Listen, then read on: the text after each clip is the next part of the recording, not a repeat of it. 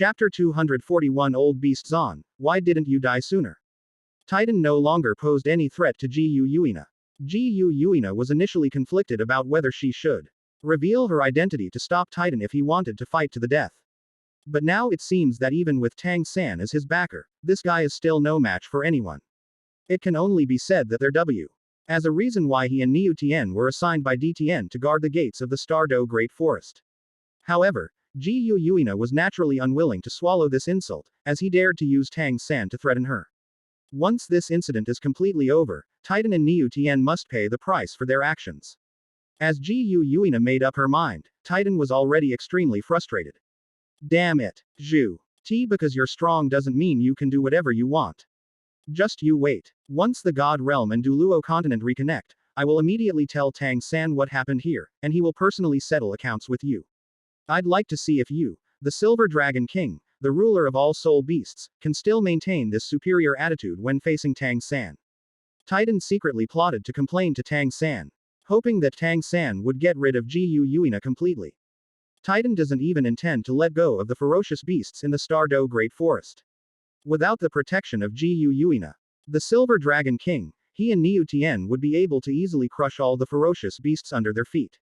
The thought of that scene filled Titan with excitement, and he led forward to the restoration of the connection between the God Realm and Douluo continent as soon as possible. In other words, Jiu Yuina had no idea what Titan was thinking. Otherwise, Jiu Yuina would never have given him a chance to live. Regardless of whether Tang San has left any other tricks up his sleeve or not, Jiu Yuina will definitely do everything in her power to eliminate them. Just as Titan was envisioning the future, what happened on the scene instantly brought him to his senses. The operation of Xuanzi, Zhongli Wu, and the titled Douluo of the Holy Spirit cult had just begun. All the level 9 soul masters in Mingdu arrived at the scene, including Grand Elder Kong Deming. However, Kong Deming did not intervene in their battle. Instead, he used his super Douluo Strang TH and Soul tool to help the innocent civilians below evacuate the scene in an orderly manner. Xuanzi, Zhongliwu, and those evil spirit masters of the Holy Spirit cult are destined to die. The most important thing now is to prevent more innocent people from being caught in the fighting and losing their lives needlessly. Yuhao, standing on the field, looked up at Xuanzi and Zhongliwu above him and couldn't help but feel a little emotional. I don't know what those two guys were thinking, joining forces on such an important occasion. Doesn't this give the Sun Moon Empire the perfect opportunity to start a war? Even if Xuanzi and Zhongliwu die here, the Sun Moon Empire can still use their actions as an excuse to launch an attack on Shrek Academy and the Holy Spirit cult, which is far away in the former dueling empire. Even if the Star Luo Empire and the Heavenly Soul Empire did not want to see Shrek Academy and the Holy Spirit cult destroyed by the Sun Moon Empire, they would absolutely not dare to intervene in this war. The evil spirit masters of the Holy Spirit cult are notorious for their wanton and wicked deeds. The Star Luo Empire and the Heavenly Soul Empire had a deep-seated hatred with the Holy Spirit cult that had accumulated over 5 years. If they dared to stand on the same side as Shrek Academy and the Holy Spirit cult, the Sun Moon Empire probably wouldn't even need to lift a finger. Those two countries would disintegrate on their own. With things having developed to this point, the Star Luo Empire and the Heavenly Soul Empire had no other choice but to surrender to the Sun Moon Empire. Yuhao looked at Princess Shu Juju and Princess Vina in the spectator stands. With the terrifying power brought by his spirit eye martial soul, he could clearly see the look of utter disbelief on the faces of the two princesses. It's obvious that Shu Juju and Vina also know that they have no future together. After a brief moment of stunned silence, Shu Juju and Vina also came to their senses at the same time. The two women stared intently at Xuanzi, wishing they could tear this damned bastard to pieces to vent their anger. Can Xuanzi just die? Why didn't he die sooner? Furthermore, Mu Enming knew that Xuanzi was a brainless idiot and an incurable brute, so why did he trust him time and time again? Why leave important decisions to him? ND repeatedly make him the team leader of Shrek Academy. Hadn't Moon already recovered to his peak physical condition under the healing of the Golden Tree? Why couldn't they just be ruthless and cripple Xuanzi, or even kill him? Now things have really gotten out of hand.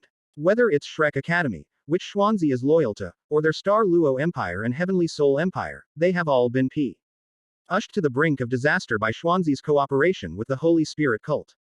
Either jump down and be smashed to pieces, or abandon all pride and declare allegiance to the Sun and Moon Empire. What exactly does Xuanzi do? He couldn't possibly be an undercover agent sent by the Sun Moon Empire, could he? Otherwise, why would they choose to act so perfectly each time, bringing the greatest benefit to the Sun Moon Empire? It's numb, really numb.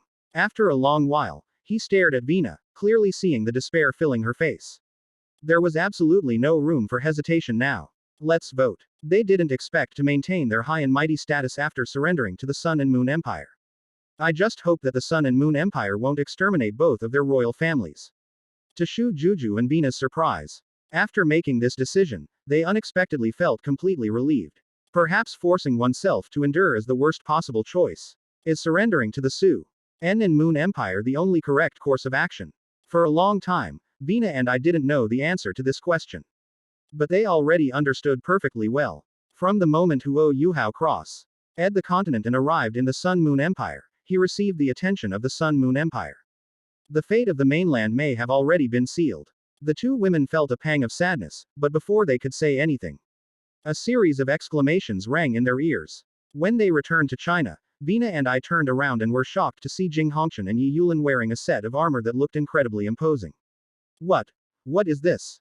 Armor? Or a new type of soul tool? Just how terrifying has the Sun Moon Empire's soul fighting technology level improved in these 5 years? Quote. After a long while, Vina and I simultaneously bit our lips with our silver teeth, and I instinctively turned my gaze to Yuhao on the field. Those who possess copies of the diary know very well. The equipment worn by Jing Hongshan and Yi Yulin was the dokai that Yuhao had mentioned many times in his diary. Chapter 242 The battle armor makes its debut, terrifying. Xuanzi self-destructs. Those still at the scene could clearly see that the situation instantly became clear after Jing Hongshan and Yi Yulin put on their battle armor. Jing Hongshan and Yi Yulin have both become level 95 Super Douluo. With the soul tools they possess, they are absolutely capable of going head-to-head with Limit Douluo. Xuanzi and Zhongliwu, both level 98 Super Douluo, were no match for them at all, and were constantly being suppressed and beaten by them from beginning to end. However, in order to avoid any unforeseen complications and to demonstrate the strength of the Sun Moon Empire, this was also a necessary step. Let the academies and sects present open their eyes wide and see clearly just how powerful the Sun Moon Empire has become.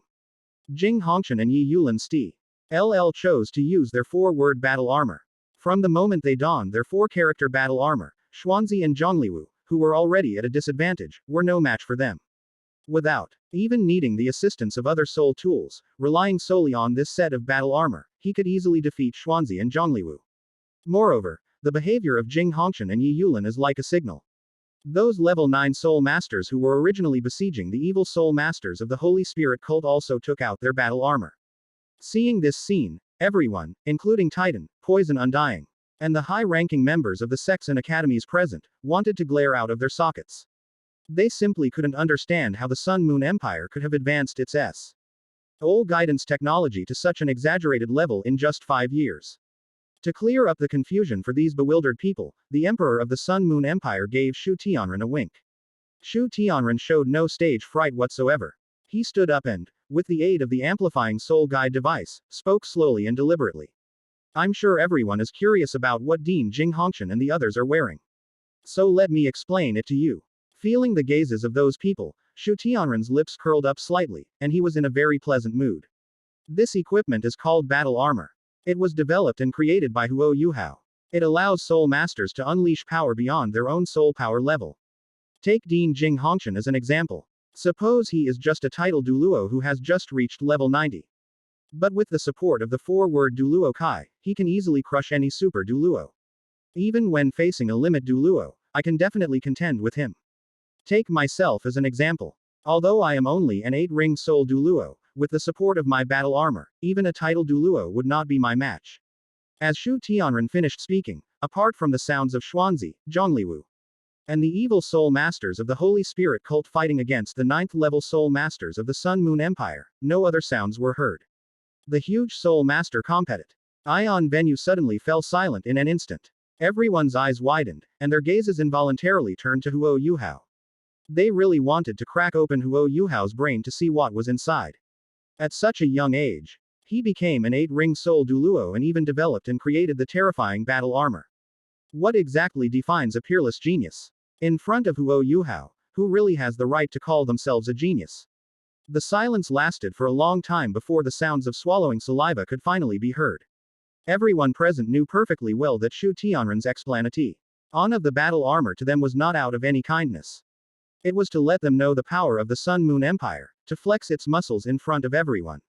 They didn't know how many sets of 4-word battle armor the Sun Moon Empire had, so naturally they couldn't find out how many top-tier Super Douluo possessed.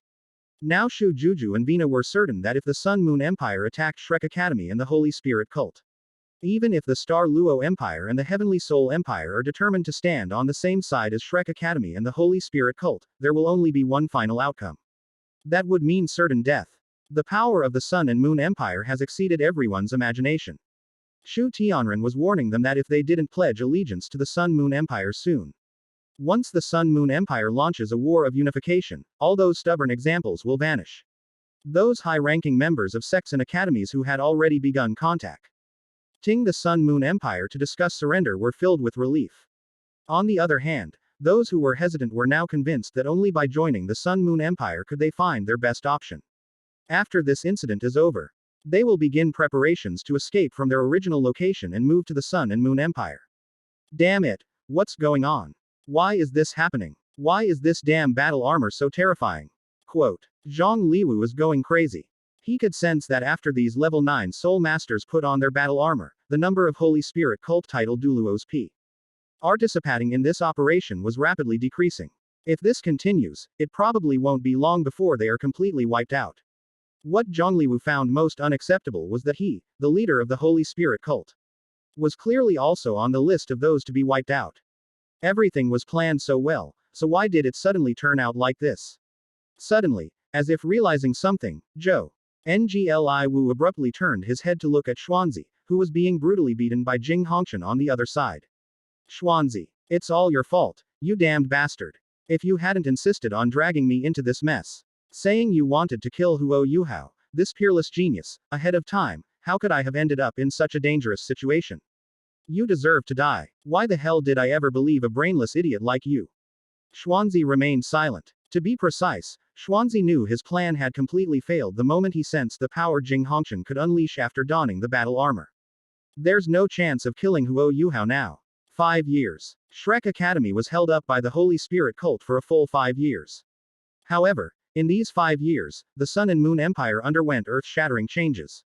Whether it's popular support or overall military strength, even if all the forces on the continent were combined, they would still be no match for the current Sun-Moon Empire. The unification of the Sun and Moon Empire is probably impossible to change now. Unless a god appears and is willing to intervene. However, the hope for such a thing was so slim that Xuanzi was completely desperate. Feeling the strange looks from the people below, Xuanzi was completely disheartened. After taking a deep breath, the soul power within his body suddenly surged, his body rapidly expanded. And his aged and disheveled face suddenly turned rosy. Seeing this, Jing Hongshan's pupils contracted slightly, and he shouted. This guy is going to self-destruct. Chapter 243 Annihilating Zhongli Wu. Sweeping across the Douluo continent. Although he had long guessed that Xuanzi would stop at nothing to try and kill Yuhao, this peerless genius, in this operation. But neither Kong Deming, nor Jing Hongshan, nor Yi Yulin and the others expected that Xuanzi would resort to self-destruction. However, upon closer reflection, given the circumstances, Xuanzi had no her option but to attempt to kill Yuhao by self-destructing as a last resort. After Jing Hongshan and Yi Yulin both used their fighting skills, Xuanzi had already given up all hope for this operation. Rather than die at the hands of those level 9 soul masters from the Sun Moon Empire, it's better to end one's life in such a spectacular way. In the final moments of his life, Xuanzi looked back on his life and suddenly realized that apart from cultivating his soul power to the level of a Super Douluo of level 98, he had nothing else to be proud of.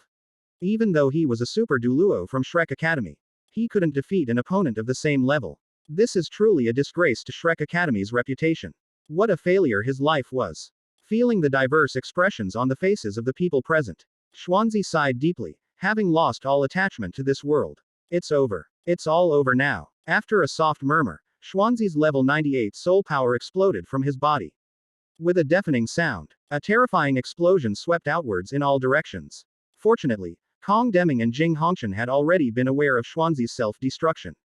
They used a soul tool to seal him off beforehand. preventing the power of his self-destruction from affecting other parts of Mingdu. Boom. Xuanzi's body exploded in the air like a dazzling firework, finally ending his sinful life. If this had happened before the Soul Master competition 5 years ago, Xuanzi's death in Mingdu would have undoubtedly caused a sense of shared sorrow among the high-ranking members of the sects and academies present. But what Xuanzi is doing now is merely making them sigh. Even a level 98 Super Douluo is utterly vulnerable in the face of the current Sun Moon Empire. Apart from that, no one spoke up for Xuanzi. In fact, some even felt that Xuanzi had died too late. If Xuanzi had died sooner, perhaps things wouldn't have developed to this point so quickly. Xuanzi died a quick death. But he really ruined Zhongli Wu's life. Watching the fireworks created by Xuanzi's self-destruction, Zhongli Wu wished he could be resurrected so he could kill Xuanzi again with his own hands. Damn it. If Xuanzi hadn't invited him to join forces against Huo Yuhao, Zhongli Wu would never have mobilized so many people to attack Huo Yuhao from the Sun Moon Empire's headquarters. Death can indeed end everything. But Zhongli Wu doesn't want to die now. When Zhongli Wu saw that Kong Deming and Jing Hongshan's gazes were both fixed on him, his body suddenly stiffened. He was no match for Yi Yulin alone. If these two were added to the mix, his death would likely be even more tragic than Xuanzi's. Realizing this, Zhongli Wu no longer dared to be arrogant. He quickly forced an awkward smile and looked at the three of them. This was all Xuanzi's plan. He insisted that I join forces with him to deal with Huo Yuhao. I actually wanted to refuse all along. Now that Xuanzi, the mastermind, is dead, let's end this matter here. Our Holy Spirit calls us not to go to war with the Sun Moon Empire, and I presume your Sun Moon Empire feels the same way. What do you think? Seeing Zhongli Wu's uneasy expression, Kong Deming and the other two knew exactly what he was thinking. 5 years ago, the Sun Moon Empire would certainly not have wanted to go to war with the Holy Spirit Church. However, after 5 years of internal strife, the overall strength of the Holy Spirit cult, the Star Luo Empire, and the Heavenly Soul Empire has declined significantly. In contrast, their Su, En and Moon Empire is growing stronger day by day. Even if they were to challenge all three of their factions, the Sun Moon Empire would remain completely unafraid. Now that they have such a good opportunity, how could they possibly let go of Zhongli Wu, the leader of the Holy Spirit cult? Without the slightest hesitation, Kong Deming looked at Zhongli Wu and said calmly, "Now you're thinking of ending it here. What were you doing before? Since you want to stir up trouble and are determined to court death, then we certainly don't mind granting your wish."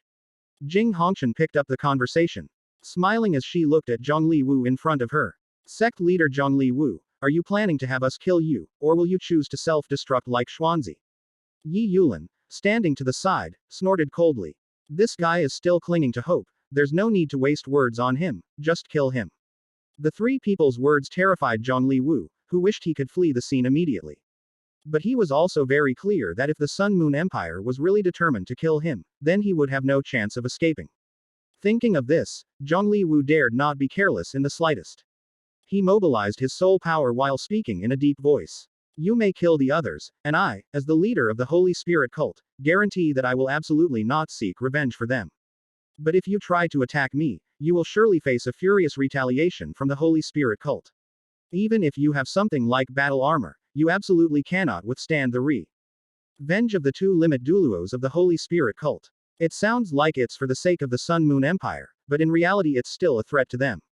Even with death looming, Zhongli Wu was still being stubborn. However, this stubbornness was nothing more than a pretense before death. Kong Deming didn't intend to waste time with this guy, and waved his hand. Let's do it. Get rid of this Holy Spirit cult leader. Upon hearing this, Jing Hongshan and Yi Yulin no longer hesitated and launched a full-scale attack to kill Zhongli Wu. Those titled Douluo of the Holy Spirit cult who participated in this operation had reached their end, dying one after another at the hands of the level 9 soul masters present.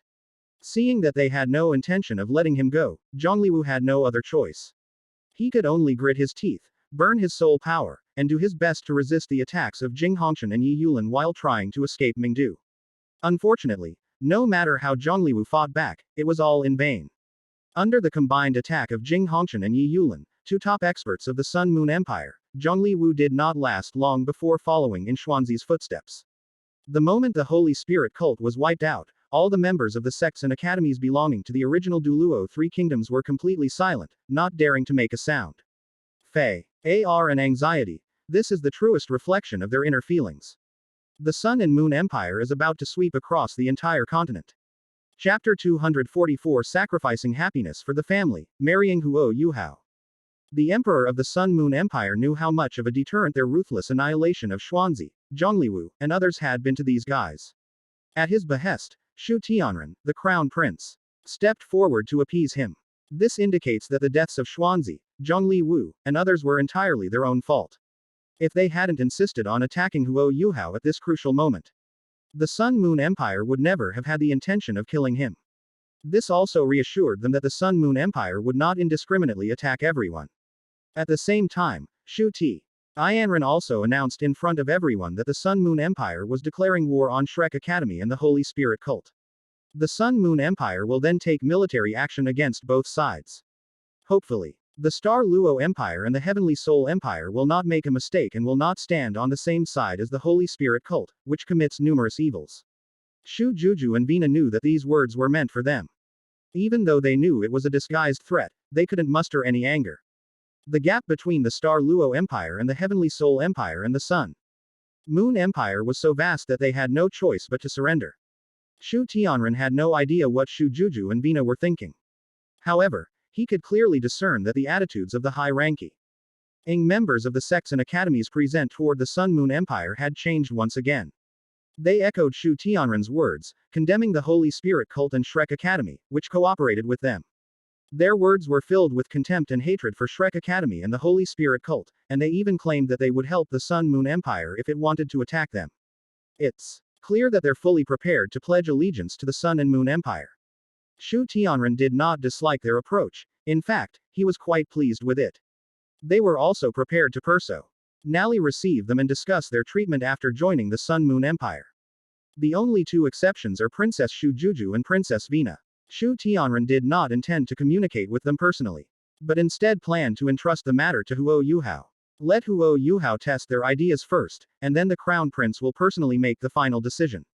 In this way, no matter what the Star Luo Empire and the Heavenly Soul Empire plan to do, the Sun Moon Empire will still be able to advance or retreat at will. Although Yuhao was somewhat surprised by the task Shu Tianren assigned him, he still did not refuse. After announcing the end of the Soul Master competition, Yuhao approached the two princesses. Princess Shu Juju, Princess Vina, it's been a long time. Yuhao's sunny and cheerful smile, like that of a big boy, made Shu Juju and Vina feel somewhat aggrieved. Others might not know, but the two of them knew very well. The changes in the Sun Moon Empire were all brought about by Yuhao, the chosen one of destiny. But they also knew that Yuhao couldn't be blamed for this. If one had to choose a culprit, it would obviously be the White Tiger Duke's family, who were forced to leave the Star Luo Empire. After a long while, she forced out a not-so-good smile. It has indeed been a long time, but you really tricked me and Vina back then. We've always thought you were a student at Shrek Academy, but we only found out your true identity during the last Soul Master competition. Vina nodded in agreement. Sister Juju is right. We were completely fooled by you back then. Yuhao smiled slightly, not taking their words to heart. What do you mean by lying? Didn't they already see the truth through their diaries? Yuhao had no intention of continuing their idle chatter and went straight to the point. As princesses of the Star Luo Empire and the Heavenly Soul Empire, you should also be well aware that the Sun Moon Empire will not stop here. Next, the Sun Moon Empire will launch an attack on the Holy Spirit cult and Shrek Academy, but at the same time, it will certainly begin the process of unifying the continent. The situation has changed now. With the strength of the Star Luo Empire and the Heavenly Soul Empire, they could never be a match for the current Sun Moon Empire. Therefore, in order to avoid unnecessary sacrifices and to ensure the continuation of your families, I hope you can persuade the emperors of the Star Luo Empire and the Heavenly Soul Empire to make the right choice. Just as I expected. After a long while, Shu Juju and Vina exchanged a glance, neither of them surprised by Yuhao's explanation. After a brief silence, Vina looked at Yuhao and said softly, quote, "The correct choice you're referring to is surrendering to the Sun Moon Empire." Under the watchful eyes of the two women, Yuhao nodded slightly. Yes, I am not trying to humiliate the Star Luo Empire and the Heavenly Soul Empire. But that is indeed the truth. If war breaks out, the outcome will not change, and there will be unnecessary sacrifices. This war will be completely meaningless. Shu Juju and Vina had long been mentally prepared for this, The only remaining question was what kind of treatment they would receive after surrendering to the Sun Moon Empire. Shu Juju was the first to ask. If we surrender to the Sun Moon Empire, will the Sun Moon Empire really let our two families go? As former royalty, perhaps only the annihilation of our two families will truly put the Sun Moon Empire at ease. After they finished speaking, Shu Juju and Vina stared at Huo Yuhao anxiously, hoping to get a promise from him. After pondering for a moment, Huo Yuhao did not give them any promises, but instead spoke slowly and deliberately. Do you really think the Sun Moon Empire still cares about the families behind you too? It's no exaggeration to say that the royal familia of the Star Luo Empire and the Heavenly Soul Empire can no longer pose any threat to the Sun Moon Empire. As long as you don't do anything dangerous, the Shu family won't make a move against you. After all, the current Sun Moon Empire has quite a few forces that defected from the original Douluo Three Kingdoms. Huo Yuhao's words weren't exactly pleasant, but they brought a deep sense of relief to Shu Juju and Vina. Just as Huo Yuhao said, if the Sun Moon Empire's royal family were to kill both of their families without distinguishing right from wrong, other forces that had pledged allegiance to the Sun and Moon Empire would certainly feel a sense of shared fate and might even rebel again. That kind of situation is something the Sun Moon Empire's royal family absolutely does not want to see. Shu Juju and Vina had another idea. If they are worried about being purged by the Sun Moon Empire, then the two of them can represent their families and arrange a marriage alliance with Huo Yuhao. Given Huo Yuhao's status in the Sun Moon Empire, if they could really have such a relationship with him, the Sun Moon Empire's royal family would probably be hesitant to act rashly. That's right. The reason they had such thoughts was entirely to protect their own families. It's only right to make sacrifices for the family. Chapter 245 Shrek Academy allies with the Clear Sky sect to resist the Sun Moon Empire. Although Shu Juju and Vina are quite pretty, their ideas are indeed too unrealistic. However, since a consensus has been reached, Shu Juju and Vina naturally will not waste any more time. If they wait until the Sun Moon Empire declares war on the Star Luo Empire and the Heavenly Soul Empire before surrendering, their fate will be extremely tragic.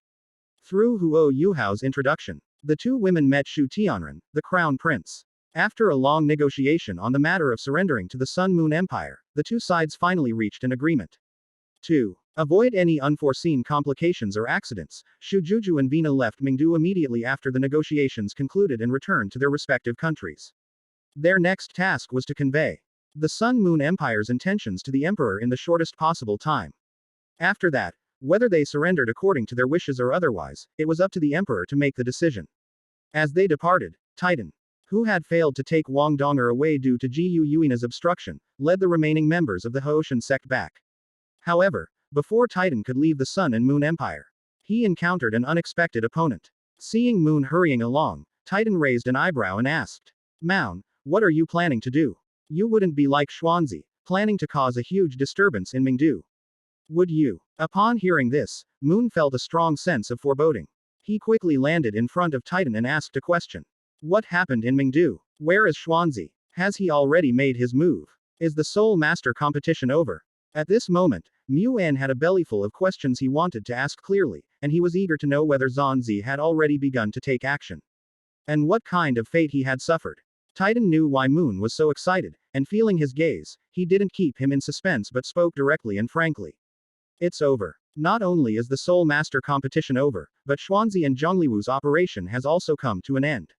In front of tens of thousands of people in Mingdu, as well as those from the original CTS and academies of the Douluo Three Kingdoms, Xuanzi and Zhongliwu joined forces to kill Huo Yuhao.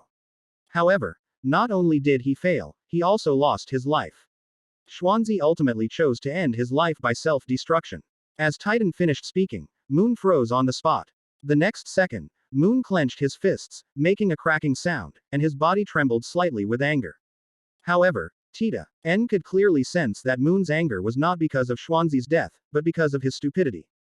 The Soul Master competition had just ended when Xuanzi and Zhongliwu began their operation. Edens truly never imagined they would be so stupid.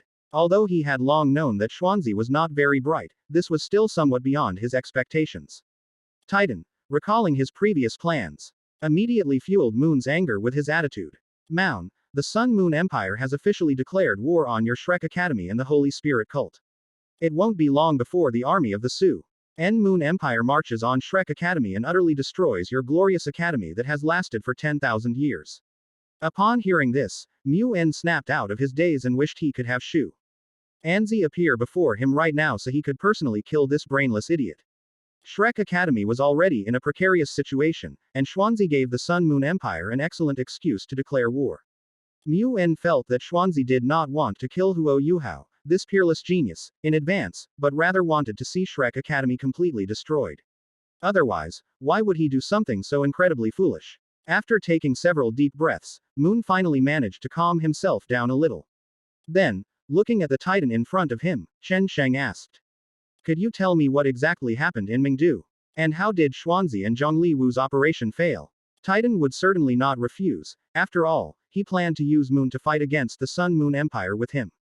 If Mu En isn't made aware of the Sun Moon Empire's current strength and how they plan to deal with Shrek Academy, how can he possibly obey? With this in mind, Titan did not hide anything, but told the Oath Party about the current strength of the Sun Moon Empire and the battle armor that even he found astonishing. As Moon listened to Titan's story, his mood grew increasingly heavy.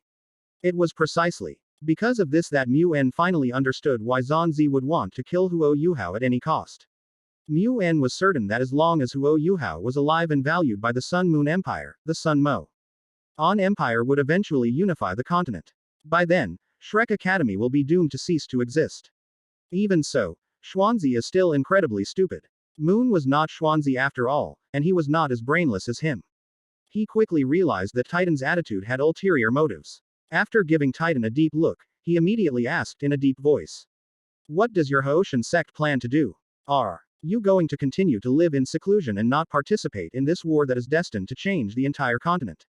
Titan raised an eyebrow and a smile appeared on Moon's face. I have to say, it's really comfortable talking to smart people. As the person in charge of the Sea God Pavilion at Shrek Academy, Mu En is fortunate that he hasn't been infected by Zanzi's brain.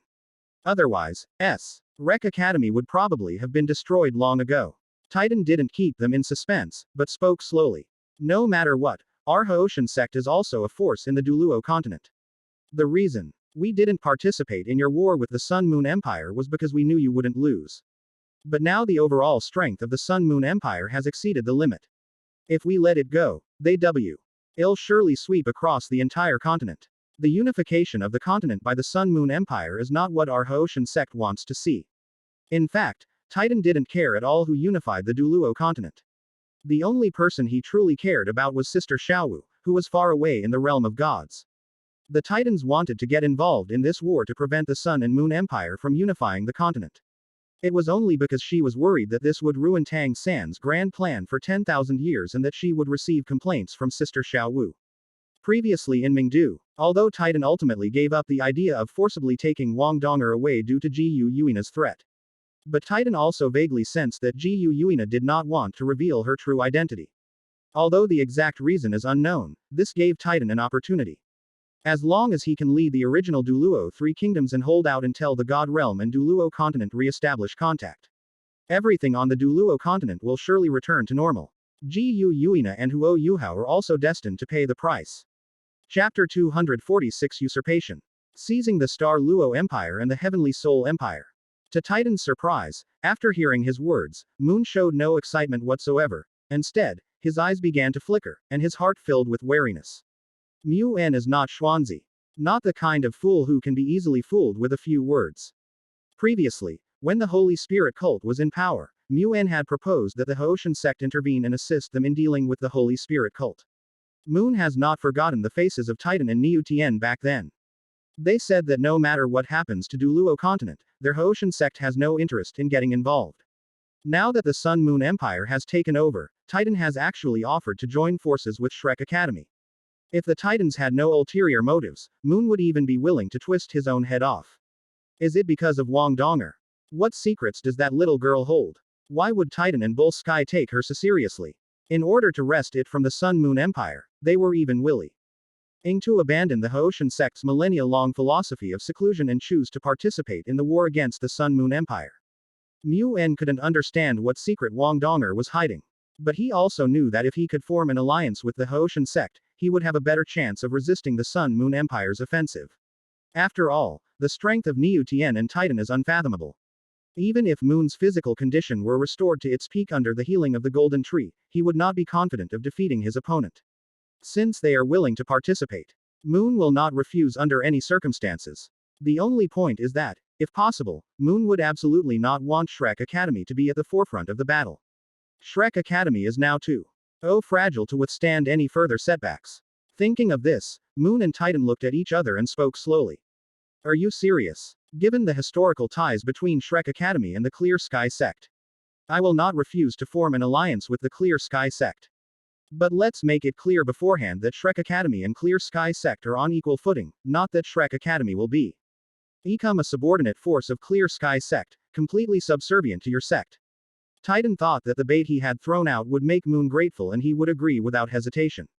I didn't expect him to react so quickly and guess my true thoughts. Although Titans did think so, they absolutely could not admit it in front of Moon, otherwise this alliance would not be possible. Titan suddenly realized that Xuanzi wasn't so bad after all. If Mu En were as brainless as Zhanzi, he could definitely persuade the other party to fight for the Haoshan sect with just a few words. To appease Moon, Titan straightened his expression and spoke righteously. Rest assured, since our Haoshan sect is prepared to participate, we certainly won't stand idly by. Niu Tian, the experts from Haoshan sect, and I will stand with you from Shrek Academy to face the Sun Moon Empire's army. We will not let you bear the enemy's invasion alone. Regardless of whether Titan's words were true or not. At least this attitude made Moon breathe a deep sigh of relief. Most importantly, things had developed to this point, and he had no other choice but to trust Titan. Then let's not waste any more time. I'll return to Shrek Academy now and gather everyone to prepare to resist the Sun Moon Empire's offensive. You should also return to the Haoshan sect as soon as possible to gather manpower. After saying that, Moon prepared to leave. Now that the matter in Mingdu has come to an end and Xuanzi has already self-destructed, there is naturally no need for him to continue his journey to Mingdu. But before he could leave, Titan called out to him. Wait a minute, there's something very important. Moon turned around and looked at Titan with a somewhat blank expression, wondering what else the guy was going to say. After a moment of contemplation, Titan spoke in a solemn tone. After seeing the current military strength of the Sun Moon Empire, the Star Luo Empire and the Heaven Li Sol Empire are very likely to surrender to them in order to preserve their own heritage. If they really side with the Sun Moon Empire, our situation will only become more difficult.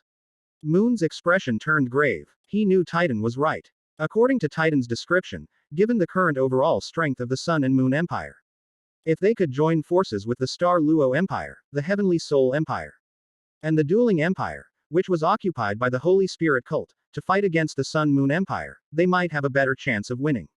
However, if both Xingluo and Tianyun defect to the enemy, they are destined to be defeated. Does this mean Shrek Academy is truly without hope? The thought that Shrek Academy, which had been glorious for 10,000 years, would be destroyed in his generation filled Moon's heart with despair. He didn't know how to face the predecessors of Shrek Academy after he died. Just as Moon's mind was racing, frantically searching for a solution, Titan suddenly spoke again. What we need to do is stop Xingluo and Tianyun from surrendering to the Sun Moon Empire. If necessary, they can even make decisions on behalf of their royal family. Upon hearing this, Moon's pupils contracted slightly, clearly understanding the true meaning behind Titan's words. Titan's meaning is very clear. He wants Shrek Academy and Hao Tian sect to follow the example of the Holy Spirit cult and overthrow the Star Luo and Heavenly Soul empires. Perhaps, only in this way can they be stopped from surrendering to the Sun Moon Empire. Moon was in a dilemma, unsure whether he should agree to Titan's method. Seeing his hesitant expression, Titan said calmly, your mercy towards them will only lead to the destruction of Shrek Academy. The choice you should make depends on whether you value the legacy of Shrek Academy more or the royal families of Star Luo and Heavenly Soul. Ask the person in charge of the Shrek Academies say. A God Pavilion. Is the Academy more important, or are the royal families of Star Luo and Heavenly Soul more important? Is there even a need to ask this question? For any true Shrek Academy member, the Academy's interests come first. Moon tried asking. Can't we just persuade them to join forces with us? Titan scoffed dismissively. Can you afford the consequences of their betrayal? What if they use Shrek Academy and the Clear Sky sect as a pledge of allegiance? Or is it that you trust the royal families of Xingluo and Tianyun so much? Moon certainly couldn't trust them. Their attitude towards Shrek Academy has long been very clear. Since that's the case, there's nothing to hesitate about. If Xingluo and Tianyun are ruthless, then don't blame them. Shrek Academy is unjust. Since the Dai family is still in Shrek City, let them replace the Shu family and become the royal family of the Star Luo Empire again. In this way, Shrek Academy will not have to bear the rumors of seizing the throne. Chapter 247 The War That Decides the Fate of the Continent, Moon's Decision. Moon hadn't expected things to develop this way. For millennia, Shrek Academy has upheld a rule that forbids interference in the power transitions of other nations. Although this rule has been completely ineffective for many years, Shrek Academy has long since become the supreme ruler of the original Douluo Three Kingdoms. At certain specific moments, his control over the Star Luo, Heavenly Soul, and Douluo kingdoms even surpassed that of their emperors. It was precisely because of this that when Shrek Academy began to decline, Xingluo and Tianyun not only failed to save it, but also took advantage of its misfortune to completely eliminate any possibility of Shrek Academy's comeback. Even so, Mu En never considered ousting the Shu family. It's not because it's impossible, but because doing so wouldn't bring much benefit to Shrek Academy. On the contrary, it will further provoke hostility from other superiors towards Shrek Academy, making Shrek Academy's situation even more dangerous. But now Titan's words made Moon realize that he and Shrek Academy had no other choice. Alternatively, they could be ruthless and help the Dai family usurp the throne. Otherwise, they can only watch helplessly as Shrek Academy perishes. As the person in charge of the Sea God Pavilion at Shrek Academy, Moon was absolutely unwilling to see the Academy destroyed. Under Titan's gaze, Moon took a deep breath before speaking, word by word. Leave the Star Luo Empire to me. I will take control of Star Luo and use its power to help us fight against the Sun Moon Empire. As for the Heavenly Soul Empire, I'll leave it to you. However, let me warn you beforehand that the Heavenly Soul Empire's state religion, the Body Sect, is not so easy to deal with. Don't be too careless. Mu En had no idea what role the Body Sect would play in this war. They will uphold their pride and refuse to bow down to the Sun and Moon Empire. Or will they join the Heavenly Soul Empire in surrendering to the Sun Moon Empire? With Titan and Niu Tian involved, no matter what Dubusi does, the Heavenly Soul Empire is destined to be unable to escape the grasp of the Hoshin sect. Titan simply smiled dismissively at Moon's reminder. Don't worry, with me and Niu Tian taking care of things, nothing unexpected will happen. After making the agreement, Moon and Titan wasted no more time. They couldn't guarantee how long Xingluo and Tianyun could hold out. However, if we want to stop them from surrendering to the Sun Moon Empire, we must race against their emperor. If we wait until Xingluo and Tianyun surrender to the Sun Moon Empire before taking action, then it will truly be illegitimate. It is worth mentioning that neither Titan nor Moon mentioned the Holy Spirit Church. However, both sides were very clear that the Holy Spirit cult was absolutely indispensable in this campaign to resist the invasion of the Sun Moon Empire. Even though the Holy Spirit cult is full of evil soul masters that everyone hates, they still desperately need the help of these two limit Douluo. As Moon sped toward Shrek Academy, he couldn't help but shake his head slightly and sigh inwardly. In just a few years, such earth-shaking changes have taken place on the mainland. But it's also good, because we've become aware of the Sun Moon Empire's strength during this Soul Master competition. Otherwise, if it had been a few years later, there might really have been no point in resisting. GHT as well have just lay down and waited to die. Although the fate of the Hoshin sect gave Mu En some confidence, he had little confidence that he could defeat the Sun Moon Empire. Mu En felt that even with Shrek Academy, the Clear Sky sect, the Holy Spirit cult, and the remaining forces of Star Luo and Heavenly Soul, they could probably only manage a draw with the Sun Moon Empire at best, delaying the unification of the continent even further. Once Yuhao, Yuina, and the strongest generation in the history of the Sun Moon Empire have fully grown up, no one will be able to stop the Sun Moon Empire from unifying the continent. Slow death. What can be done to change this situation? Could it be that I, too, must seek an opportunity to kill Yuhao, just like Xuanzi did? Yuan was certain that after Xuanzi and Zhongliwu's failed operation, the Sun Moon Empire would pay even more attention to Yuhao's safety than before. Killing Yuhao is by no means a simple matter. Although Titan didn't say it explicitly, Yuan was certain that the Sun Moon Empire possessed power that could threaten him and Niu Tian. Otherwise, the two of them would have already forcibly taken Wang Donger away and killed Yuhao at the same time. At this moment, Moon had a very strong premonition that he and Shrek Academy had unknowingly fallen into a terrifying vortex. Regardless of what Niu Tian once said about the god hidden in the Sun and Moon Empire, it's still the ancient golden tree that has been rooted in Shrek Academy for thousands of years. Or perhaps it's the Hoshin sect. which has been living in seclusion for nearly 10,000 years. One force after another puzzled Moon, making him feel that in this war that could determine the future fate of the entire continent. Shrek Academy is just an insignificant little player among them. Ultimately, their fate is not something they can control. Hopefully, Haoshan Sect and those two guys, Titan and Niu Tian, won't let him down. As Mu En returned to Shrek Academy, the video that Yuhao had recorded of Xuanzi and Zhongliwu discussing how to kill him had already spread throughout the two great empires of Xingluo and Tianyun. Everyone understood that this was merely the prelude to an impending storm. Xuanzi, the number 2 figure at Shrek Academy, colluded with Zhongliwu, the leader of the Holy Spirit cult, giving the Sun Moon Empire an excellent excuse to declare war. The reason this video was leaked was that the Sun Moon Empire specifically showed it to them. Before the Sun Moon Empire, T-Tax Shrek Academy and the Holy Spirit cult, if they haven't already pledged allegiance to the Sun Moon Empire, they will be included in the list of targets to be attacked. They accompanied Shrek Academy and the Holy Spirit cult to their doom. The emperors of the Star Luo Empire and the Heavenly Soul Empire quickly realized the truth hidden behind the images. They had already begun to consider surrendering. With the added persuasion of Shu Juju and Bina, and the conditions offered by Shu Tianren as the next successor of the Sun Moon Empire, they dared not hesitate any longer. Becoming a noble of the Sun and Moon Empire is clearly a better outcome than being part of a royal family destined for ruin. Just as Shu Jiawei was preparing to submit to the Sun Moon Empire as the emperor of the Star Luo Empire, the sudden visit of Shrek Academy gave Shu Jiawei an ominous premonition.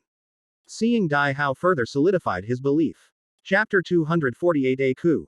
Replacing Shu Jiawei with Dai Hao. Shu Jiawei's expression hardened as he looked at Mu En, Dai Hao, Yan Xiaojie, Qian Duoduo, and the others who had suddenly entered the main hall, and said in a deep voice, "Elder Mu, is there something you need for my sudden visit?" The ministers and nobles in the hall all looked over, their hearts filled with vigilance, secretly wondering what the arrival of Mu En and Dai Hao meant. Mu En gave Shu Jiawei a deep look. He had actually been here for quite some time. He had simply concealed his presence using his immense power, listening from outside the hall to the discussions among those inside about surrendering to the Sun and Moon Empire. It was precisely because of this that Moon knew just how determined they were to surrender to the Sun and Moon Empire. From Emperor Shu Jiawei to the nobles of all ranks, none of them dared to conceive of the slightest thought of resisting the Sun Moon Empire. It seemed to them that surrendering to the Sun and Moon Empire was the only correct choice. If they were allowed to do that, Shrek Academy's situation would become even more dangerous and difficult. Thinking of this, Mu En looked at Shu Jiawei and said slowly, "Are you preparing to lead the entire Star Luo Empire to surrender to the Sun Moon Empire? Are you prepared to abandon the dignity of the original Douluo continent and completely submit to the Sun Moon Empire? Have you forgotten how much effort and sacrifice our ancestors made over the past thousands of years to resist the invasion of the Japanese Empire?" Moon's words caused the nobles present to involuntarily lower their heads. However, this was not out of shame, but because they were afraid of letting Moon see their grumbling. What's this talk about the dignity of the original Douluo continent? It's exactly the same as the so-called pride of a soul master, it's all useless. Even if they surrender to the Sun Moon Empire now, they can still maintain their noble status and continue to live a good life. The reduction in casualties after surrendering is already a contribution they made. Given the current military strength of the Sun Moon Empire, if the Star Luo Empire were to stubbornly continue to wage war against them, what difference would that be from courting death? Most importantly, after 5 years of subtle influence, the common people of the Star Luo Empire have long since come to believe that the Sun Moon Empire is better than them. If the news of surrendering to the Sun Moon Empire were announced, the common people would probably be even more excited and supportive than the nobles. He also knew that the reason why Moon did not want the Star Luo Empire to surrender to the Sun Moon Empire was simply because the Sun Moon Empire did not provide a suitable environment for Shrek Academy to survive. The Sun Moon Empire has even declared war on Shrek Academy, claiming it will destroy this force that has fallen from a holy land to cooperating with evil soul masters like the Holy Spirit cult. This was clearly Shrek Academy's own doing, yet this guy Moon still wanted to drag their Star Luo Empire into it. Do you really think everyone is as brainless as Xuanzi? Shu Jiawei gave a wry smile and shrugged. Elder Mu, you arrived in Star Luo City so quickly, you must know just how far the military strength of the Sun Moon Empire has developed. Then do you think it's necessary for our Star Luo Empire to make such a pointless sacrifice in the face of the Sun Moon Empire's attack? Don't the lives of those civilians and soldiers matter? Are we going to make them face the sole tools of the Sun Moon Empire? Shu Jiawei was ostensibly talking about the helplessness of the Star Luo Empire, but in reality he was mocking Shrek Academy. By standing up at this moment to stop their Star Luo Empire from surrendering to the Sun Moon Empire, Mu En clearly has ulterior motives. Mu Enming knew that Shu Jiawei was right, but for the sake of Shrek Academy, he had no choice but to lie through his teeth. Even if the Sun Moon Empire is more powerful than the Star Luo Empire, it should never choose to surrender directly.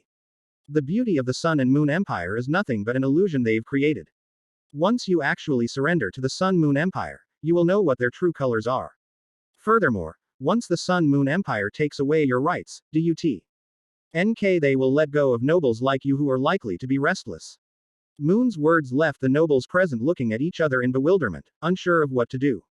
They knew that Moon was talking nonsense. But they didn't dare to refute him to his face, for fear of angering Moon and being resented by him.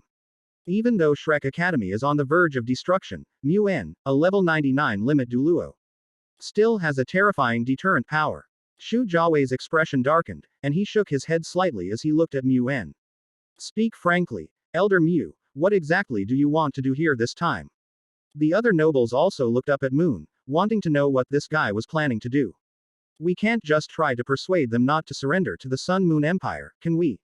Under the watchful eyes of everyone, Mu En pondered for a moment before slowly speaking. Shu Jiawei, disregarding the interests of the common people, only thinking about the inheritance of your royal family and nobility, is trying to lead the Star Luo Empire to surrender to the Sun Moon Empire. You are no longer suitable to be the emperor of the Star Luo Empire. Upon hearing this, the scene fell into an extremely eerie silence. Whether it was Shu Jiawei or the nobles belonging to the Star Luo Empire, they all stared wide-eyed at Mu En. They never expected to hear such words from Moon's mouth. Is Shu Jiawei no longer suitable to continue being the emperor of the Star Luo Empire? Is Mu En planning to usurp the throne of the Star Luo Empire? Whoosh. After a brief moment of surprise, the Star Luo Empire's retainers stepped forward to block Shu Jiawei, guarding against Mu En's sudden riot. After Shu Jiawei's chest heaved rapidly a few times, his eyes were fixed on Mu En. What do you mean by that? Does Shrek Academy intend to seize our Star Luo Empire? Moon shook his head. We at Shrek Academy have no interest in the throne of any country. You're overthinking it. However, since you are no longer suitable to be the emperor of the Star Luo Empire, then our Shrek Academy naturally has an obligation to help the Star Luo Empire elect a more suitable new emperor. Don't forget that your Shu family is just a latecomer. The true royal family of the Star Luo Empire is the Dai family. Upon hearing this, Dai Hao, who had been standing behind the wooden tattoo, felt a surge of excitement in his eyes. As if he wanted to roar to the sky to vent his excitement. Finally, the Dai family can once again become the royal family of the Star Luo Empire. Without the slightest hesitation, Dai Hao stepped forward and looked at Shu Jiawei, saying, "Step down, Shu Jiawei. Just like before, your Shu family will abdicate, and my Dai family will once again become the royal family of the Star Luo Empire, leading the Star Luo Empire to resist the invasion of the Sun Moon Empire." Chapter 249 Shrek's True Colors, Scolding Moon. Since he could remember, Dai Hao had never been as excited as he was today. Every generation of the Dai family patriarchs would pass down one thing. Never forget that the Dai family was once the royal family of the Star Luo Empire. Never forget to strive to reclaim the throne of the Star Luo Empire. When the Dai family was driven out of the Star Luo Empire and had no choice but to seek refuge with Shrek Academy, Dai Hao thought that the Dai family had completely lost hope. Having lost the title of Duke of White Tiger, the Dai family no longer has any chance of wresting the throne of the Star Luo Empire from the Shu family. With Yuhao harboring resentment towards the Dai family, the Dai family is likely to face annihilation soon. However, to his utter surprise, things took an unexpected turn for the better. He had just watched the video. ND learned that Xuanzi had invited Zhongli Wu to join forces against Yuhao, so Mu En came knocking on his door. With just one sentence, Moon stirred up Dai Hao's emotions. Do you want to wrest the throne that belongs to your Dai family from the Shu family? If so, I'm willing to help you. Upon hearing these words, Dai Hao was completely dumbfounded. However, seeing that Mu En wasn't making fun of him, Dai Hao agreed without hesitation. Let the Dai family once again become the royal family of the Star Luo Empire. This is something that their ancestors, who had worked for thousands of years, had failed to achieve. If he succeeds, then everyone who was originally dissatisfied with Yuhao as their clan leader because of his appearance will completely put aside their prejudices. As it turns out, Dai Hao was not mistaken. Mu En wasted no time. After gathering the members of the Sea God Pavilion for a meeting and explaining his agreement with Titan, he led Dai Hao, Yan Xiaojie, Qian Duoduo, and others to the Star River Empire. And right from the start, he forced Shu Jiawei to abdicate and hand over the throne to Dai Hao. Seeing Shu Jiawei's angry face and murderous intent in his eyes, Dai Hao was not flustered at all. On the contrary, he was filled with smugness. With Moon and Shrek Academy as his backers, Dai Hao is no longer afraid of Shu Jiawei and the worshippers of the Star Luo Empire. He even hoped that Shu Jiawei would resist, and that he would use Moon and Shrek Academy to completely wipe out the Shu family. Shu Jiawei had no idea what Dai Hao was thinking, and even if he did, there was nothing he could do about it. Because he knew very well that since Mu En had brought Dai Hao and the higher-ups of Shrek Academy to the Star Luo Empire, if they were Tr. Ying to dethrone him and replace him with Dai Hao, then they couldn't just let him leave peacefully. After the initial confusion, Shu Jiawei understood Mu En's true intentions. He was afraid that if the Star Luo Empire sided with the Sun Moon Empire, the Empire would make the Sun Moon Empire even stronger, and he worried that Shrek Academy would not be able to withstand the Sun Moon Empire's offensive. Perhaps, Moon's goal is not just to become the Emperor of the Star Luo Empire. Anyone in the Star Luo Empire who wants to surrender to the Sun Moon Empire is the target of Moon and Shrek Academy's trip. Realizing this, Shu Jiawei, knowing he had no way out, did not back down. Instead, he stared at Mu En without flinching and said coldly, "Moon, you dare not confront the Sun Moon Empire directly. Yet you come to attack our Star Luo Empire. Is this how Shrek Academy does things? Do you really think that by joining forces with our Star Luo Empire, Shrek Academy will be able to withstand the Sun Moon Empire's offensive? Now that you know the true level of the Sun Moon Empire's military power, you should understand that continuing to resist will only result in pointless sacrifices. Your Shrek Academy has always prided yourself on fighting for the interests of civilians, so why don't you care how many innocent civilians will die in this war?" Moon didn't speak. What fight? Ing for the interests of the common people. It was just a slogan shouted to win over those ignorant fools. If anyone actually believes that Shrek Academy is such a powerful force, then they are truly naive to the extreme. They are not in the same class as ordinary people. Yan Xiaojie, who was standing to the side, stepped forward and spoke. "Shu Jiawei, let's not waste any more time. Since you've given up the courage to continue fighting against the Sun Moon Empire, you should just step down and give way to a more capable person. Continuing to cause trouble will only make things more embarrassing. Faced with the invasion of the Sun Moon Empire, you may choose to remain silent, but do not mock those of us who have the courage to fight back. Only Shrek Academy can bring hope to the Star Luo Empire." Hearing such shameless words, both Shu Jiawei and the retainers and nobles of the Star Luo Empire were all greatly surprised.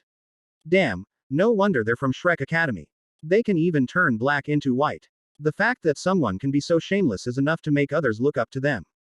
Just as Shu Jiawei was about to say something, Yan Xiaojie spoke again.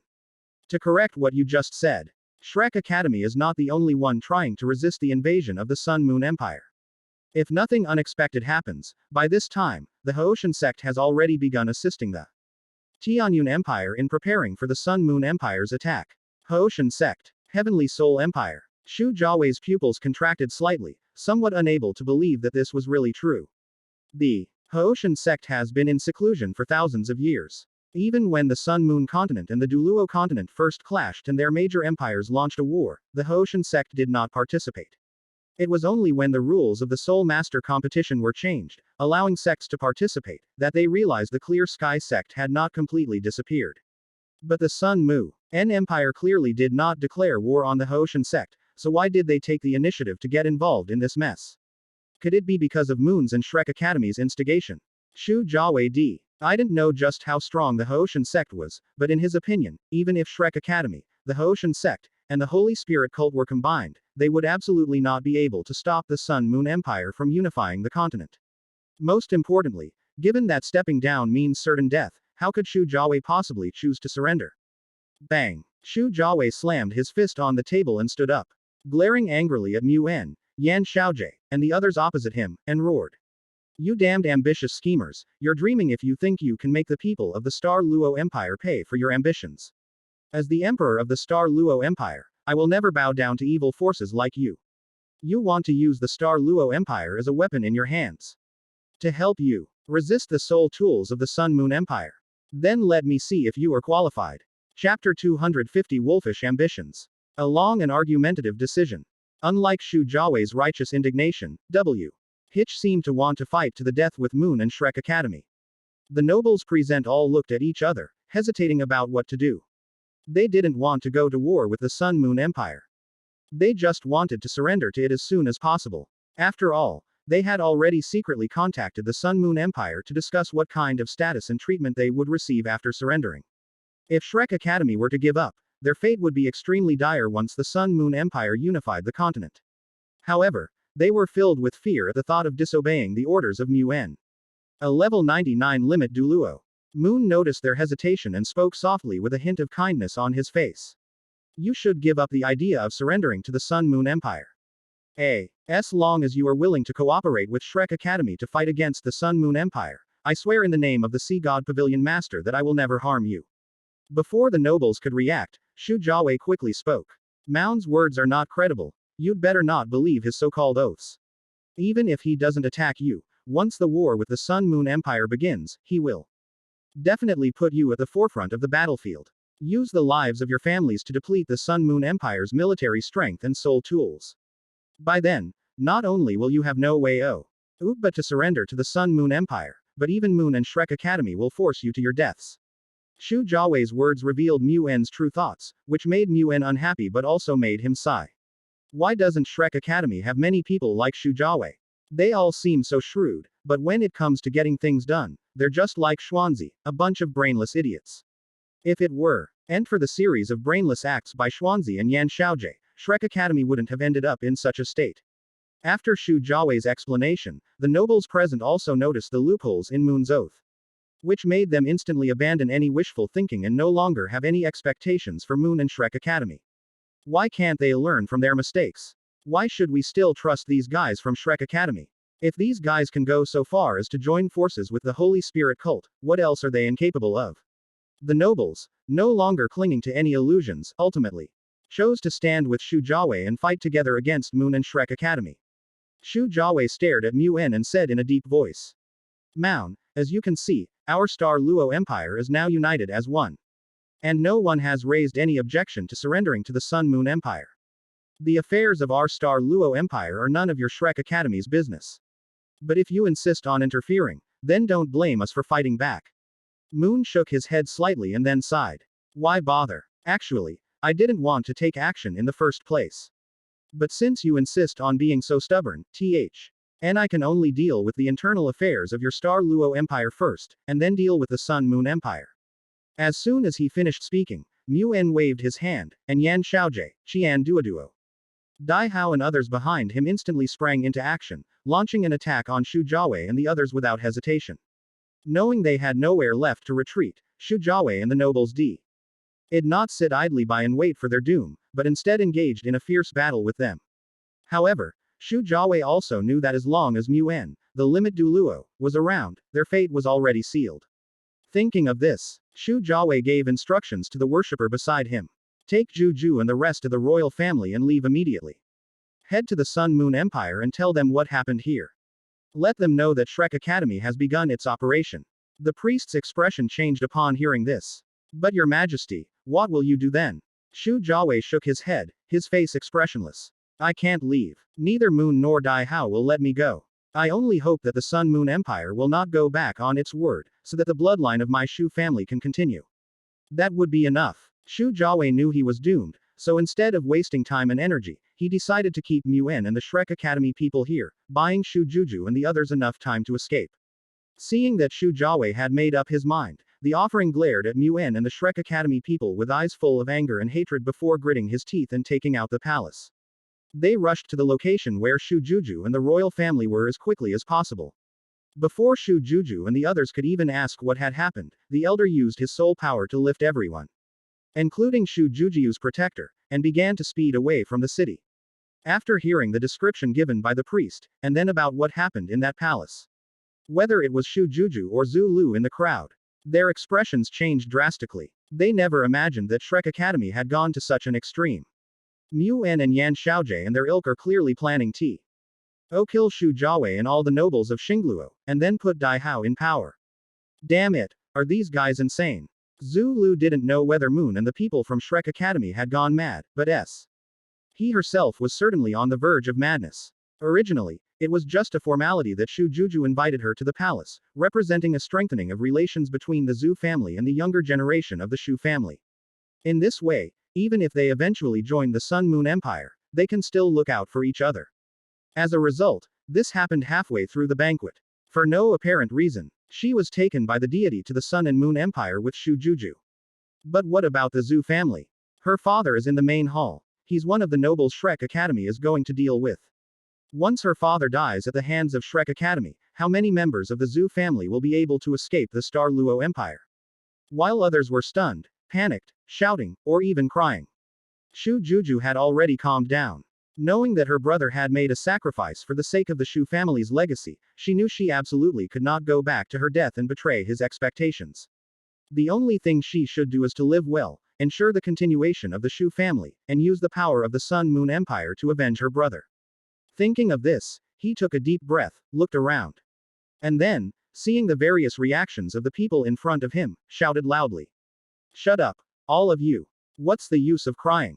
Now, either come with me to Sun Moon Empire and prepare for future revenge. Either go back to the Star Luo Empire and die with your elders. Crying is the most incompetent thing to do. Chapter 251 The Advance of the Aotian Sect. The weak cannot control their fate.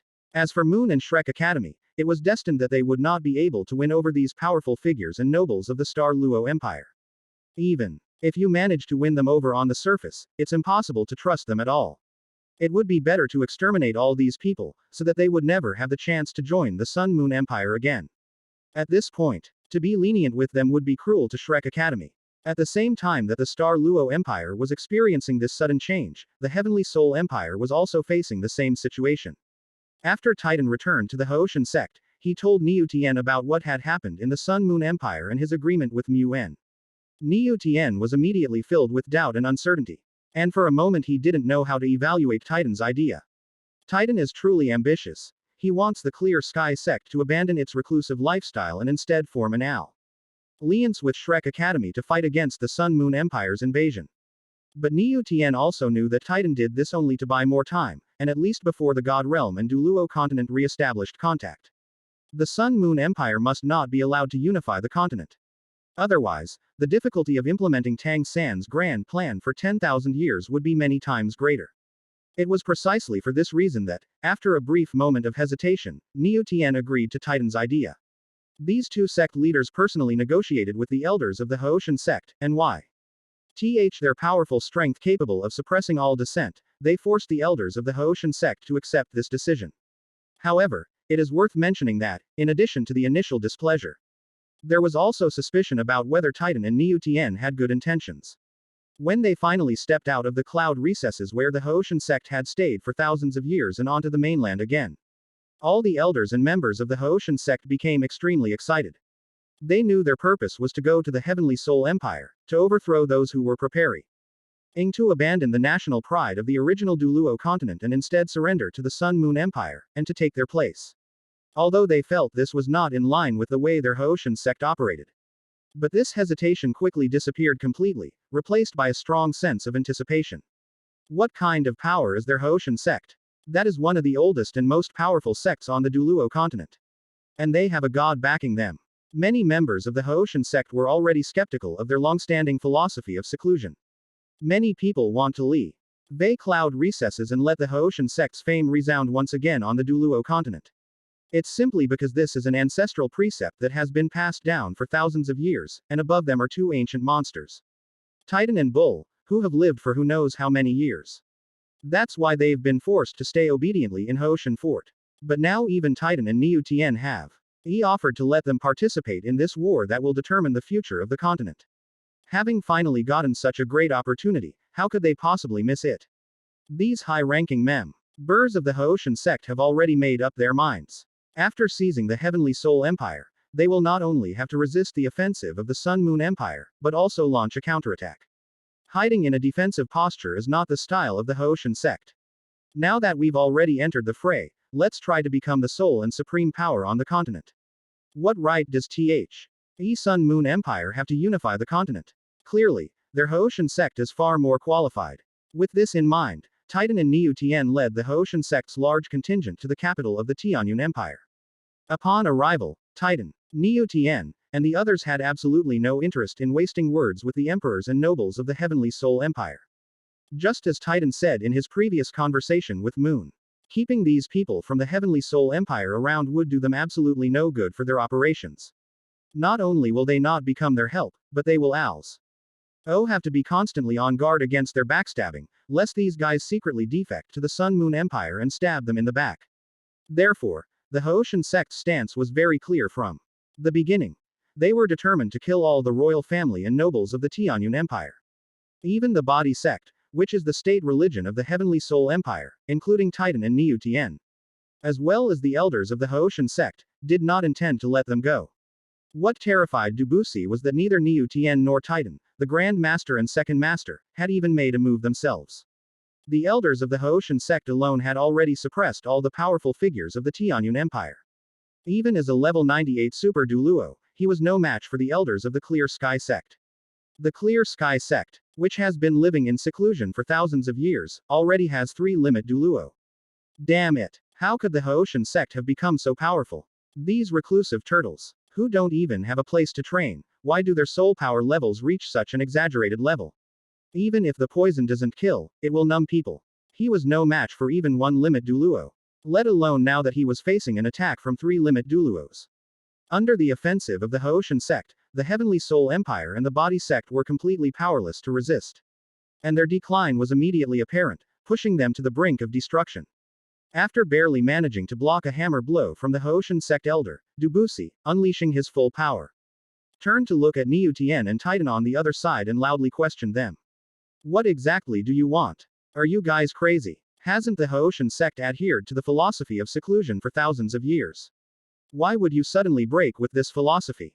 Most importantly, why did you damned bastards come to the Heavenly Soul Empire to wreak havoc? Poison couldn't understand it. He really couldn't figure out what was wrong with these guys from the Haoshan sect. As far as he knew, neither their Body sect nor the Heavenly Fire Empire had ever provoked the Haoshan sect. These guys came out all at once with a kill or die attitude. What the hell are they trying to do?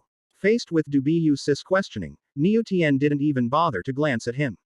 He only cares about one thing now.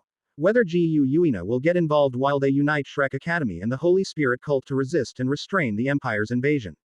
Even if Niu Tian was very confident in his strength, he would never dare to face the Silver Dragon King, the ruler of all soul beasts, at this time.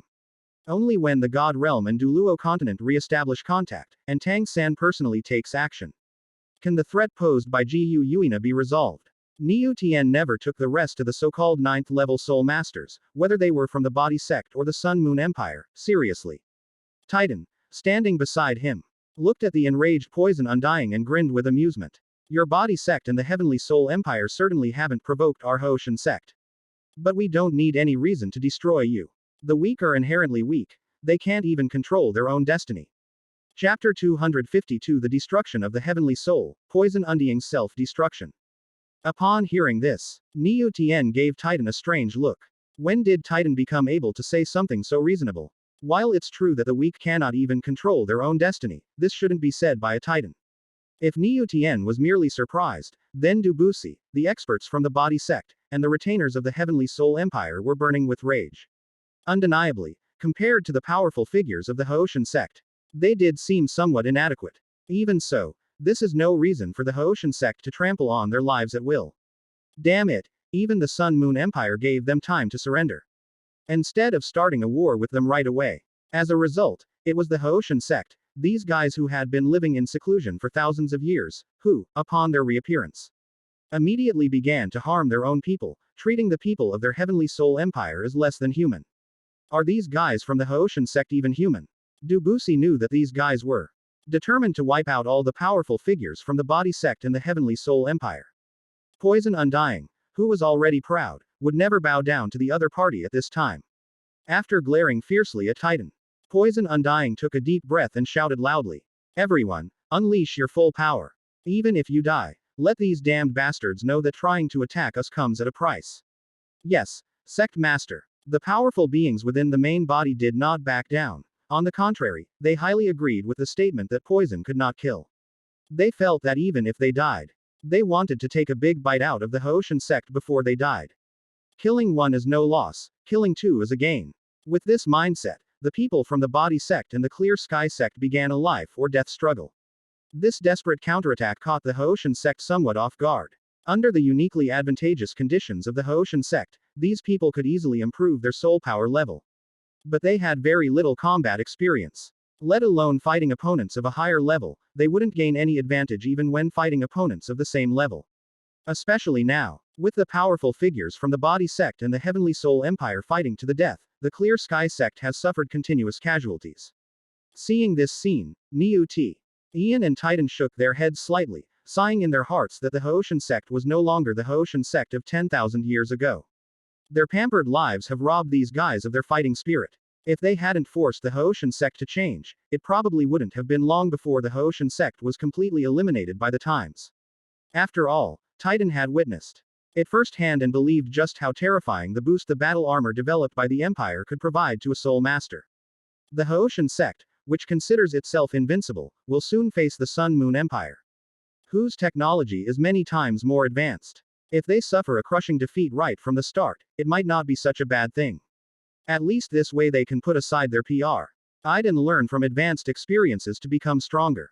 In this way, once the God Realm and Douluo continent re-establish contact, Tang San might see the transformation of the Clear Sky sect and not only won't blame them, but he might even praise them for doing a good job. Like Shu Jiawei, the Emperor of the Heavenly Soul Empire, knowing full well that he could not leave alive, still chose to pave the way for his descendants. He sent his most trusted retainer to lead Vina and the other younger generation to escape the Heavenly Soul Empire. Not long ago, they were still very wary of the Sun Moon Empire, and were worried that the Sun Moon Empire would provoke a war with them. But now the Sun and Moon Empire has become their only hope. Niu Tian also told Titan that while the Haoshan sect was wreaking havoc in the Tianyun Empire, Shrek Academy had already begun to seize power and usurp the throne in the Xingluo Empire. The dueling empire had already been occupied by the Holy Spirit cult 5 years ago. And its royal family and nobles had long been exterminated. If they don't want to follow in the footsteps of the dueling empire, then the only thing they can rely on now is the Sun Moon Empire. This is truly an unpredictable world, and reality is full of irony. Who could have imagined that, in the end, the enemy would be more reliable than one's own people? No, Shrek AC. Atomy and the Clear Sky sect are not on the same side. In the eyes of the people from Shrek Academy and Haoshan sect, they were high and mighty, superior to everyone else. Thinking of this, the Emperor of the Heavenly Soul Empire gave a bitter smile. A wolf's ambition, truly a wolf's ambition. Even the Sun Moon Empire wants the continent to undergo a peaceful evolution, ideally achieving complete unification with minimal sacrifices. But in the eyes of ambitious people like Shrek Academy and the Clear Sky sect, there has never been a place for ordinary people. I'll wait and see. Wait and see your ambitions shattered by the Sun Moon Empire's soul tools. After the Emperor of the Heavenly Soul Empire let out his last, unwilling roar, he died under the Clear Sky hammer of an elder of the Clear Sky sect. The Haoshan sect elder glanced at his corpse with disdain and said coldly, "I'm sorry, you don't have that chance. Moreover, only our Haoshan sect has the right to crush the Sun Moon Empire. The Sun Moon Empire has neither the qualification nor the ability to destroy our Haoshan sect." Watching helplessly as the Emperor of the Heavenly Soul Empire died a violent death, and with himself severely injured, Dubuc couldn't help but feel a sense of sorrow, like the plight of a rabbit mourning the death of a fox. Things had progressed to this point, and he had no chance of surviving. Fortunately, before the Haoshan sect invaded, he had already sent a portion of the Body sect to the Sun and Moon Empire. Originally, it was intended to let them explore the Ray first and see if the Sun Moon Empire would fulfill its previous promises. But now it seems that they have become the last hope of the Body sect.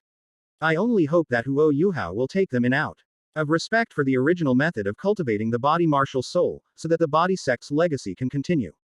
Thinking of this, Dubuc no longer had any lingering feelings and looked at Niu Tianyu Titan with eyes full of boundless anger and hatred. The next second, Poison Undying unleashed the most powerful force of his life, flying away from where Niu Tian and Titan were. Just like Xuanzi back in Mingdu, the indestructible soul power of the poison raged wildly in his body, and his body began to expand rapidly. Even if he were to die, he would never want to die at the hands of those bastards from the Hoshan sect. In his final moments, Dubusi, the sect leader of the body sect, chose to end his life by self-destruction, and with his last strength, he tried to eliminate some of the Hoshan sect members present. Unfortunately, with Titan, Niu Tian, and the three elders with the strength of Limit Douluo, they easily sealed off the power of Poison Undying's self-destruction. Chapter 253 Confident Yi Chishui counterattacks the Sun and Moon homeland. Neither Niu Tian and Titan nor the elders of the Hoshan sect took Dubusi's self-destruction seriously.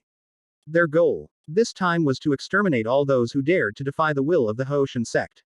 Since these powerful figures from the Body sect and the Heavenly Soul Empire have chosen their own path to death, they certainly cannot let them go and will not leave such a time bomb unattended. With overwhelming power, the Hoshan sect quickly annihilated all the targets on the scene. Apart from leaving some necessary ministers to help clean up the mess of the Tianyun Empire, everyone else died under the Hoshan hammer. Originally, these ministers also wanted to stand firm and not cooperate, but the Hao Tian sect came up with a carrot and a hammer. Seeing those who died so tragically, the ministers dared not utter a word of refusal and could only obediently follow the instructions of the Hoshan sect elders. This situation is not unique to the Heavenly Soul Empire. The Star Luo Empire, which is being targeted by Shrek Academy, is experiencing the same thing. Those who truly refused to cooperate were all executed, while some with weaker backbone were spared to assist them in ruling Xingluo and Tianyun. These people were originally the spineless cowards who first contacted the Sun Moon Empire, seeking an opportunity to surrender. Now, under the oppressive power of Shrek Academy and Hoshan sect, they can only obey and dare not secretly contact the Sun Moon Empire. Even so, thanks to He propaganda spread by those who successfully escaped the palace, the entire Douluo continent knew about the changes that had occurred in the Star Luo and Heavenly Soul empires. I also learned just how ambitious Shrek Academy and the Clear Sky sect really are. This academy and this sect, on the verge of destruction, have completely descended into madness. Inside the palace of the dueling empire, Long Xiaoyao turned to look at Yi Chishui on the other side and asked with some confusion. Don't you have anything to say about Zhongli Wu's death? Yi Chishui didn't even glance at Long Xiaoyao, and spoke in a flat voice devoid of any emotion. What's there to say? He's just a fool who's courting death. How could they be so foolish as to try to kill Yuhao, whom the Sun Moon Empire values so highly? Isn't that just courting death? Long Xiaoyao was somewhat speechless. Zhongli Wu did indeed court death, but no matter what, he was still Yi Chishui's own son. Yi Chishui showed no grief whatsoever when her own son died. Long Xiaoyao even felt that Zhongli Wu's death brought Yi Chishui a slight sense of relief. What's going on here? Yi Chishui did not explain, but he was indeed very happy about Zhongli Wu's death. Because this means that he has completely gotten rid of his past pain, and there is no longer his own son, Zhongli Wu, who can remind him at all times what the Pr. Evious Holy Spirit sect leader did to this holy maiden. Moreover, Zhongli Wu's lineage never won Yi Chishui's favor from beginning to end. Even if they all die, it's not a big deal. Yi Chishui has a lineage that has already been cleared of wrongdoing through Shrek Academy and has become a very high-ranking figure in Shrek Academy. Just as Yi Chishui was pondering whether there was a chance to reunite with Yan Xiaojie given how things had developed, Long Xiaoyao asked again. Shi Shui, what are you planning to do about the Sun Moon Empire? Don't forget, they didn't intend to end things after killing Zhang Liwu and those elders. On the contrary, they want to use this opportunity to declare war on our Holy Spirit cult and try to completely destroy it. Upon hearing this, Yi Chishui, having regained her senses, sneered. For the past 5 years, the Holy Spirit cult has been held back by the Star Luo and Heavenly Soul. Do those guys from the Sun Moon Empire really think that our Holy Spirit cult is afraid to make a move against them? Since they've taken the initiative to declare war, there's nothing more to say. Let's fight. Most importantly, this time it's not just our Holy Spirit cult facing the Sun Moon Empire alone. Shrek Academy and Hoshan sect, who just seized control of Xingluo and Tianyun, are now on our side. Yi Chishui appeared domineering and showed no concern whatsoever about the impending war with the Sun Moon Empire. It can only be said that the actions of Shrek Academy and Hoshan sect gave Yi Chishui great confidence. Yi Chishui is now thinking about more than just blocking the Sun Moon Empire's attack. His current plan is to join forces with Shrek Academy and the Clear Sky sect to launch a counterattack on the Sun Moon Empire's homeland. The whole continent know that the Sun Moon Empire is simply delusional if it wants to provoke the Holy Spirit cult. Looking at her, Long Xiaoyao couldn't help but click his tongue. Mound's actions this time have really taken me by surprise. Back then, he always talked about the traditions of Shrek Academy and never allowed anyone to break the rules of Shrek Academy. But this time, he actually led the people of Shrek to seize the Star Luo Empire. It seems that Moon has also been driven to a dead end. Unlike Yi Qishui, Long Xiaoyao was not as optimistic as one might expect regarding the impending war with the Sun Moon Empire. Instead, he was filled with worry. According to information obtained by their Holy Spirit cult, the transformation that has taken place in the Sun and Moon Empire over the past 5 years has been truly enormous. The legendary battle armor was something they had never even heard of. On the surface alone, there are Kong Deming, Jing Hongqian, and Yi Yulin. 3 of whom possess the strength of a super Douluo. With the added support of soul tools and battle armor, they are already capable of contending with limit Douluos. No one can guarantee the exact extent of the Sun Moon Empire's combat reserves. Besides the 3 of them, are there any other people who possess forward battle armor? If you're too careless, something really bad could happen.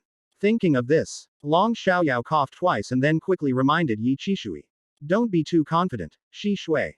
We don't know if the Sun Moon Empire has any other trump cards. Even just power they have on the surface is not so easy to deal with.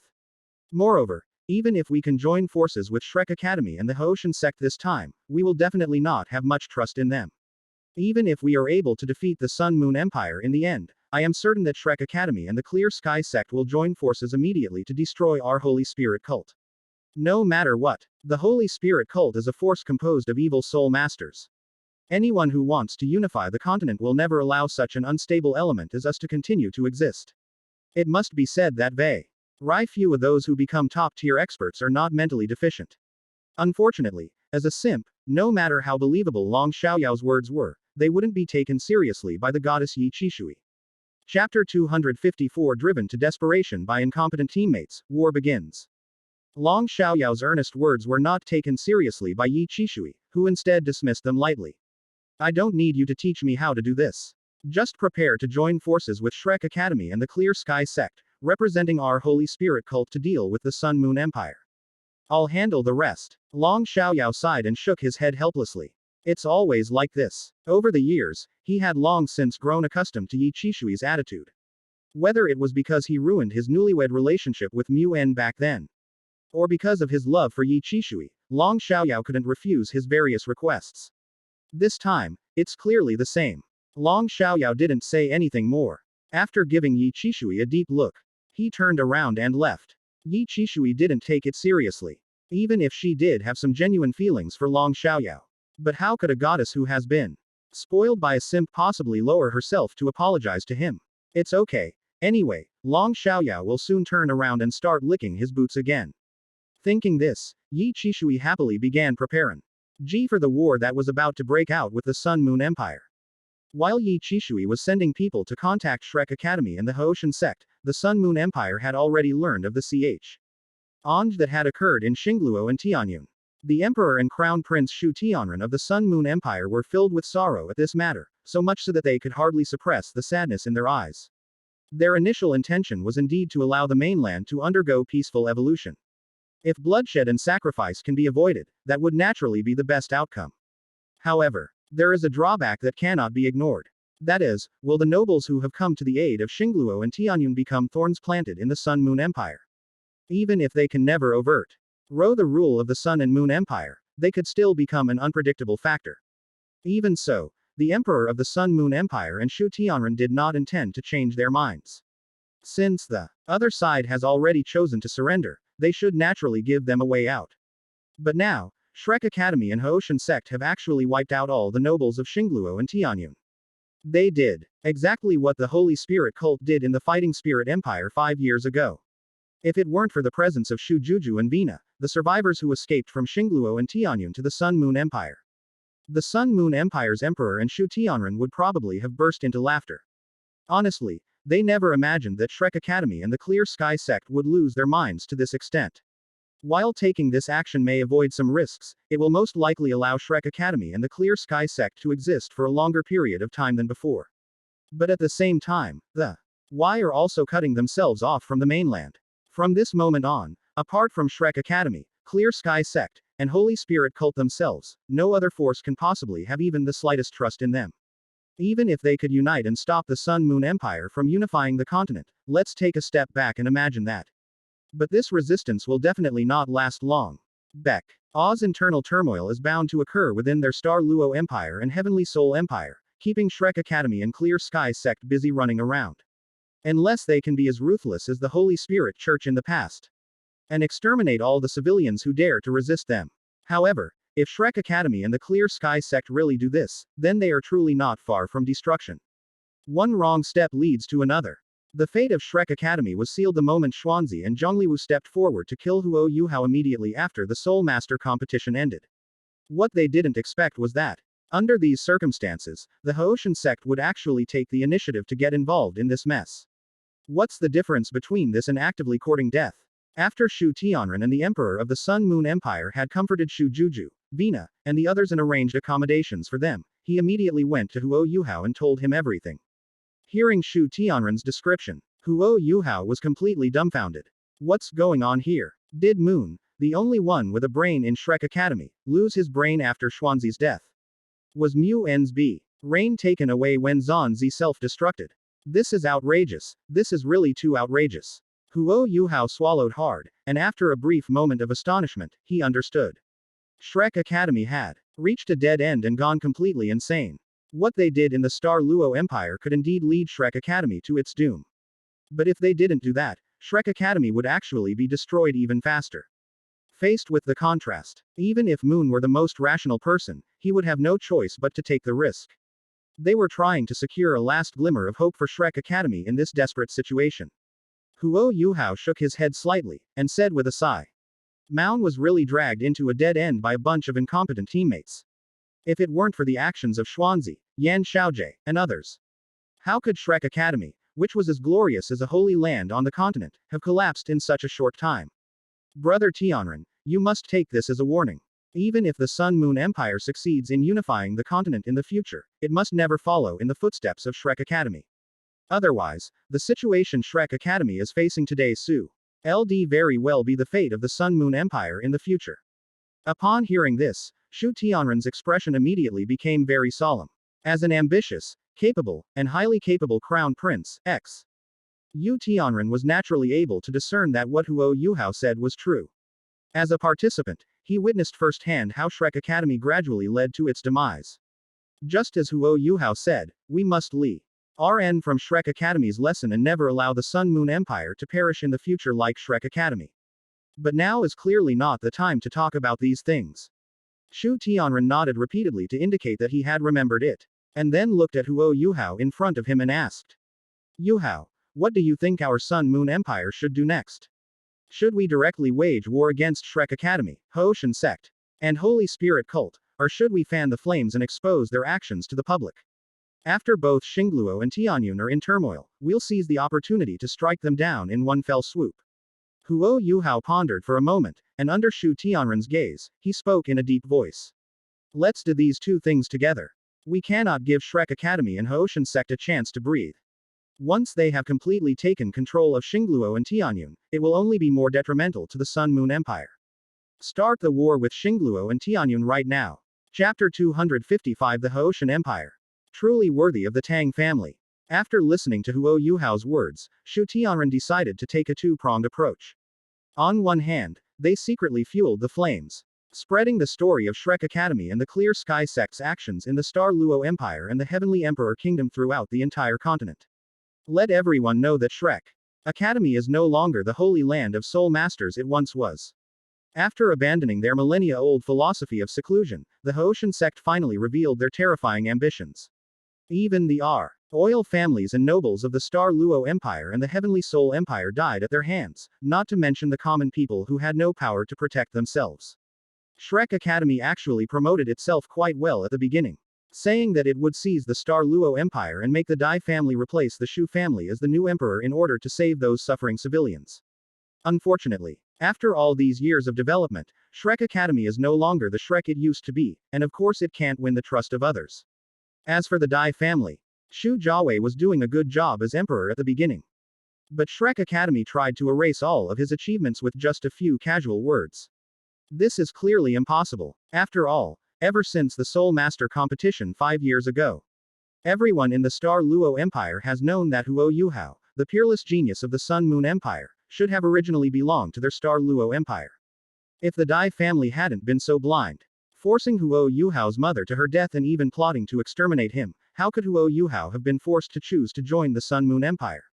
Moreover, if Huo Yuhao had stayed in the Star Luo Empire, the people of the Sun Moon Empire would have been enjoying the same treatment. It is precisely because of this that the Dai family's return to power not only failed to gain anyone's support, but instead became universally condemned. Everyone was shouting for the Dai family to get out. Since the Shu family has been wiped out by Shrek Academy and the Dai family, it would be better for the people of the Star Luo Empire to pledge allegiance to the Sun Moon Empire. Even Moon seemed somewhat helpless in this situation. Moon is really at a loss right now and doesn't know what to do. If Shrek Academy were still the same Shrek Academy it was back then, still revered by all and regarded as a holy land for soul masters by countless people on the continent. Even if they destroyed the Shu family and supported the Dai family, they wouldn't have ended up like this. On the contrary, they would have placed great trust in Shrek Academy's actions. But now, no matter what explanations they give, they all seem so weak and impossible to gain anyone's trust. Those ordinary people may not have a high level of vision, but their thinking is very simple. They will support whoever can make their lives better. Looking across the entire continent now, only the Sun and Moon Empire can make their lives better than before. Even the Star Luo Empire, which was occupied by Shrek Academy, was in this situation. Let alone the Heavenly Soul Empire, which was occupied by the Clear Sky sect. Unlike Shrek Academy, the Haoshan sect did not support the Dai family as a cover. Instead, they directly chose to replace the royal family of the Tianyun Empire. After deliberation, the elders of the Haoshan sect elected a popular candidate to become the new emperor of the Tianyun Empire, and officially renamed the Heavenly Soul Empire to the Haoshan Empire. But precisely because of this, the resistance that occurred in the Haoshan Empire at this time was much more intense than that in the Xingluo Empire. The Dai family, after all, had been the royal family of the Star Luo Empire for thousands of years. What are they? Haoshan sect. When the Sun Moon continent and Douluo continent first clashed and started the war, the Clear Sky sect hid in the deep mountains and forests and did not appear. Thousands of years have passed, and the Haoshan sect has long since lost all its standing in the eyes of ordinary people. Now, they've inexplicably appeared on the continent and are trying to seize their Heavenly Soul Empire. Do you really think the Haoshan sect is invincible? Even if the Haoshan sect is indeed very powerful, the people of the Tianyun Empire are definitely not the kind of people who would be trampled on and swallow their anger. The emperor of the Haoshan Empire was furious at the rebellions that were taking place across the country.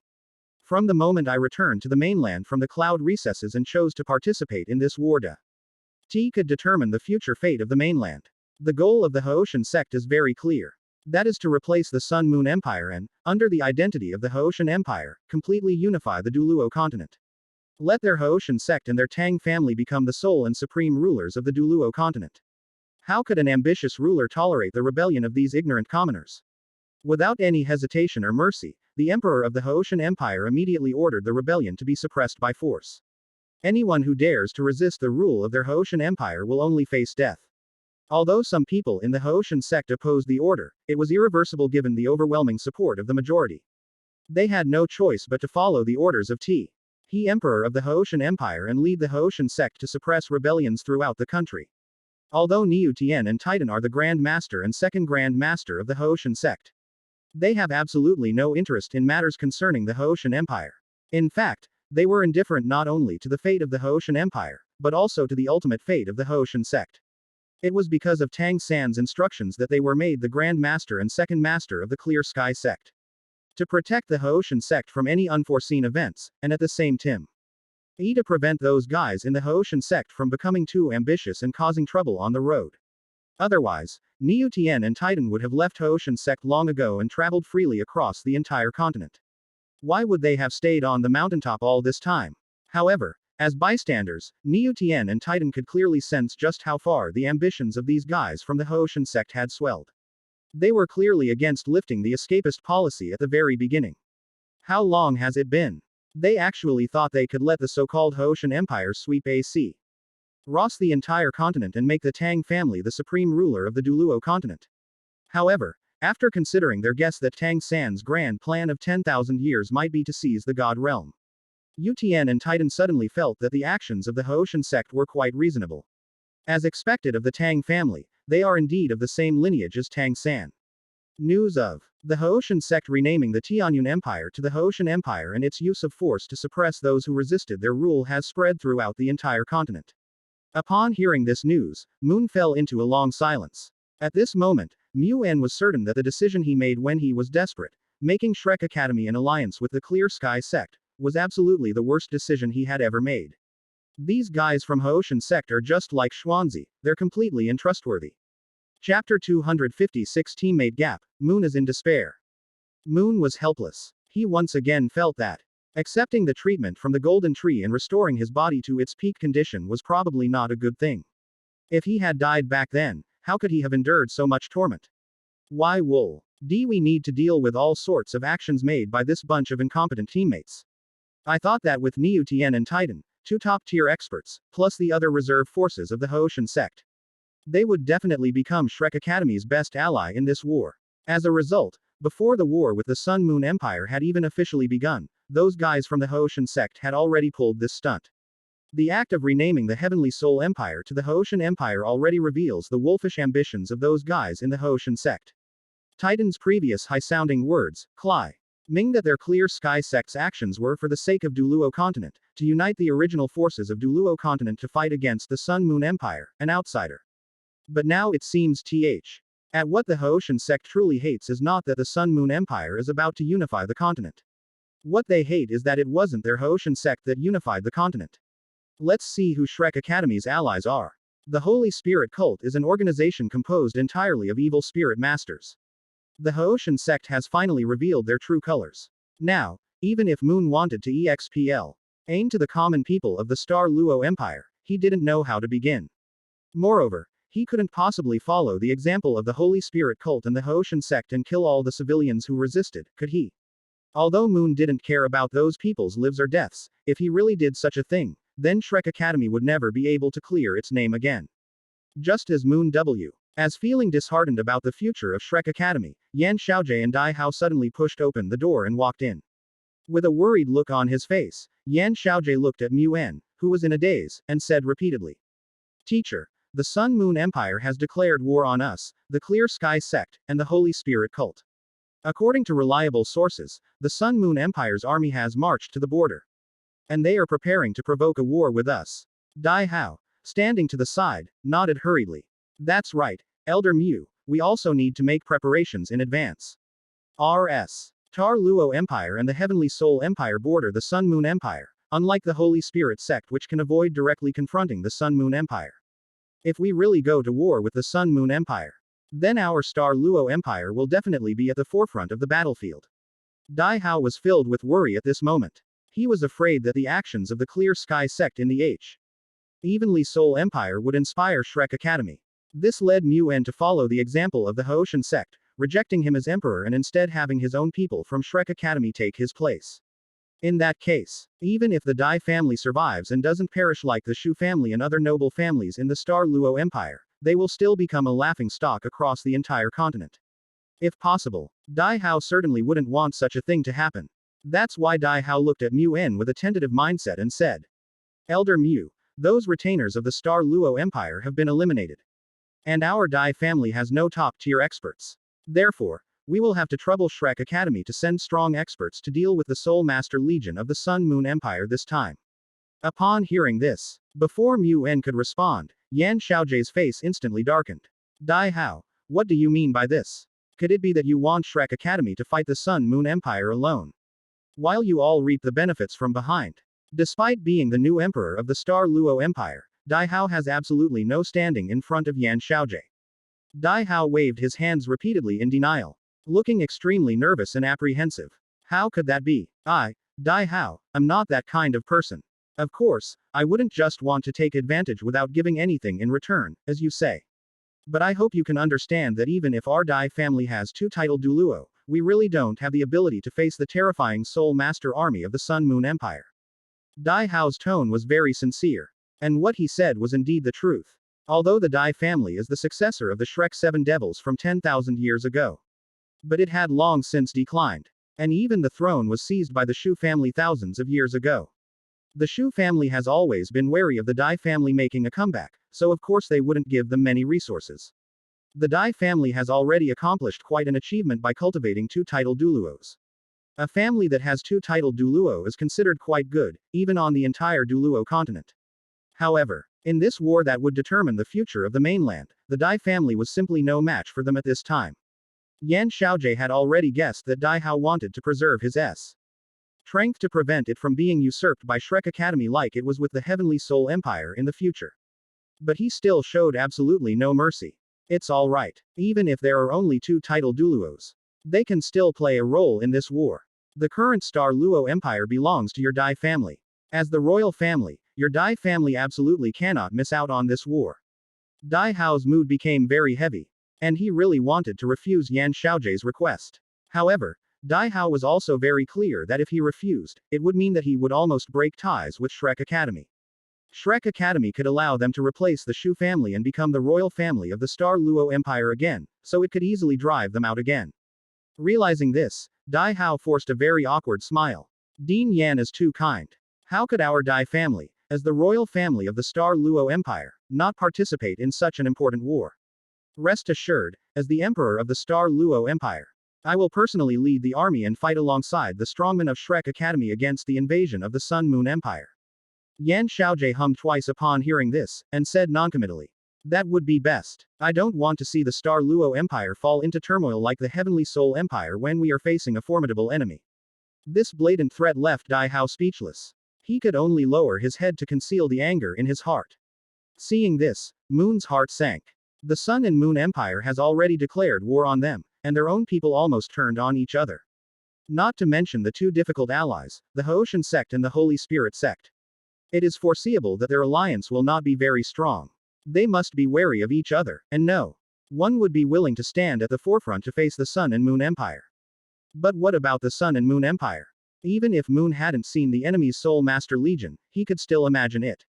The army of the Sun Moon Empire must be united at this moment, working together towards the common goal of unifying the continent. Chapter 257 Slap in the Face. Turning against each other. A motley crew. On one side, everyone was working together with one heart and one mind. On the other side, there was intrigue and backstabbing. Moon had no idea how his side could possibly win this war. But now that things have developed to this point, Shrek Academy has no room for retreat. Regardless of the final outcome, Moon had no choice but to grit his teeth and lead Shrek Academy forward. If possible, we certainly hope that Shrek Academy can achieve final victory. Ideally, the mainland should return to its original state, preventing any single country from completely unifying it. ONL. Why in this way can Shrek develop better and return to its peak in the shortest possible time? This also means that in this war, Shrek Academy will not only be facing the Sun Moon Empire. Even if they gain the upper hand, they must guard against the possibility that the Haoshan sect and the Holy Spirit sect might replace the Sun Moon Empire and unify the continent. Before that, these three allies naturally had to meet to discuss how to deal with the Sun Moon Empire. Dai Hao, the emperor of the Star Luo Empire, is merely a puppet and lacks the necessary qualifications. Yan Xiaojie's little bit of cleverness was useless. And in front of top experts like Niu Tian Titan, Yi Qishui, and Long Xiaoyao, Yan Xiaojie's prestige was completely insufficient. In the end, only Mu En could personally contact Niu Tian Titan, Yi Qishui, and Long Xiaoyao to discuss countermeasures for the Sun Moon Empire's declaration of war. Neither the Haoshan sect nor the Holy Spirit sect refused Mu En's invitation. Instead, they readily accepted. They were also well aware that dealing with the Sun Moon Empire was not so simple. Regardless of their ambitions, whether they want to replace the Sun Moon Empire and unify the continent, that will have to wait until after the Sun Moon Empire is defeated. If they were to start fighting amongst themselves before defeating the Sun Moon Empire, they would truly be courting death. That being said, Moon had a feeling that this tripartite meeting would not go so smoothly. Since Xuanzi has already self-destructed in Mingdu, Shrek Academy no longer has any top experts besides Mu En. For this meeting, Mu En chose to go alone, without bringing Yan Xiaojie, Qian Duoduo, and others who had volunteered. The Haoshan sect consisted of Titan and Tang Wei, an elder at the limit Douluo level. The Holy Spirit cult is clearly comprised of Yi Qishui and Long Xiaoyao. After the three parties met and introduced themselves, Moon looked around and slowly spoke. Why? Oh, you must have already received the news that the Sun Moon Empire has begun sending its Soul Master Legion to the border and has declared war on the three of us. Apart from the high-ranking officials of the Sun Moon Empire, no one knows exactly how formidable their military reserves are. Therefore, in order to avoid any accidents, I suggest that all three of us send our strongest warriors at the same time to deal with the Sun Moon Empire's impending attack. Upon hearing this, Titan and Tang Wei exchanged a glance, and Yi Qishui and Long Xiaoyao also looked at each other. They knew that Moon's statement was not for Shrek Academy's own benefit. This war with the Sun Moon Empire concerns the fate of all three parties, and cannot be taken lightly under any circumstances. Yi Qishui nodded slightly and said casually, I have no objection. I will have the Holy Spirit cult mobilize and slaughter all the Soul Master Legion members of the Sun Moon Empire. Mu En breathed a sigh of relief upon hearing this. Although Yi Qishui was a crazy woman, she still had some rationality on such crucial issues. However, just as Mu En was about to say something, Tang Wei, an elder of the Houshan sect, suddenly spoke up. I have no objection to the Holy Spirit cult getting involved in this war. However, no one from the Holy Spirit cult is allowed to appear within the territory of the Houshan Empire. Otherwise, the Haodian Empire will regard them as invaders and kill them on the spot. As Tang Wei finished speaking, the scene fell into an extremely eerie silence. Apart from Titan, both Mu En and Long Xiaoyao's pupils involuntarily contracted slightly, and they were stunned on the spot. They truly hadn't expected Tang Wei to say something like that. Even if this guy really looks down on the evil soul masters of the Holy Spirit cult, now that there is the huge threat of the Sun Moon Empire, and they have already formed an alliance, shouldn't he at least try to cover it up?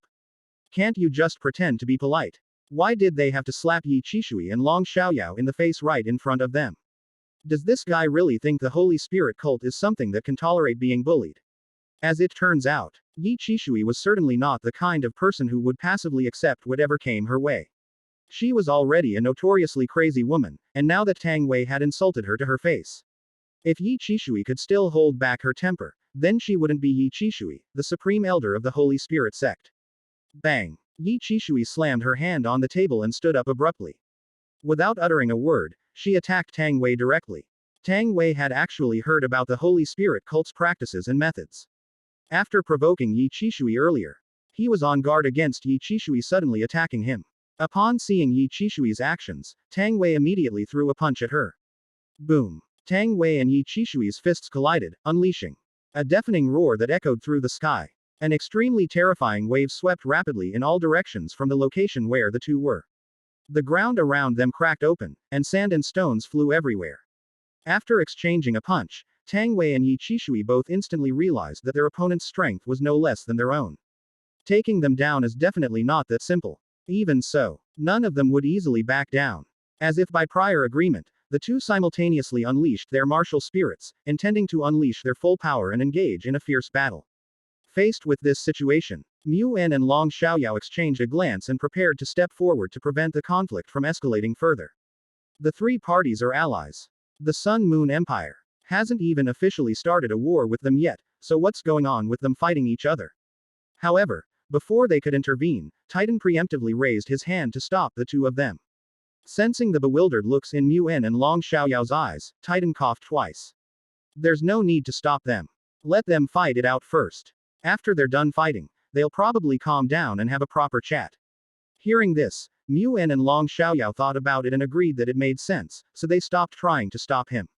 Instead, they enjoyed watching the fight between the two while reminiscing about the past. However, what Moon and Long Xiaoyao didn't know was that Titan wasn't planning to calm down after they finished fighting. All Titan wanted was to watch a spectacle. Chapter 258 The Arrogant Houshan Sect, believing it to be right. To be honest, just as Titan didn't care about the life or death of the Houshan sect, he didn't care at all whether this Three-way alliance could withstand the invasion of the Sun Moon Empire. The reason Titan pushed for this alliance was merely to buy time and prevent the Sun Moon Empire from unifying the continent before the God Realm and Douluo continent re-established contact. As long as this can be achieved, Titan doesn't care how many casualties the three major forces, Houshan sect, Shrek Academy, and Holy Spirit cult, suffer. Since they respect their ancestor Tang San so much, they probably wouldn't refuse to make some sacrifices for Tang San's grand plan for 10,000 years, right? With this mindset, Titan crossed his arms and watched the battle between Tang Wei and Yi Qishui with amusement. Both of them are level 99 limit Douluo. Due to reasons that cannot be disclosed, there is no longer a divine succession on the Douluo continent, so a level 99 limit Douluo is already the strongest. Although Tang Wei possessed the unique skills of the Haoshan sect, Yi Qishui was definitely not someone to be trifled with. Even with Tang Wei unleashing his full power, he was still no match for Yi Qishui. Of course, the reverse is also true.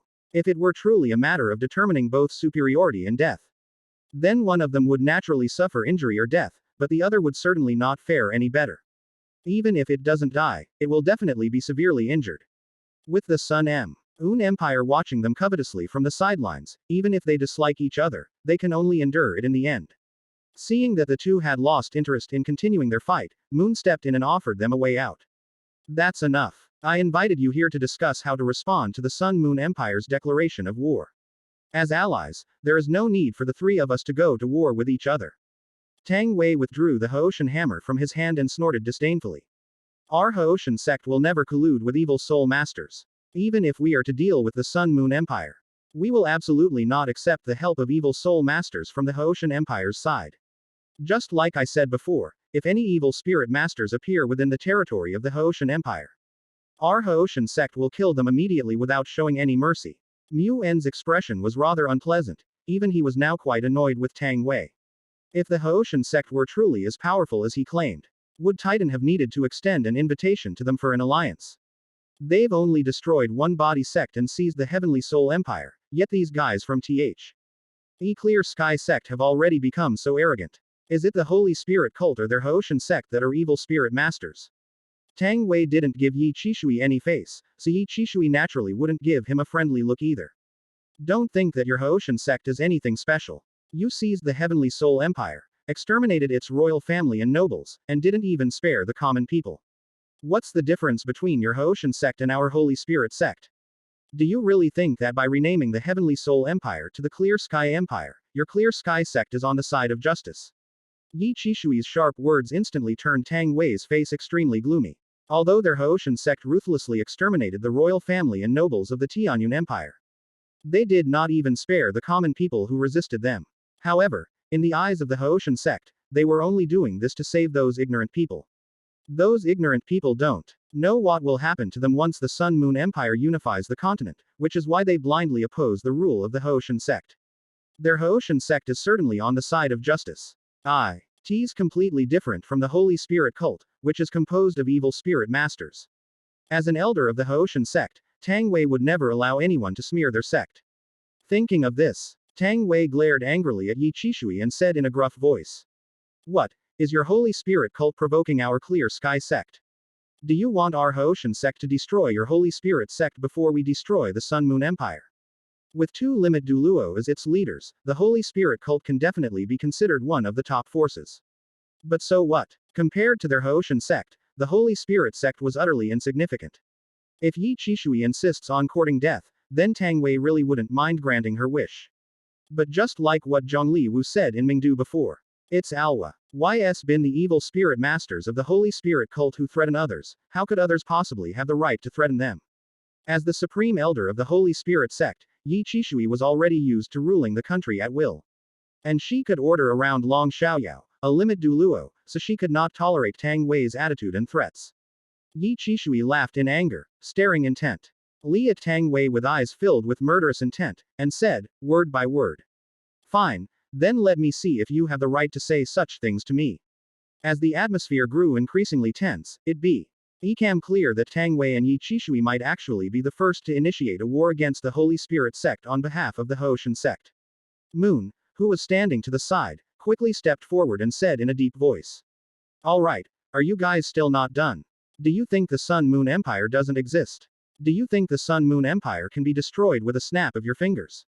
If you insist on continuing this attitude, then so be it. As long as you are not worried about being destroyed by the Sun Moon Empire after both sides are weakened, I will not say another word. To be honest, Yi Qishui really didn't care whether the Holy Spirit cult could continue to exist. Yi Qishui did indeed want to unify the continent and become the supreme ruler. But if she knew she couldn't do it, she wouldn't mind going crazy in the last moments of her life. Even if we can't destroy the world, we must drag more people down with us. Since that damned bastard Tang Wei has messed with her, she'll definitely drag Tang Wei down with her before she dies. Fortunately, Long Xiaoyao knew Yi Qishui's personality and way of doing things, and pulled her back before he and Tang Wei completely broke off relations. Maun is right. The most important thing now is to discuss how to deal with the Sun Moon Empire, not for us allies to go to war with each other. If we really do that, we'll definitely die. Instead of trying to persuade Tang Wei, Moon turned his gaze to Titan, who had been watching the spectacle from the sidelines. Are you sure you're not going to do anything about it? If things continue like this, then there's really no point in having an alliance between the three of us. Under Moon's gaze, Titan brazenly spoke. That's right, let's end this argument here. Let's start discussing how to deal with the Sun Moon Empire. Chapter 259, inviting someone to a meal, beheading them, taking them in as dogs. Although Titan wasn't very bright, he had lived for so many years, which made him much better than the already deceased Xuanzi. Regardless of whether he cared about the fate of Shrek Academy, the Clear Sky Sect, or the Holy Spirit cult. At least in the current situation. Before the connection between the God Realm and Douluo continent is restored, they absolutely cannot be allowed to be destroyed by the Sun Moon Empire. Tang San's Grand Plan F. Or 10,000 years absolutely cannot be ruined. With this in mind, Titan looked at Moon and Long Xiaoyao and said in a deep voice. Although Tang Wei's attitude was very bad, just as he said, the Haoshan Empire can face the Sun Moon Empire's Soul Master Legion alone within its borders. Your Shrek Academy's strength is indeed somewhat weak right now. Let the Holy Spirit cult join you in resisting the Sun Moon Empire's attack on the border of the Star Luo Empire. Although Titan's words weren't as harsh as Tang Wei's, he conveyed the same meaning. This attitude made Muan, Yi Qishui, and Long Xiaoyao's faces turn very gloomy.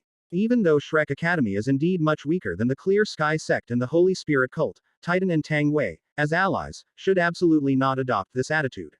However, as if he had suddenly thought of something, Moon's eyes flickered.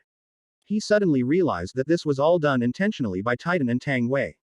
They used words to suppress Shrek Academy and the Holy Spirit cult, letting them know that even if the three parties formed an alliance, their status would not be equal.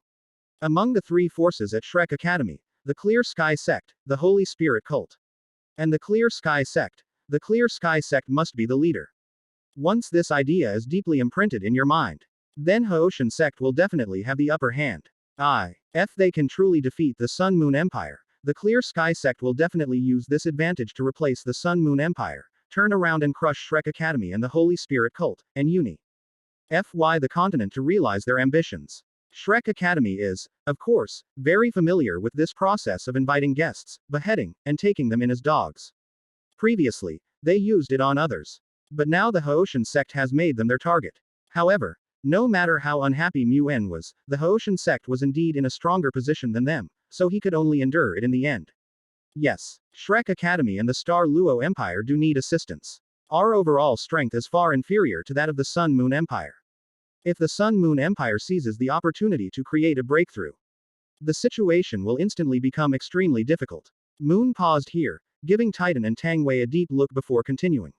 However, Titan, as an ally, we must stand shoulder to shoulder against the invasion of the Sun and Moon Empire. If the Sun Moon Empire attacks Shrek Academy and the Holy Spirit cult first, I hope your Clear Sky Sect will not stand idly by. If you only care about the present and your own gains and losses, and give the Sun Moon Empire an opportunity to take advantage of you, then the consequences will be dire. Titan shrugged noncommittally, completely ignoring Moon's words. After the Heavenly Soul Empire was renamed the Haoshan Empire, the Tang family members of the Haoshan sect actually had a conversation with Niutian and Titan. The Tang family knew that the two of them did not actually have the surname Tang, but had become the Grand Master and Second Grand Master of their Haoshan sect due to some special reasons. He has always acted as a guardian, protecting the safety of the Haoshan sect. However, the guardian deity also has another meaning, which is that it brings many restrictions to the Haoshan sect. Like one of the sword holders in the three-body problem. They protected them from chaos but did not receive much respect. The Tang family members of the Haoshan sect had long wanted to break free from the shackles of Niutian and Titan. After the conversation, the Tang family persuaded Utian and Titan to make a concession. They would not interfere in any of Haoshan Empire's actions. Now that the Haoshan sect has already joined this war that will determine the future of the continent, they will absolutely not allow anyone to interrupt their ambition to unify the continent. As long as Niu Tian and Titan obediently act as their guardians, the Tang family will continue to respect them as the first and second sect masters, just as before.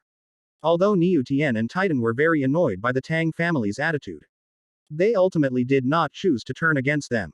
Not only because they share the same lineage as Tang San, but also because they will be needed in the future. However, since they had Ulrea Dai agreed to the other party's conditions, Titan naturally wouldn't interfere in the Haoshan Empire's decision-making. Tang Wei was very satisfied with Titan's delegation of authority, and immediately looked at Moon and nodded. Rest assured, our Haoshan Empire knows what's important and would never scheme against our allies behind their backs. We, the people of the Clear Sky sect, are not Li K those evil soul masters who have no morals or bottom line. Damn it. Long Xiaoyao's face twitched slightly.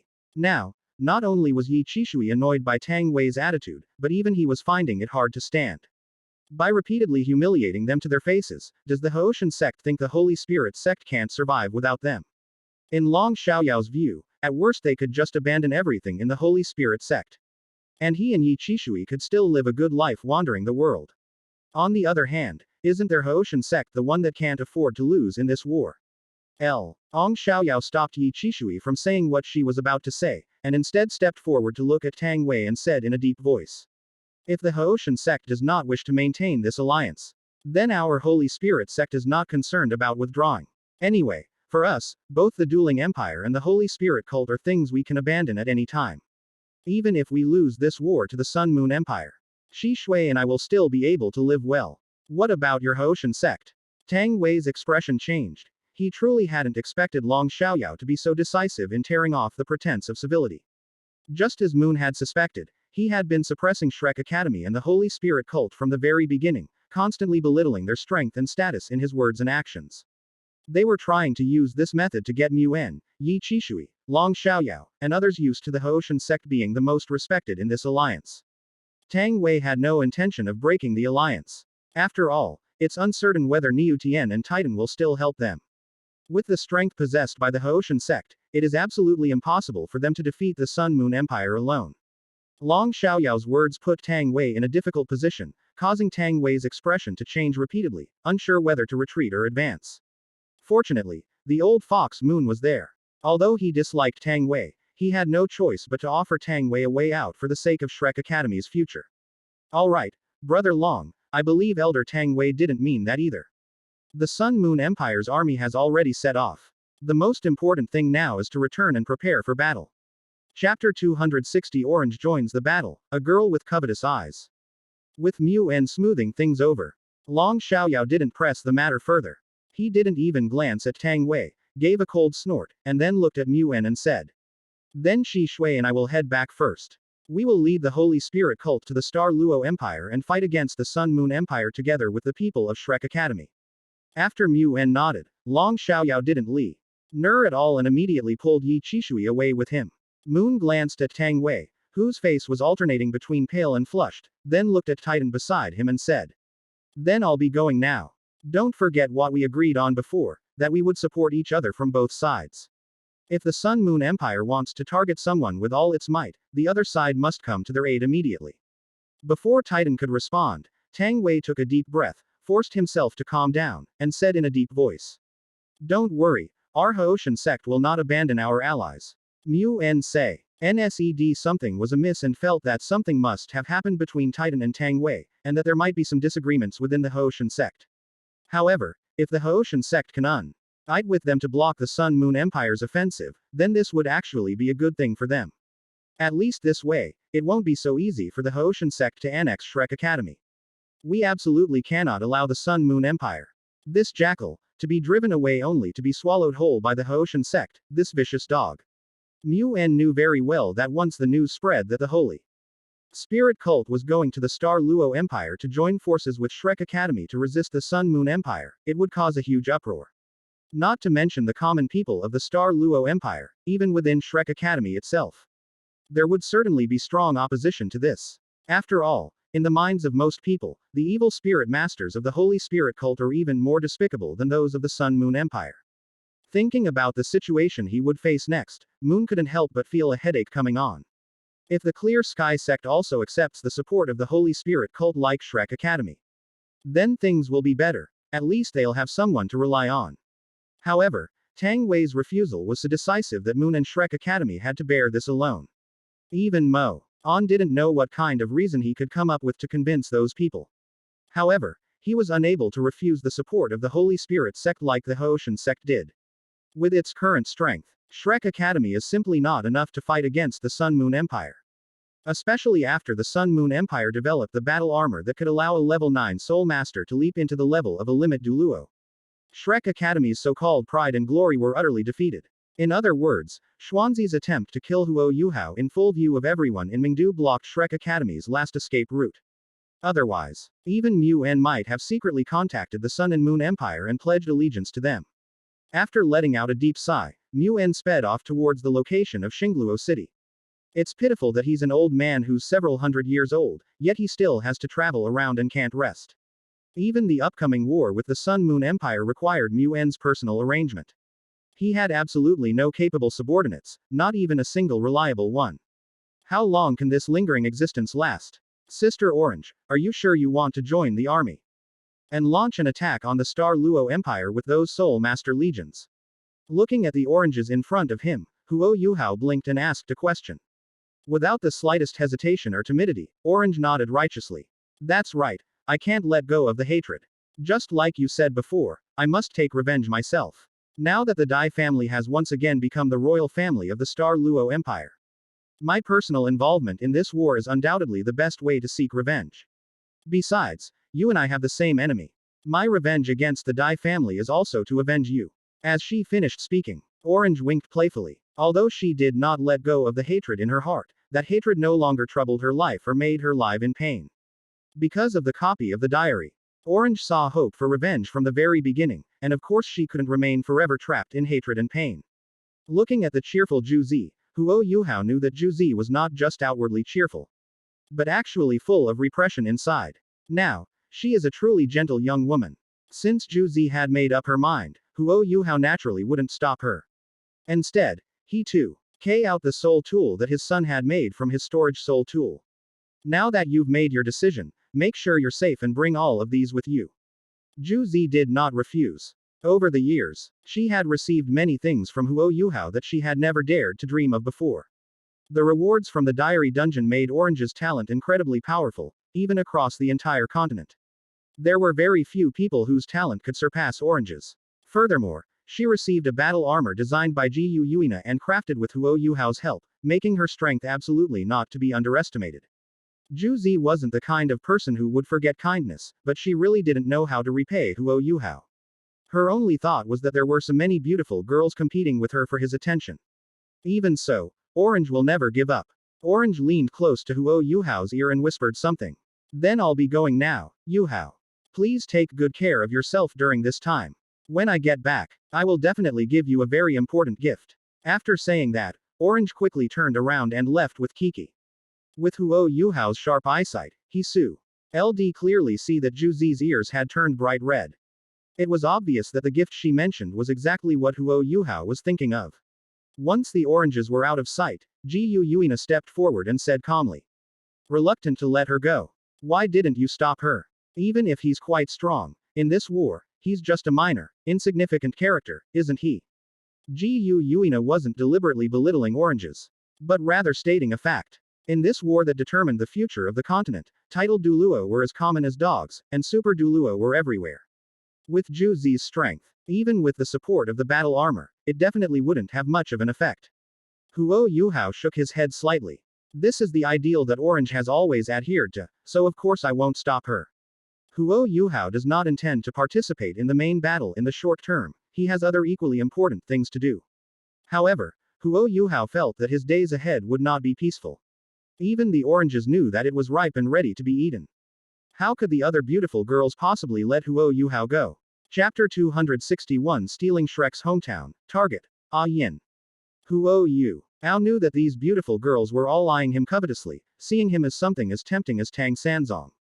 The current situation has reached a strange balance, with Ji Yuina and Shui Di on guard against each other. And Wang Donger and Di Chou'er refusing to back down. Everyone wants to be the first to get Huo Yuhao, but no one wants to let others get there first. That is why they are hesitant to make a move against each other, and no one has yet chosen to strike first. It's worth mentioning that the Acacia Heartbreak Red that Jiu Yuina took away has been successfully recognized as her owner. 5 years have passed, and her relationship with Huo Yuhao is no longer as pure as it was at the beginning. In other words, Jiu Yuina now has deep feelings for Huo Yuhao. Shui Di was naturally not going to back down in the face of Jiu Yuna's actions. After learning that there was another Acacia Heartbreak Red at the Ice and Fire Yin Yang Eye, Shui Di did not hesitate for a moment and went to pick it. As it turns out, Shui Di's feelings for Huo Yuhao were no less than those for Jiu Yuina. What Jiu Yuina took so long to achieve, Shui Di accomplished right away, making the Acacia Heartbreak Red recognize her as its master. Jiu Yuina was extremely unhappy about this, but there was nothing she could do about it. After all, she knew very well that even among all the girl groups, Ued's feelings for Huo Yuhao were definitely among the best, and extremely pure. Huo Yuhao had even mentioned this in his diary before. The other girls posed no threat to Jiu Yuina, the only one who could truly make her wary was Shui Di. After glancing at Shui Di to the side, Jiu Yuina looked at Huo Yuhao in front of her and said softly. So what are you planning to do next? Are you sure you don't want to get involved in this war? Meng Hongqian, Wang Donger, and Chou'er are all preparing to participate, honing their combat skills while using combat to improve their strength even faster. Jiu Yuina was right. The girl group did indeed want to participate in this war and fight alongside the Sun Moon Empire's Soul Master Corps against Shrek Academy, the Holy Spirit Cult, and the Clear Sky Sect. They all knew very well that this war was not the end, but rather the beginning of more trouble. Furthermore, the Shrek Academy, the Holy Spirit Cult, and the Clear Sky Sect will be the weakest opponents they face in their future lives. Once Douluo continent re-establishes contact with the God realm, the enemies they will face will be the high and mighty gods, or even the God kings. Therefore, the members of the girl group have absolute confidence in Huo Yuhao, believing that he can definitely change the landscape of Douluo continent and overthrow the God realm's exploitation and oppression of Douluo continent. But no one wants to be a vassal. They all possess independent personalities and hope to gain Huo Yuhao's attention. Of course, they cannot stand behind Huo Yuhao forever. What they wanted was to be like Jiu Yuina and Shui Di, qualified to stand shoulder to shoulder with Huo Yuhao and face all enemies. In order to achieve this, they certainly did not want to miss out on the war. Huo Yuhao, who was fully aware of this, nodded and said, I know, but I have something very important to do, and I need your and Shui's help with that. Upon hearing this, Jiu Yuina and Shui Di exchanged a glance. Both clearly seeing the deep confusion in each other's eyes. They had no idea what Huo Yuhao meant by what he was saying. He was being so mysterious. What could he possibly need their help with? Shui Di smiled sweetly, blinked her big, icy blue eyes, and looked at Huo Yuhao, asking a question. Brother, what are you talking about? Faced with Shui Di's question and Jiu Yuina's gaze, Huo Yuhao didn't keep her in suspense but answered directly. I want to go to Shrek Academy to see if there are any other secrets hidden there. If there are, I'll need the two of you to help me take care of them to prevent any unexpected events from happening in the middle or at the end of the war. Upon hearing this, Jiu Yuina and Shui Di immediately understood. The secret that Huo Yuhao mentioned that Shrek Academy was hiding must be the Blue Silver Emperor, which has been hidden in Shrek Academy for thousands of years in the guise of the Golden Ancient Tree. No, even Jiu Yuina and Shui Di are now unsure whether the other party is the Golden Ancient Tree or the Blue Silver Emperor Ah Yin from 10,000 years ago. They certainly wouldn't refuse Huo Yuhao's suggestion. After all, they had heard about what had happened to Moon. The reason Moon was able to restore his body to its peak condition at the last moment of his life was because he received treatment from that Golden Ancient Tree. If we don't find a way to get rid of that golden tree now, and if we wait until the war is in its later stages, and the Sun Moon Empire suffers very serious casualties, Shrek's people are all healed by the golden tree, then the situation will become very bad. Since all the strongmen of Shrek Academy are now in the Star Luo Empire, and there are very few people left at Shrek Academy. This is the best opportunity to deal with the Golden Ancient Tree. Seeing that Jiu Yuina and Shui Di had both agreed, Huo Yuhao didn't waste any time and immediately led the two to head towards Shrek Academy at full speed. At the same time, Huo Yuhao began writing in his diary again. Heading to Shrek Academy to raid their stronghold. Moon and the Shrek Academy people would never have expected this. Would they? I'd like to see if the Blue Silver Emperor, who has been hiding in Shrek Academy as the Golden Ancient Tree, can keep up the act this time. Speaking of which, if I remember correctly, for thousands of years, the powerful figures of Shrek Academy have all voluntarily sacrificed their souls to the Golden Tree before their deaths.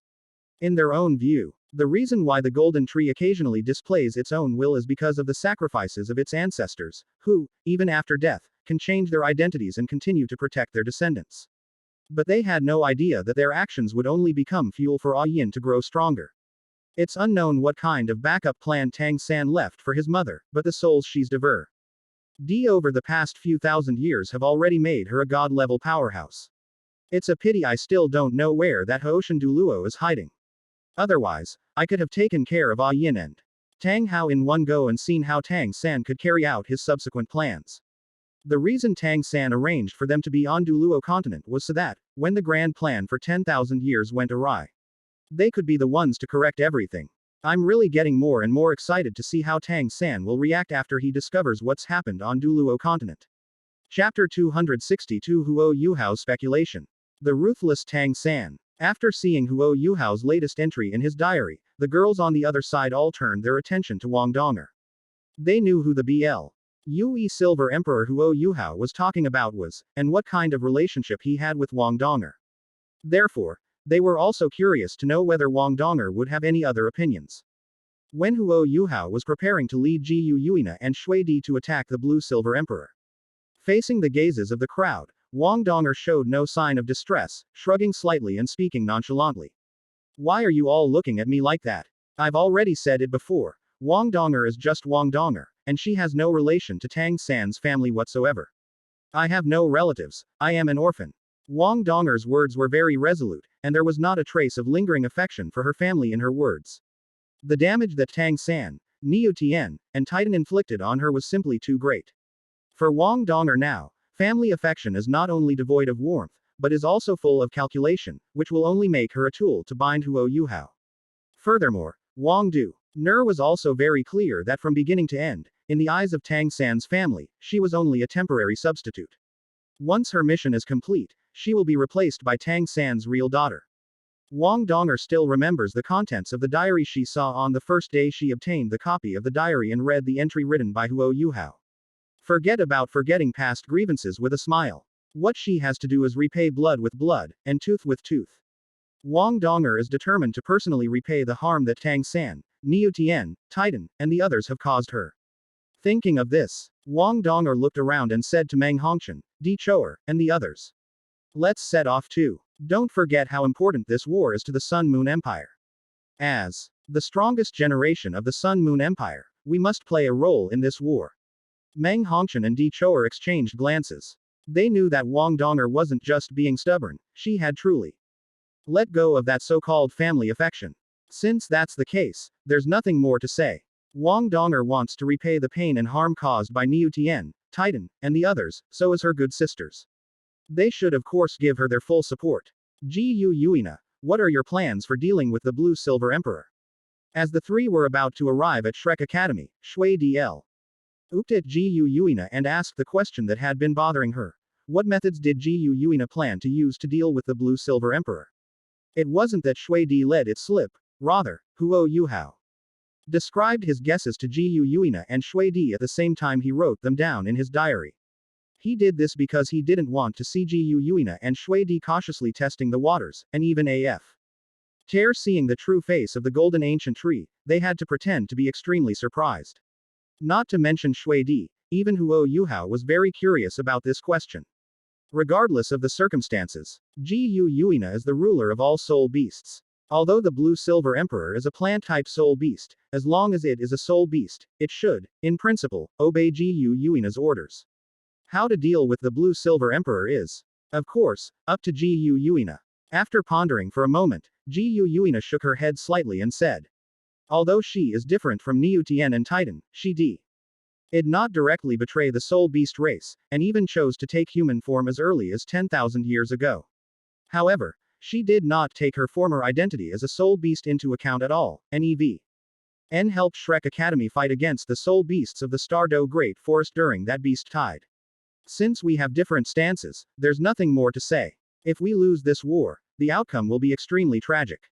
Therefore, when dealing with them, we should not show any mercy and just kill them directly. In Ji Yuina's mind, Yin was different from Niu Tian and Titan. Those E2 guys blatantly disobeyed his orders as the sovereign of the soul beasts, and even supported the alliance between the Clear Sky sect and Shrek Academy, all in order to loyally help Tang San fulfill his so-called 10,000-year plan. When they fall into Ji Yuina's hands, she will make them experience what pain is before they die. However, although Ji Yuina disliked Yin, the Blue-Silver Emperor, she didn't hate him. It was just because they had different positions. Since they are enemies, Ji Yuina will not show any mercy and will let her end her life quickly. Yuhao nodded thoughtfully. Her death might be a very good thing for the soul beasts on the Douluo continent. If what I suspect is true, and she has been devouring the souls of powerful individuals at Shrek Academy for thousands of years, then she has secretly plundered much of the fortune of the Douluo continent. Having been a soul beast herself, her actions will naturally have the greatest impact on other soul beasts as well. Yuhao's words made Ji Yuina's face darken, and she felt even more clearly the malice that Tang San had towards the soul beast race. That guy clearly has half soul beast blood. But he's even more ruthless than other gods when it comes to dealing with soul beasts. That guy's actions are practically an attempt to completely wipe out the soul beast race. Even Shui Di's Fei Elling's towards Yin had plummeted to rock bottom. She just wanted to work with Ji Yuina to get rid of him as soon as possible. They did not doubt whether Yuhao's guess was correct. This behavior, or is just in line with Tang San's personality and style of doing things.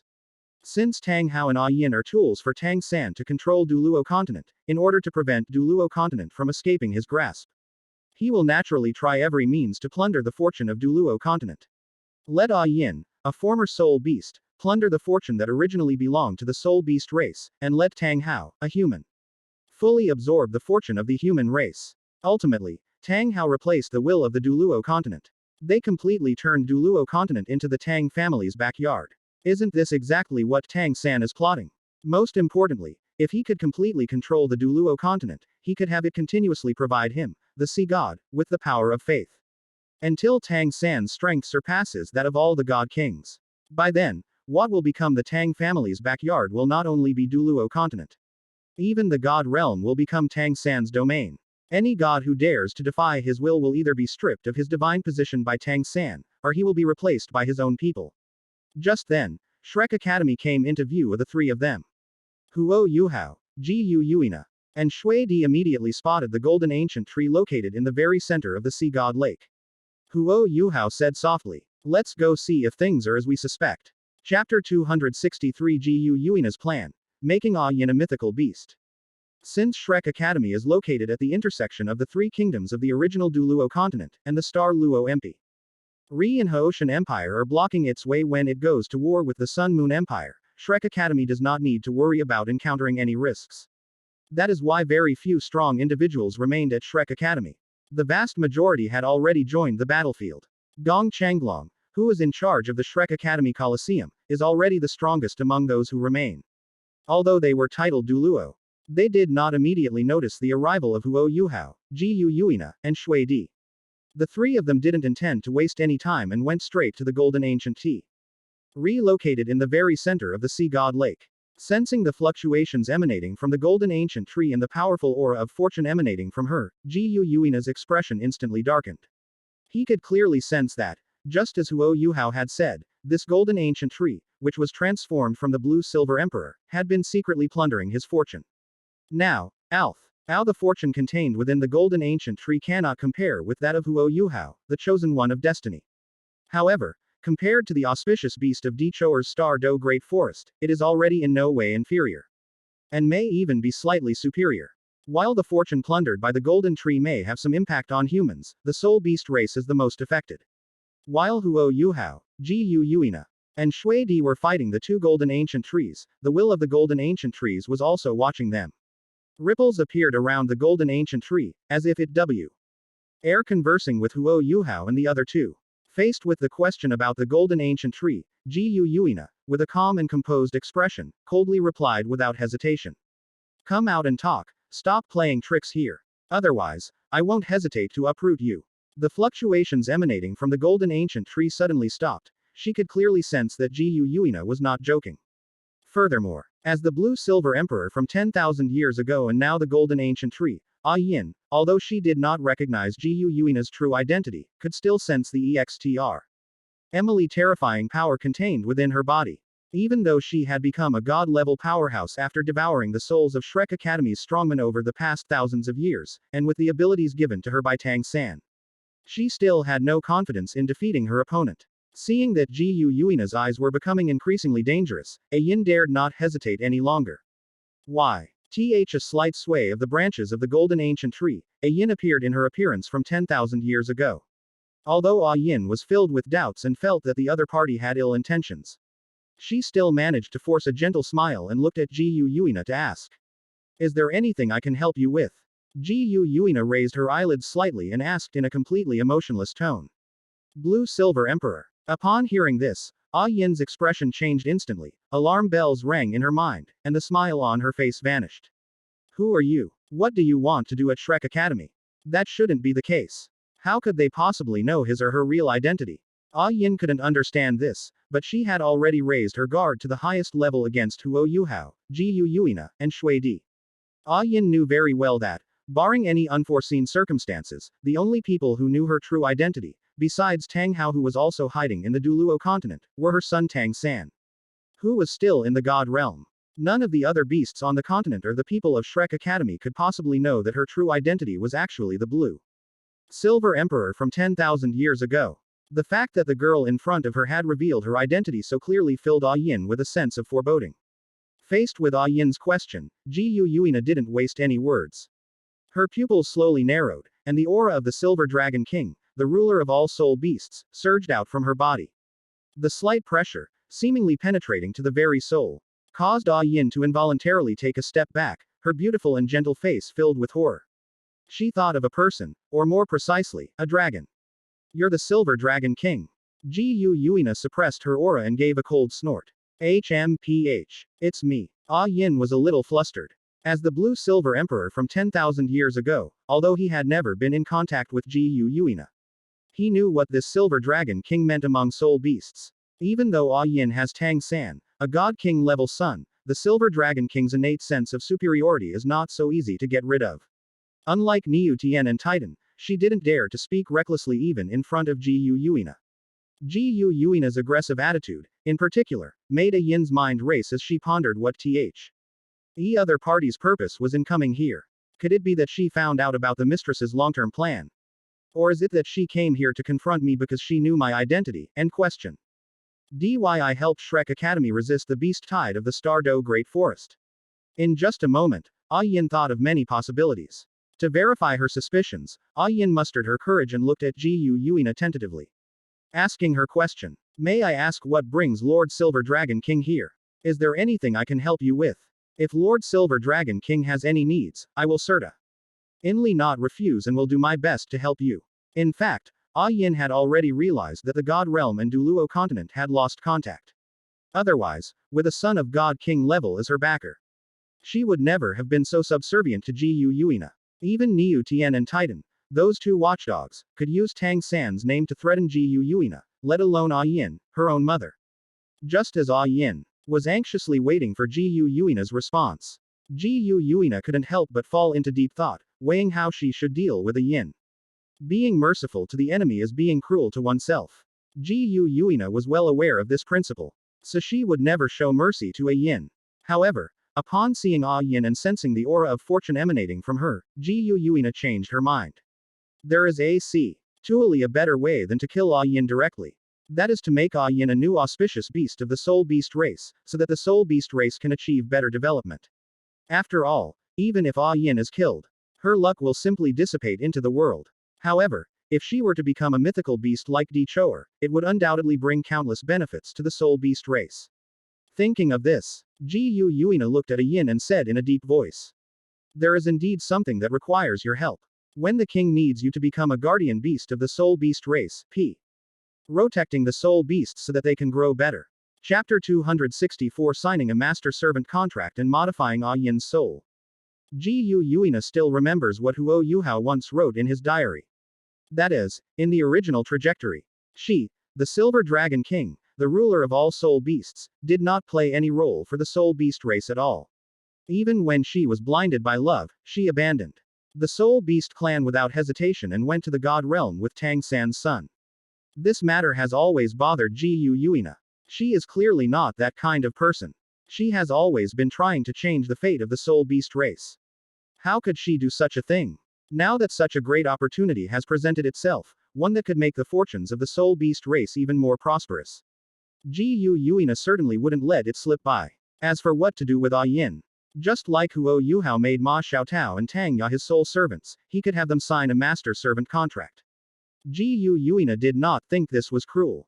Having learned about the future from Huo Yuhao, she knew very well that if they were the ones to ultimately fail, Tang San's methods towards them would only be more cruel. Losing oneself and living like a puppet is exactly what she planned to do to Yin, isn't it? However, Jiu Yuina's words still shocked everyone present. Not to mention Yin, even Huo Yuhao and Shui Di looked at her with surprise, as if they were wondering why Jiu Yuina had suddenly changed her mind. After all, Jiu Yuina had just said that she would kill Yin directly, but in the blink of an eye. She wanted to make her a lucky beast of the Soul Beast clan. The difference was too great. Yin hadn't expected Jiu Yuina to say that. Her eyes flickered, and she spoke softly. I'm sorry, I can't do that. Although I was indeed a member of the Soul Beast race 10,000 years ago, I now have a new identity. I don't want to go back to the past, and I can't give up my current identity, so I'm sorry. Jiu Yuina was not surprised by Yin's rejection and decisively shook her head slightly. Do you think you have the final say in this matter? Yin's expression changed slightly. And she asked in a deep voice. What do you mean by that? A hint of mockery flashed in Jiu Yuina's eyes, as if she were mocking Yin, but it also seemed like she was mocking herself. Weak cannot control their own destiny and can only be manipulated by the strong. Isn't this the philosophy that your family believes in?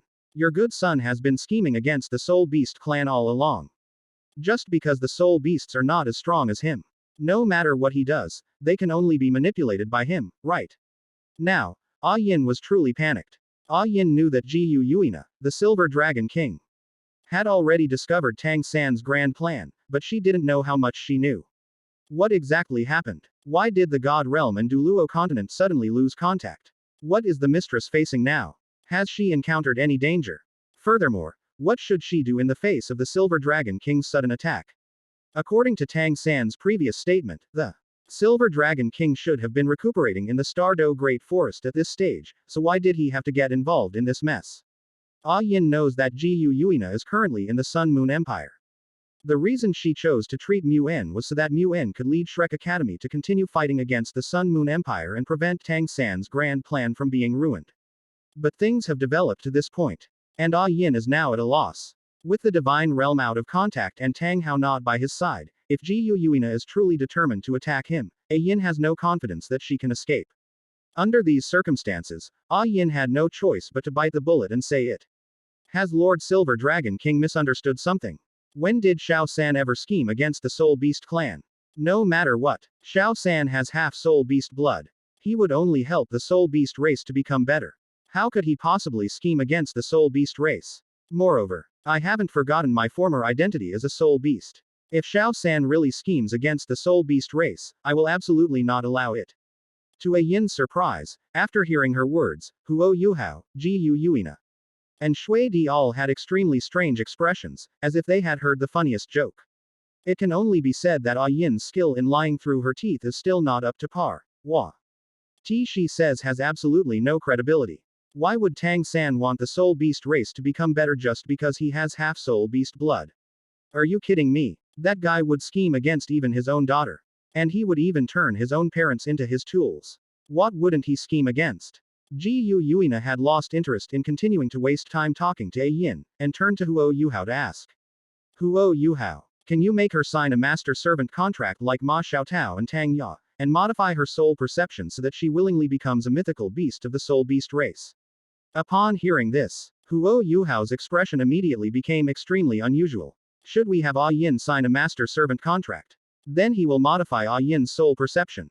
Isn't this a bit excessive? Ma Xiaotao and Tang Ya are cautionary tales. Those two women are acting very strangely in front of him now, and he dreams of being whipped by Huo Yuhao. If Yin were to become like that, wouldn't Tang Hao and his son Tang San try every means to fight him to the death? Dangerous, really dangerous. However, even if Huo Yuhao didn't do that, Tang Hao and Tang San would definitely not let him go. Then what is there to hesitate about? Just do it. The only problem is that Huo Yuhao's mental strength was invincible when dealing with Ma Xiaotao and Tang Ya, but it was really not enough in front of Yin, a god-level expert. After Huo Yuhao revealed his problem, Ji Yuina responded without hesitation. It's okay, I can help you. As long as it can make her a blessed beast of the soul beast race. I'll do anything. Watching helplessly as the man and woman plotted to change her soul, Yin's expression changed drastically, and a terrifying aura suddenly erupted. Having experienced a sacrifice, Yin knows all too well how painful it is to lose oneself. Moreover, if her soul had truly been altered by them, then even if her son were a god king, restoring it would not be so simple. And might even be impossible. Realizing this, Yin glared angrily at Ji Yuina and Huo Yuhao, and said, word by word. Silver Dragon King, I respect you as the ruler of all soul beasts. Which is why I speak to you so politely. But if you try to bully me like this, I will definitely not sit idly by and wait to die. Furthermore, since you know that Shao San is the god king of the god realm, you should also know very well that when he finds out how you have treated me, he will definitely help me take revenge. Chapter 265 Ji Yuina's decisiveness, Yin panicked. For Yin, the only person she can rely on now is Tang San, who is far away in the god realm. She only hoped that Ji Yuina would be deterred by Tang San's god king strength and give up the idea of forcing herself to become a mythical beast of the soul beast race. Actually, if it weren't for hearing Ji Yuina's plan to have Huo Yuhao modify his soul and make him sign a master-servant contract with her, Yin had even prepared to feign agreement with Ji Yuina's request, in order to buy time. But seeing Ji Yuina's confident demeanor, Yin dared not gamble. She couldn't be sure if the so-called master-servant contract would work on him. If her soul is truly altered by the other party, then she's really doomed. However, Yin's idea of using Tang San to threaten Ji Yuina can be described as using the most despicable method by sheer bad luck. Ji Yuina already harbored an indelible anger and disgust towards Tang San, knowing that he had been scheming against the soul beast race, and even against her. The Silver Dragon King, the ruler of the soul beasts. Knowing that losing would mean the extinction of the soul beast race, would Ji Yuina bow down to Yin's threats? Of course not. Ji Yuina will not only refuse to back down, but will become even more resolute because of Yin's attitude. After giving Yin a deep look, Ji Yuina spoke without hesitation. Yuhao, I'll leave it to you in a bit. If I can't modify her soul and make her sign a master-servant contract with you, then I'll just kill her. The Silver Dragon King, the supreme ruler of all soul beasts, having already made his decision, naturally wouldn't continue to waver or hesitate. Realizing the danger, Yin dared not hesitate any longer and made a decision in an instant, to abandon the body of the golden ancient tree and head to the Haoshan sect where Tang Hao was sleeping. Although Ji Yuina's strength did not reach the level of a god king, Yin felt that she was at least a level 1 god. On her own, she could never be a match for Ji Yuina. Only by joining forces with Tang Hao could they have any chance of surviving Ji Yuina's clutches. As for whether doing so would cause Tang San's grand plan to go astray, Yin no longer cared about that. I believe that even if Tang San knew she was doing this, he would definitely support her. After all, compared to the so-called long-term plan, the safety of her mother's life was obviously more important. Whoosh. Yin's figure flashed, and she sped away into the distance. However, before she could even leave the airspace above Shrek Academy, she felt the surrounding space freeze, and Yin was completely trapped in place. Yin tried her best to break free from the restraints, but to her despair, it was all in vain. She couldn't break free from the spatial power used by Ji Yuina. Ji Yuina stretched out her fair palm, and a terrifying suction force came from her palm, causing Yin's body to uncontrollably retreat backward. They finally stopped when they reached Ji Yuina. As I have said, based on the actions of your family, the weak cannot control their own destiny. Since you are weak in my eyes, no matter how I intend to treat you, you will have no choice but to passively accept it. The current Ji Yuina is not the love-obsessed character from Douluo Continent 3. Even though she is deeply in love with Huo Yuhao now, she will not forget her responsibilities and obligations. She wants to lead the soul beast race to become better, so that the soul beasts will no longer suffer as much as before. Even if it meant sacrificing Yin, Ji Yuina was willing to do so. Anyway, this kind of sacrifice is something their family has long been used to. Yin shook her head in a panic and pleaded urgently. No, Please. You can't do this. For the sake of my past as a member of the Soul Beast race, please, Lord Silver Dragon King, spare me. Ah Yin's words only made things worse. Gu. Na became even angrier after hearing her plea for mercy. You have the nerve to say you were once a member of the Soul Beasts. If that's the case, then why didn't you stand up to stop Tang Sanhui? And he was plotting against the Soul Beast clan. Why didn't you step forward to help the two sides reach a reconciliation when the Beast Tide appeared in the Stardow Great Forest, nor did you help the Soul Beasts? Instead, you helped the Shrek Academy people fight against the Soul Beasts. Why didn't you realize back then that you were once a member of the Soul Beasts? Ah Yin's expression changed, and she wanted to explain something, but looking at Gu Yuina's calm face, she ultimately said nothing. Actually, Ah Yin originally wanted to say that the reason she helped the Shrek Academy pay Opal while they were in the damp was actually to indirectly save the Soul Beast clan. Only by reducing human deaths can the relationship between humans and spirit beasts be gradually eased. Even Ah Yin herself felt that such words were insulting to the other party, and if she said them, her fate would only be more tragic. While Ah Yin's mind was racing, frantically searching for a way to deal with the situation and trying to persuade Gu Yuina to let her go. Gu Yuina had also lost interest in continuing to waste time talking to her. Let's get started. Yuhao, the rest is up to you. Cian. That Ah Yin was unable to move due to Gu Yuina's spatial abilities, Yuhao did not hesitate any longer and immediately began to use his spiritual power, which had been amplified by Gu Yuina and had also reached the god level, to perform a minor operation on Ah Yin's soul. After sensing that Yuhao had tampered with her soul, Ah Yin's soul immediately began to struggle desperately. At this moment, Ah Yin's heart was filled with fear. She didn't know why Yuhao, a soul master at the Soul Douluo level, possessed such terrifying mental power. And they also possess such high attainments in the realm of the soul. I'm afraid even her son, the God King, couldn't do as exquisitely as Yuhao in terms of the soul. However, Ah Yin also knew that now was definitely not the time to praise Yuhao. What this guy is doing now is altering his own soul's perception. Ah Yin couldn't even imagine what kind of mess her soul would be ultimately altered into if she couldn't break free from Gu Yuina's control.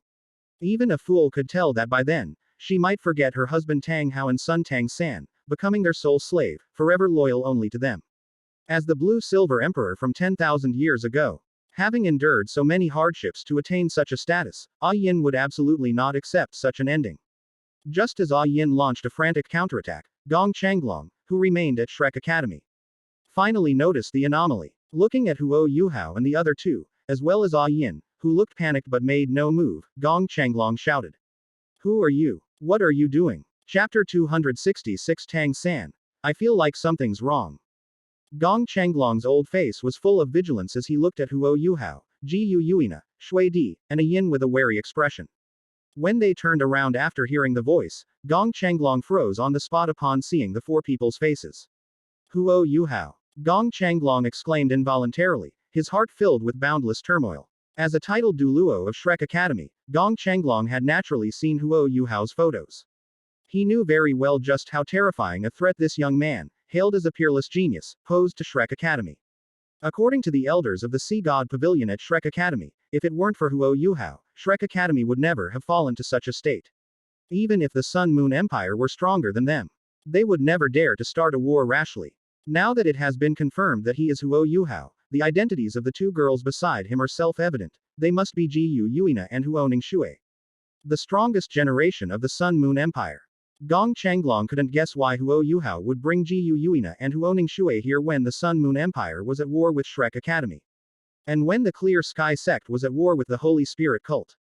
But the guess only lasted for a moment before Gong Changlong gave up thinking about it. Regardless of why they came to Shrek Academy, Gong Changlong would definitely not let such a good opportunity slip by. If he could capture Yuhao, Gu Yuina, and Shui, it would definitely be a very important bargaining chip. Even if it were to use the three of them to force the Sun Moon Empire to withdraw its troops, the Sun Moon Empire would absolutely not dare to refuse. Although the intelligence reports have stated that their future strength will be extremely formidable, and that they will definitely be able to fight against titled Douluos. However, Yuhao never had such a record. Although Gong Changlong was somewhat wary of him, it wasn't much. The arrival of Gong Changlong was like a lifeline for Ah Yin. Ah Yin didn't ask for much. As long as Gong Changlong could interrupt Huo Yuhao and Ji Yuina's actions, she would have a chance to successfully escape their control. After all, she was a god-level powerhouse, and it wouldn't be so easy for Ji Yuina and Huo Yuhao to control her. Gong Changlong, save me. I am the will born from the golden tree, and they want to erase me so that I can no longer protect Shrek Academy. As soon as Ah Yin finished speaking, Gong Changlong's expression changed drastically. His face filled with surprise and uncertainty. The will of the golden tree. Gong Changlong was stunned, unsure whether or not he should trust Ah Yin. As a prospective elder of Shrek Academy, Gong Changlong was naturally aware that the golden tree possessed its own will. Especially the miracle 5 years ago, when the golden tree effortlessly restored Moon's battered body to its peak condition. This further convinced everyone at Shrek Academy that the golden tree was their guardian deity. But who can guarantee that Jintoki is the will of the golden tree? Ah, Yin sensed that Gong Changlong suspected her identity and felt her soul being modified little by Huo Yuhao. Ah Yin dared not waste any time and immediately revealed a series of secret events of Shrek Academy. Under these circumstances, Gong Changlong finally confirmed Ah Yin's true identity. Help me quickly, or I'll be taken control of by them. At that time, not only will they be able to continue protecting Shrek Academy, but they will also become an aid for the Sun Moon Empire to wreak havoc on the continent. Gong Changlong knew just how important the Golden Tree was to Shrek Academy. The most important reason why Mu-En so readily accepted the Titans Alliance invitation and chose to join forces with the Haoshan sect and the Holy Spirit sect to deal with the Sun Moon Empire was because of the existence of the Golden Ancient Tree. With the help of the Golden Tree, no matter how severe the injuries suffered by the Shrek Academy's experts, they can recover with ease. If things continue to develop this way, and the Sun Moon Empire, the Clear Sky sect, and the Holy Spirit cult eventually weaken each other, then Shrek Academy, their weakest school, might actually become the ultimate winner. But if they lose the Golden Tree, then Shrek Academy will truly have no more trump cards left. With this in mind, Gong Changlong released his martial soul without hesitation. 9 soul rings rose up, demonstrating his strength as a titled Douluo. Seeing this, Ah Yin breathed a slight sigh of relief. She finally had a chance to escape. Although Ji Yuina's strength far surpassed hers, Ji Yuina wanted Huo Yuhao to sign a master-servant contract with her in order to modify her soul's perception. This has led to a strange balance between Ji Yuina, Huo Yuhao, and Ah Yin. While Ah Yin was trapped in the space, Ji Yuina and Huo Yuhao were also unable to free up their hands to deal with Gong Changlong. Ah Yin believed that with the title Douluo Gong Changlong giving his all, he would definitely be able to rescue her from her predicament. However, Ah Yin overlooked Shui Di on the other side, who was no useless person. The reason she came to Shrek Academy with Huo Yuhao and Ji Yuina was to deal with any possible emergencies. The attack from the bow and dragon did not land on Ji Yuina and Huo Yuhao, it was directly blocked by an ice wall radiating cold air. Shui Di walked up to Huo Yuhao and Ji Yuina, and smiled slightly at Gong Changlong opposite them.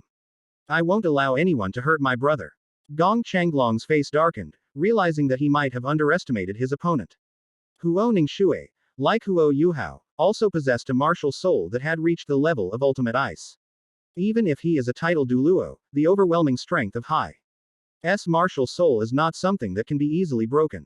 Huo Yuhao didn't even glance at Gong Changlong, focusing solely on performing surgery on Ah Yin's soul, modifying her memories and perceptions. Meanwhile, far away in the God realm, Tang San felt a sudden, inexplicable sense of panic. This unknown panic caught Tang San off guard. Seeing Tang San, who was holding her, suddenly stiffen, Iao Wu looked up at him and asked with concern. What's wrong, third brother? Has something happened again? Is there some unexpected situation regarding the connection between the God realm and Douluo continent? Tang San shook his head silently without answering.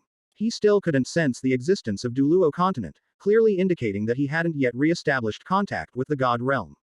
Furthermore, nothing unexpected has occurred in the God realm yet, but this only makes Tang San more worried.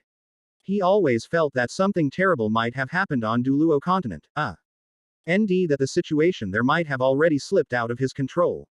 Chapter 267 Desperate Ah Yin, unable to escape.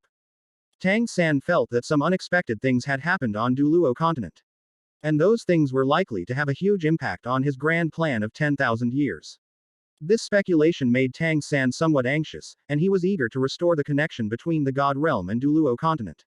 Unfortunately, He doesn't even have control over the God Realm Committee right now, and the God of Destruction is still one step ahead of him. Not to mention, this sudden loss of contact has baffled all the God Kings. However, after thinking about how his parents had been assigned to Douluo continent and that they both possessed God-level power, Tang San forced himself to calm down. His mother has always been rooted in Shrek Academy as the Golden Tree. If anything were to happen on the mainland, his mother would be the first to notice and help Shrek Academy get everything back on track. Even if a truly serious accident occurs, one can go to the Haoshan sect to awaken the sleeping Tang Hao. With the couple working together and the power given to them by Tang San, they would have a chance to defeat even a first-level god. With Niu Tian and Titan also involved, even if something unexpected happens on Douluo continent, it should be able to calm things down eventually, right? What Tang San didn't know was that his mother, Yin, was experiencing the most dangerous moment on the Douluo continent. Seeing Shui Di effortlessly suppress Gong Changlong, and with her soul being modified bit by bit, Yin completely fell into despair. Although she had never spoken a word to the Snow Empress, Yin knew from the aura she exuded that her true identity was the Ice and Snow Maiden. Ranked third among the 10 great ferocious beasts, the Silver Dragon King and the Ice and Snow Maiden accompanied Yuhao, this peerless genius, to Shrek Academy. It seems their target from the very beginning was themselves, the Blue-Silver Emperor. Upon realizing this, Yin's face turned ashen. She could clearly feel that her memories were changing little by little. If things continue like this, it probably won't be long before I forget everything I've experienced before and become Yuhao's sole slave. Yin wondered if Tang San would be able to help her recover after the God Realm re-established contact with Douluo continent. She felt that the possibility was very low. Although Tang San was a God King, he did not have much attainment in the realm of the soul. So there's nothing to hesitate about. After taking a deep breath, Yin no longer hesitated and chose to self-destruct.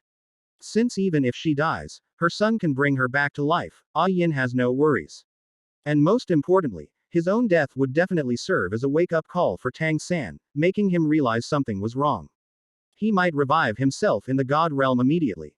At which point Yin could tell Tang San everything that happened on Douluo continent, so that he could find a way to restore the connection between Douluo continent and the God Realm and get everything back on track. It's an interesting concept, but putting it into practice is incredibly difficult. Upon realizing Yin's intentions, Yuina immediately stopped her self-destruction, causing the power gathering within Yin's body to abruptly cease. The feeling of being neither here nor there caused Yin's face to turn rosy. After all, Yuina, the Silver Dragon King, was separated from the Dragon God. Although her current strength is far from that of a God King, her experience far surpasses that of an ordinary first-level God. In front of Yuina, even if Yin wanted to self-destruct, he simply couldn't do it. Yuhao ignored the power struggle between Yuina and Yin, focusing instead on modifying Yin's soul and memories. Yuhao was quite knowledgeable about the soul. Having 2 experimental subjects, Ma Xiaotao and Tang Ya, he carried out his experiments with ease, without any difficulty whatsoever. The battle situation between Shui Di and Gong Changlong has gradually become clear.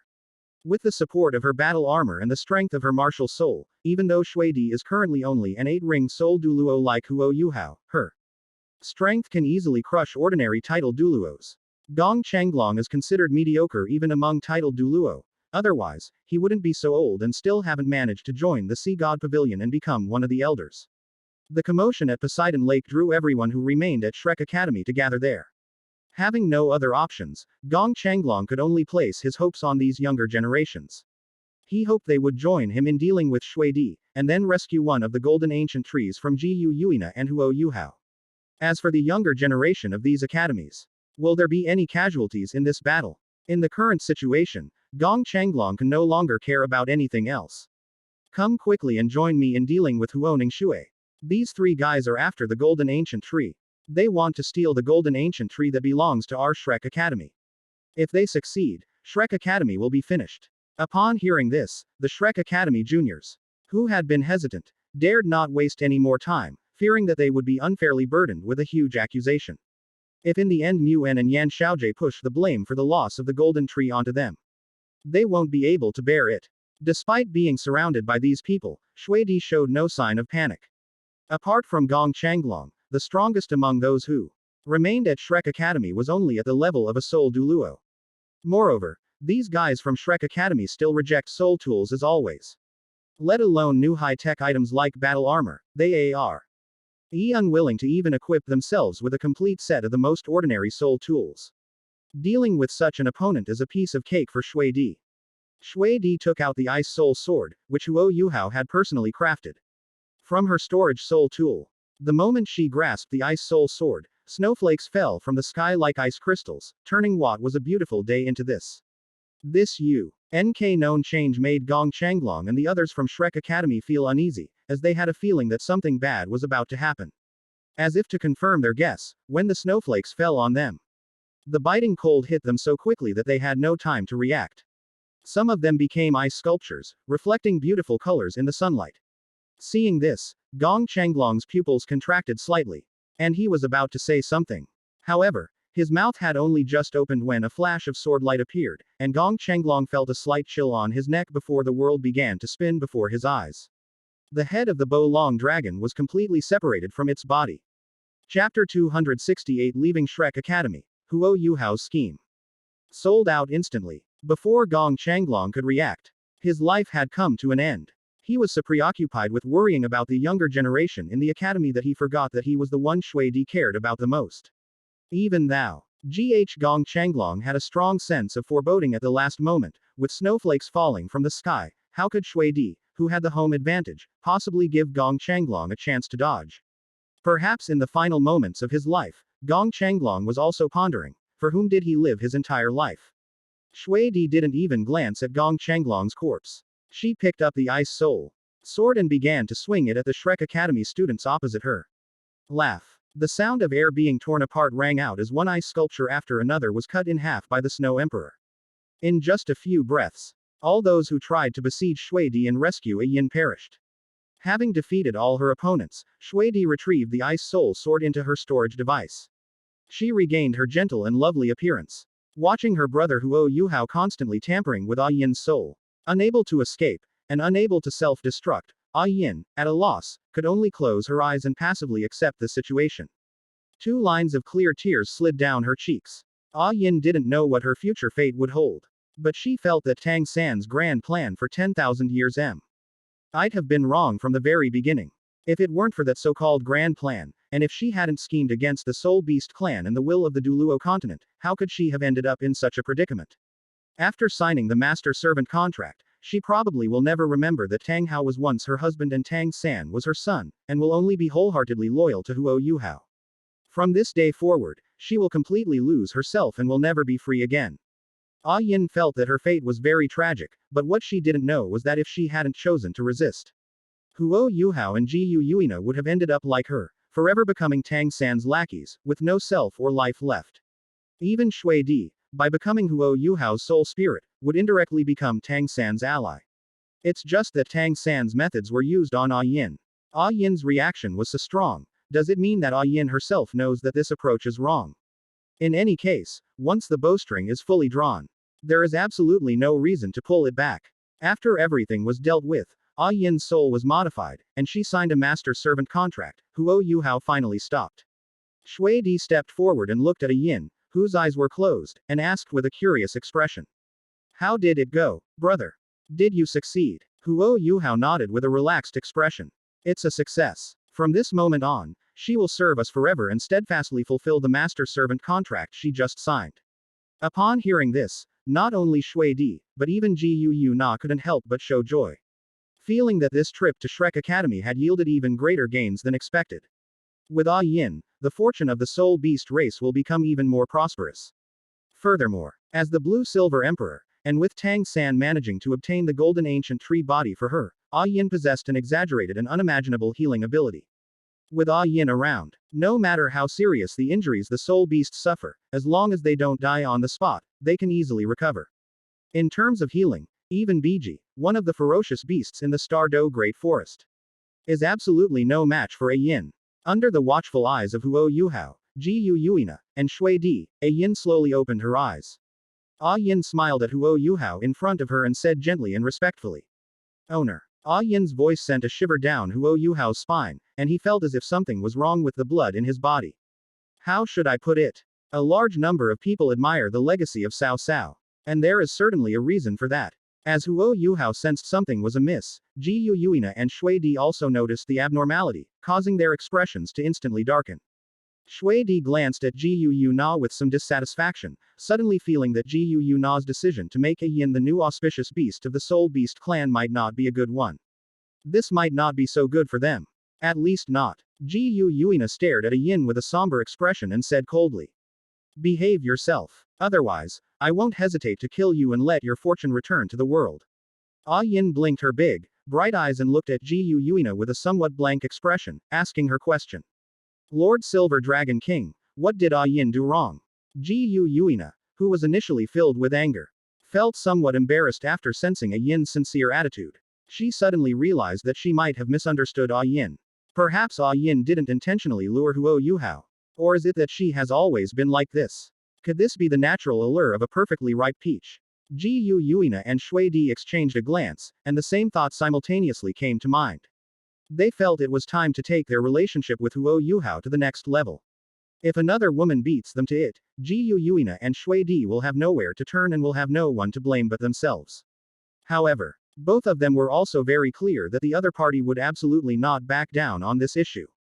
Seizing the initiative and being the first to obtain Huo Yuhao is not so simple. Seeing that Ji Yuina and Shui Di were exchanging glances, Huo Yuhao coughed twice and changed the subject. Ah Yin, can you control the body of the golden ancient tree to leave this place? Ah Yin nodded emphatically upon hearing this. Yes, master. Wherever you need me to move to, I will do my best. Huo Yuhao raised an eyebrow at Ji Yuina. What do you mean? Where should Ah Yin go? After a moment of contemplation, Ji Yuina said in a deep voice. Let her go to the Stardo Great Forest. With the strength of her luck, she can still have an effect on the Soul Beast. In other Soul Beast gathering places, even in the Stardo Great Forest. But according to your plan, when this war reaches a critical moment, the Soul Beasts of the Stardo Great Forest and the Far North need to participate to help the Sun Moon Empire deal with those guys. In this way, the existence of the Golden Ancient Tree can better prevent too many casualties, and it can also make the humans of the Sun Moon Empire owe the Soul Beasts a favor. This will make it much easier for you to implement your next plan. Shui Di had no objection to this, so Huo Yuhao naturally wouldn't refuse. Immediately, Ah Yin was instructed to control the Golden Ancient Tree to leave the now deserted Shrek Academy and travel to the Stardo Great Forest with a new identity. Chapter 269 Changing the Fate of Soul Beasts. Towards a Bright Future. My lord, what is this? Emperor Tian, known as the Beast God, stared at the towering tree radiating golden light before him, and the entire dragon froze on the spot. If he remembers correctly, this tree should be the Golden Ancient Tree of Shrek Academy, right? Why did you suddenly bring the golden tree here, my lord? Tian wasn't the only one bewildered. The other ferocious beasts on the scene stared intently at the Golden Ancient Tree, wondering what great thing their master had done this time. When asked by Tian, Ji Yuina did not explain clearly, but gave a vague answer. From today onwards, the Golden Ancient Tree will be the new auspicious beast of our Soul Beast race. I will transplant the Golden Ancient Tree to the very center of the Stardo Great Forest, so that the Soul Beasts of the Stardo Great Forest can grow faster. Upon hearing this, the beasts' expressions immediately turned very strange. To make the Golden Ancient Tree a new auspicious beast for their Soul Beast clan. What's going on here? What about the three-eyed golden knee? Was the three-eyed golden lion abandoned? Unlike other ignorant ferocious beasts, Tian examined the trunk of the Golden Ancient Tree from head to toe. As the strongest member of the Soul Beast race besides Ji Yuina, Tian could vaguely sense the immense fortune contained within the Golden Ancient Tree. Tian had raised Choer for many years and knew that the reason Choer was able to become an auspicious beast was because of the fortune she possessed. Even though Choer was favored by all the ferocious beasts of the Stardo Great Forest, in terms of luck, she was no match for the Golden Ancient Tree in front of her. With the Golden Ancient Tree here, the Soul Beasts of the Stardo Great Forest will find it much easier to cultivate from now on. Even for these ferocious beasts, the difficulty of transcending the tribulation is not as great as before. Upon realizing this, a hint of excitement appeared on Tian's face. Excellent, my lord. With us here, we will absolutely not allow anyone to destroy the Golden Tree. If those guys from Shrek Academy want to take the Golden Tree away, then let them come at me. Knowing the immense benefits they would gain from the Golden Tree's blessing, the other ferocious beasts volunteered to prevent Shrek Academy from taking the Golden Tree away again. Ji Yuina seemed very satisfied with their attitude. Regardless, her subordinates are quite reliable. Thinking of the plan Yuhao had mentioned earlier, Ji Yuina's expression turned serious, and she looked at DTN and said in a deep voice. The matter of the golden ancient tree is easy to resolve. From now on, its Yue form will remain in the very center of the Stardow Great Forest.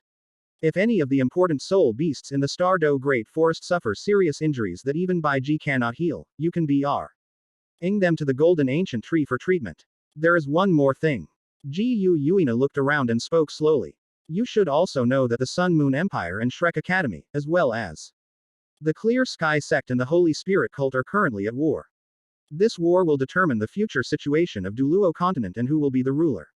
Therefore, our soul beast race cannot miss out. We must participate. Before Ji Yuina could finish speaking, Shangjun on the other side roared, his face filled with excitement. Understood, Master. We, the soul beast race, are the true rulers of the Douluo continent. We will definitely defeat the Sun Moon Empire and those guys from Shrek Academy.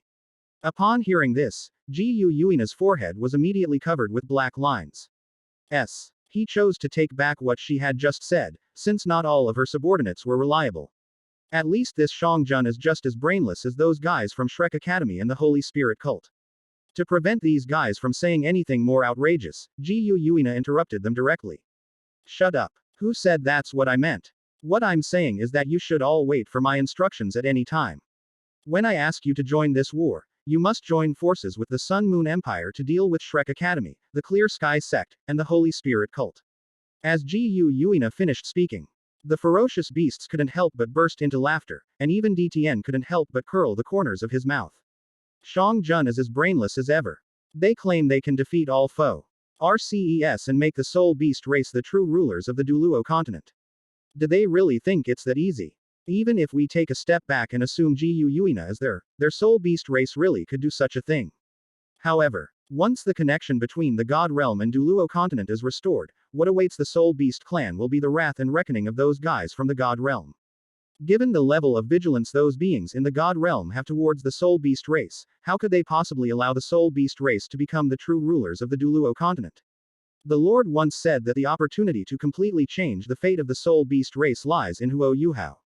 I'm afraid even what Master just said about them joining forces with the Sun Moon Empire was Yuhao's idea, right? I only hope that Yuhao will not let down his master's trust and can truly lead their soul beast race to a better future. After glancing at Yuhao without making a sound, DTN looked at Ji Yuina with a serious expression and nodded. No problem, my lord. I will personally lead the other ferocious beasts to the battlefield as soon as possible and will definitely not miss this war. Ji Yuina nodded in satisfaction upon hearing this. Fortunately, DTN was there. If it weren't for DTN, given the personalities of these ferocious beasts, their bosses being number 1 and number 2, respectively, they would probably have already led the Stardow Great Forest to destruction, just like Shrek Academy is now. Now that she had finished explaining everything, Ji Yuina naturally wouldn't stay in the Stardow Great Forest any longer. From a very early time, Ji Yuina had never let up and rarely left Yuhao's side. This situation arises to prevent anyone from engaging in unsportsmanlike conduct when she is not present. Although Ji Yuina didn't think Shui Di was that kind of person, what if she was? If Shui Di acts rashly and does something irrational, and Yuhao accepts it without question, wouldn't all her efforts over the past few years be in vain? After glancing discreetly at Yuhao and Shui Di, Ji Yuina looked at DTN and the other ferocious beasts and spoke. Alright, we are getting closer and closer to completely changing the fate of our soul beast race. As I said, I will definitely fulfill my promise from back then and lead the soul beast race to a better future. As Ji Yuina finished speaking, everyone, including DTN, Shangjun, and the Wan Yao Wang, held their breath, filled with anticipation for the future Ji Yuina had described. Chapter 271 Mystic Child Dies, More Mystic Children Step Forward. Just as Ji Yuina was wary of Shui Di was also wary of Ji Yuina. Because the same Ing needs to be told to the soul beasts in the far north, so that they, like the ferocious beasts of the Stardow Great Forest, are prepared to participate in this war at any time. However, Shui Di did not want to go to the far north alone. Fearing that Ji Yuina would take advantage of her brother while she was not around. With no other option, Huo Yuhao and Ji Yuina had to accompany Shui Di to the far north. As the three of them set off, the war between the Sun Moon Empire, the Haoshan Empire, Shrek Academy, and the Holy Spirit cult officially began. Instead of fighting on two fronts, the Un-Moon Empire reserved a portion of its military forces to guard against the Haoshan Empire, while deploying more Soul Master legions to the border of the Star Luo Empire. The high command of the Su-En-Moon Empire was well aware that there was absolutely no trust between their three-way alliance. Fighting on two fronts simultaneously, forcing them to confront war at the same time, will only strengthen their alliance. However, if it's only targeting Shrek Academy and the Holy Spirit cult stationed in the Star Luo Empire, then those short-sighted guys in the Haoshan Empire might very well choose to turn a blind eye. Holding the idea that the Sun Moon Empire, Shrek Academy, and the Holy Spirit cult would wear each other down, and then their Haoshan Empire would step in and reap the benefits. They watched helplessly as the war intensified. As it turns out, the elders of the Haoshan sect really were short-sighted and foolish. When they discovered that the Sun Moon Empire had not launched an attack on the Haoshan Empire, but instead was focusing all its efforts on attacking the Star Luo Empire, they were filled with joy. He hesitated for only a moment before forgetting what he had promised Moon. They said that if the Sun Moon Empire launches an attack on one side of the alliance, the other side should provide support immediately. Their Haoshan Empire's goal is to become the ruler of the Douluo continent. Seeing the Sun Moon Empire, Shrek Academy, and the Holy Spirit cult at each other's throats, they were too happy to possibly get involved right away. Even if Shrek Academy and the Star Luo Empire send envoys to urge the Haoshan Empire to launch an attack on the Sun Moon Empire in order to relieve their pressure. However, the Emperor of the Haoshan Empire and the elders of the Haoshan sect acted as if they hadn't heard anything. They readily agreed in front of the envoy, but as soon as the envoy left, these guys started celebrating. They wished they could have a full-scale war between the Sun Moon Empire, Shrek Academy, and the Holy Spirit cult, and beat the dogs senseless. The Haoshan Empire's actions are no different from betraying an ally. This filled Yi Qishui, Long Xiaoyao, and even Mu En with rage. Those bastards. I knew they were unreliable. I should have killed those two back then. Yi Qishui exuded a fierce aura, wishing she could rush to the Haoshan Empire's palace right now and kill all those who betrayed their allies. This war has only just begun. How can those guys from the Haoshan Empire possibly see any hope of victory if they do this? If things continue like this, then we might as well not fight this war at all, and just wait in line for the Sun Moon Empire to take them down one by one. I really don't know what's wrong with the brains of those guys in the Haoshan Empire. This outrageous operation was originally thought to be something only Xuanzi from Shrek Academy could pull off, but now it seems that Xuanzi's path is not lonely at all. Or perhaps, as one Xuanzi fell, more Xuanzi emerged. Long Xiaoyao looked at Mu En with a cold face and asked, Moun, what do you suggest we do next? Even if our Holy Spirit cult and your Shrek Academy join forces, we absolutely cannot withstand the Sun Moon Empire's attack. If this continues, the Star Luo Empire won't last long. The Sun Moon Empire's Soul Master Legion will soon be overrun. But why haven't those bastards from the Haoshan Empire arrived yet, despite their promised support? Mu En didn't know how to answer. He was also furious and really wanted to cut open the heads of those elders of the Haoshan sect to see if their brain structures were the same as Xuanzi's. Otherwise, why would he see Xuanzi's shadow in the actions of these people from the Haoshan Empire? After taking a deep breath, Mu En turned to look at Yan Xiaojie, who was also sitting in the conference room, and said in a deep voice, Xiaojie, go to the Haoshan Empire and tell those guys that if they continue to stand idly by, when the Sun Moon Empire conquers the Star Luo Empire, we will definitely drag the Haoshan Empire down with us. Moon is nearing madness. They already saw little hope and felt that Shrek Academy had no future, yet the Haoshan Empire was adding insult to injury. Moon decided he couldn't take it anymore. Just as he said, he can now accept the destruction of Shrek Academy. But if Shrek is destroyed because the Haoshan Empire stands idly by, then before he dies, he will definitely drag those powerful figures of the Haoshan Empire down with him. Mu En simply refused to believe that the people of the Haoshan Empire could pretend to ignore such a threat. Yan Xiaojie sensed Mu En's determination and immediately prepared to nod in agreement. However, at the same moment, a figure tumbled and crawled into the conference room. The man looked at Mu En across from him, and tears welled up in his eyes as he burst into loud sobs. Elder Mu, something has happened at the academy. Upon hearing this, Mu En's heart skipped a beat, and a strong sense of foreboding rose from the bottom of his heart. What happened? The man wailed in a pitiful, mournful voice. Someone took advantage of our absence to invade the academy. Elder Gong and those who stayed behind were all wiped out. Even the ancient golden tree has been uprooted, and nobody knows where it's been stolen to. As the man finished speaking, Moon swayed, feeling a wave of dizziness, as if he had lost consciousness. Meanwhile, Yan Xiaojie, Qian Duoduo, and other elders from Shrek Academy, who were also in the conference room, suddenly slammed their fists on the table and roared at the man with ferocious expressions. What did you say? How is this possible? Who dares to attack Shrek Academy? Who dares? How could Elder Gong have gotten into trouble? How could the golden tree have been stolen? What exactly happened? Quote. They've gone mad. These elders from Shrek Academy are absolutely insane.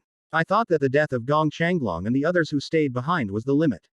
However, what they didn't expect was that the next sentence caused all the elders of Shrek Academy to collapse. It's true, and our Shrek Academy has been razed to the ground. Chapter 271 Moon chooses to give up. Let's destroy it, I'm tired. The person who reported this was not lying. Shrek Academy had indeed been razed to the ground. It's obvious that this is Yuhao's achievement. Shrek Academy, which had been glorious for 10,000 years and regarded as a holy land by all the soul masters on the Douluo continent, was ultimately reduced to ruins by the bombardment of fixed-position soul-guided cannons. Before peace, there will inevitably be nuclear peace. It's worth mentioning that before the bombing, Yuhao, along with Yuina and Shui Di, and led by a Yin, conducted a thorough looting. It can only be said that Shrek Academy truly lives up to its name. With 10,000 years of accumulated foundation, coupled with their notoriously stingy nature, the three of them gained an immense amount of wealth after the meeting. After that, things became much simpler. A small explosion was all it took to make Shrek Academy a thing of the past. Moon stared blankly at the person below the stage, who was crying in grief. He felt a ringing in his ears and couldn't quite hear what the elders of Shrek Academy were saying. As the head of the Sea God Pavilion, Moon was determined from the moment he showed his talent at a very young age that he would lead Shrek Academy to become better and better. And what happened next was exactly as he had predicted. As the strongest genius of his generation among Shrek, Moon had already become a top-tier powerhouse before the previous Sea God Pavilion master perished. Under his leadership, Shrek Academy flourished. But when did Shrek begin its decline? Was it from his great battle with Dubici? Or from the severe injuries Dubici inflicted on his body? It all started when Xuanzi led Zhang Lexuan and the others into the Stardo Great Forest and encountered a 100,000-year-old soul beast. Because of Xuanzi's mistake, those geniuses suffered heavy casualties. Or is it because Shrek Academy suffered a disgraceful defeat in the previous Soul Master competition? Or perhaps he pushed Tang Ya forward as a scapegoat for Ma Xiaotao, only to have the truth exposed? Or was it destined that this day would come long ago, when the Shrek ancestors became arrogant? Moon couldn't understand how things had developed to this point. And he no longer wanted to think about things as much as before. With unreliable subordinates, unreliable allies, and such a calculated and deliberate attack from their opponents, Shrek Academy has no future, and their alliance is doomed to failure. Since that's the case, let's just give up and not care what the final outcome will be. Yi Qishui and Long Xiaoyao, who had been keeping an eye on Yuan, immediately noticed his change and realized that Yuan had undergone a dramatic transformation. The initial worry had vanished, and a smile that hadn't aired on her face in a long time had returned. What's going on here? Yi Qishui and Long Xiaoyao exchanged a glance, both clearly seeing the deep confusion and doubt in each other's eyes. The two of them were worried that Yuan was too stimulated and might go a little crazy, so Long Xiaoyao coughed twice and said, "Are you all right, Moon?" Yan Xiaojie, Qian Duoduo, and the others also looked at Yuan, their faces filled with anger. As if they wished they could find the real culprit who destroyed Shrek Academy right now and kill him with their own hands. However, to their utter surprise, Mu-en seemed remarkably calm compared to them. Under everyone's gaze, Moon smiled and shook his head. "It's nothing. What could possibly happen to me? Shrek Academy is gone, so be it. Only through complete destruction can a new life be born." Quote. Is it possible that Mu-en, old Mu, is so open-minded? Yi Qishui, Long Xiaoyao, Yan Xiaojie, Qian Duoduo, and others all unconsciously had the same thought in their minds. At this point, they were unaware that Moon had completely given up. It wasn't that Moon was optimistic. Rather, he didn't care if Shrek Academy was destined to be completely destroyed in this war. However, in the final moments of his life, Moon felt that he hadn't relaxed or had any fun in a long time. After careful consideration, Moon realized that there was nothing left to worry about now. He immediately looked at Long Xiaoyao and smiled as he spoke. Brother Long, is this a convenient time? I have something I'd like to discuss with you privately.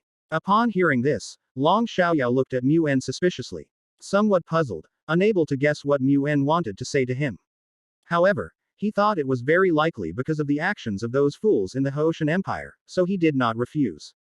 Yi Qishui, on the other hand, had a bad feeling and stared intently at Mu En as he spoke each word. Moun, is there anything that can't be said in front of us? Mu En twitched the corners of his mouth, looked at Yi Qishui with a playful expression, and asked in return. Are you sure you want to say this in front of so many people? Yi Qishui shut her mouth, but her expression turned extremely ugly in an instant. She's convinced Moon is just giving up. After Shrek Academy was completely destroyed, Moon, the master of the Sea God Pavilion, decided to go crazy nay last time because he could not see any hope. Since they have no future, they certainly can't let others have it easy. It's obvious that this guy wants to tell Long Xiaoyao about Yan Xiaojie's situation, just to see what happens. That damn bastard. Yi Qishui gritted her teeth, but now Mu En had no scruples and she couldn't threaten him at all. She could only watch helplessly as Mu En led Long Xiaoyao out of the conference room. Yi Qishui glanced at the bewildered Yan Xiaojie without showing any emotion. Even at this point, that bastard Mu En still wanted to take revenge on her for scheming against Mu En back then. He deserved to die. Back then, Yi Qishui manipulated the two geniuses, Mu En and Long Xiaoyao, with ease. She then orchestrated a scheme to make Long Xiaoyao her devoted follower for so many years. Obeying her every word, no matter how unwilling they had to grit their teeth and do things for Yi Qishui. Even Yi Qishui couldn't guarantee what choice Long Xiaoyao would make after learning the truth. However, Yi Qishui was horrified to discover that her originally calm heart had become restless because she knew that Long Xiaoyao was about to learn the truth. At this moment, Yi Qishui was filled with trepidation.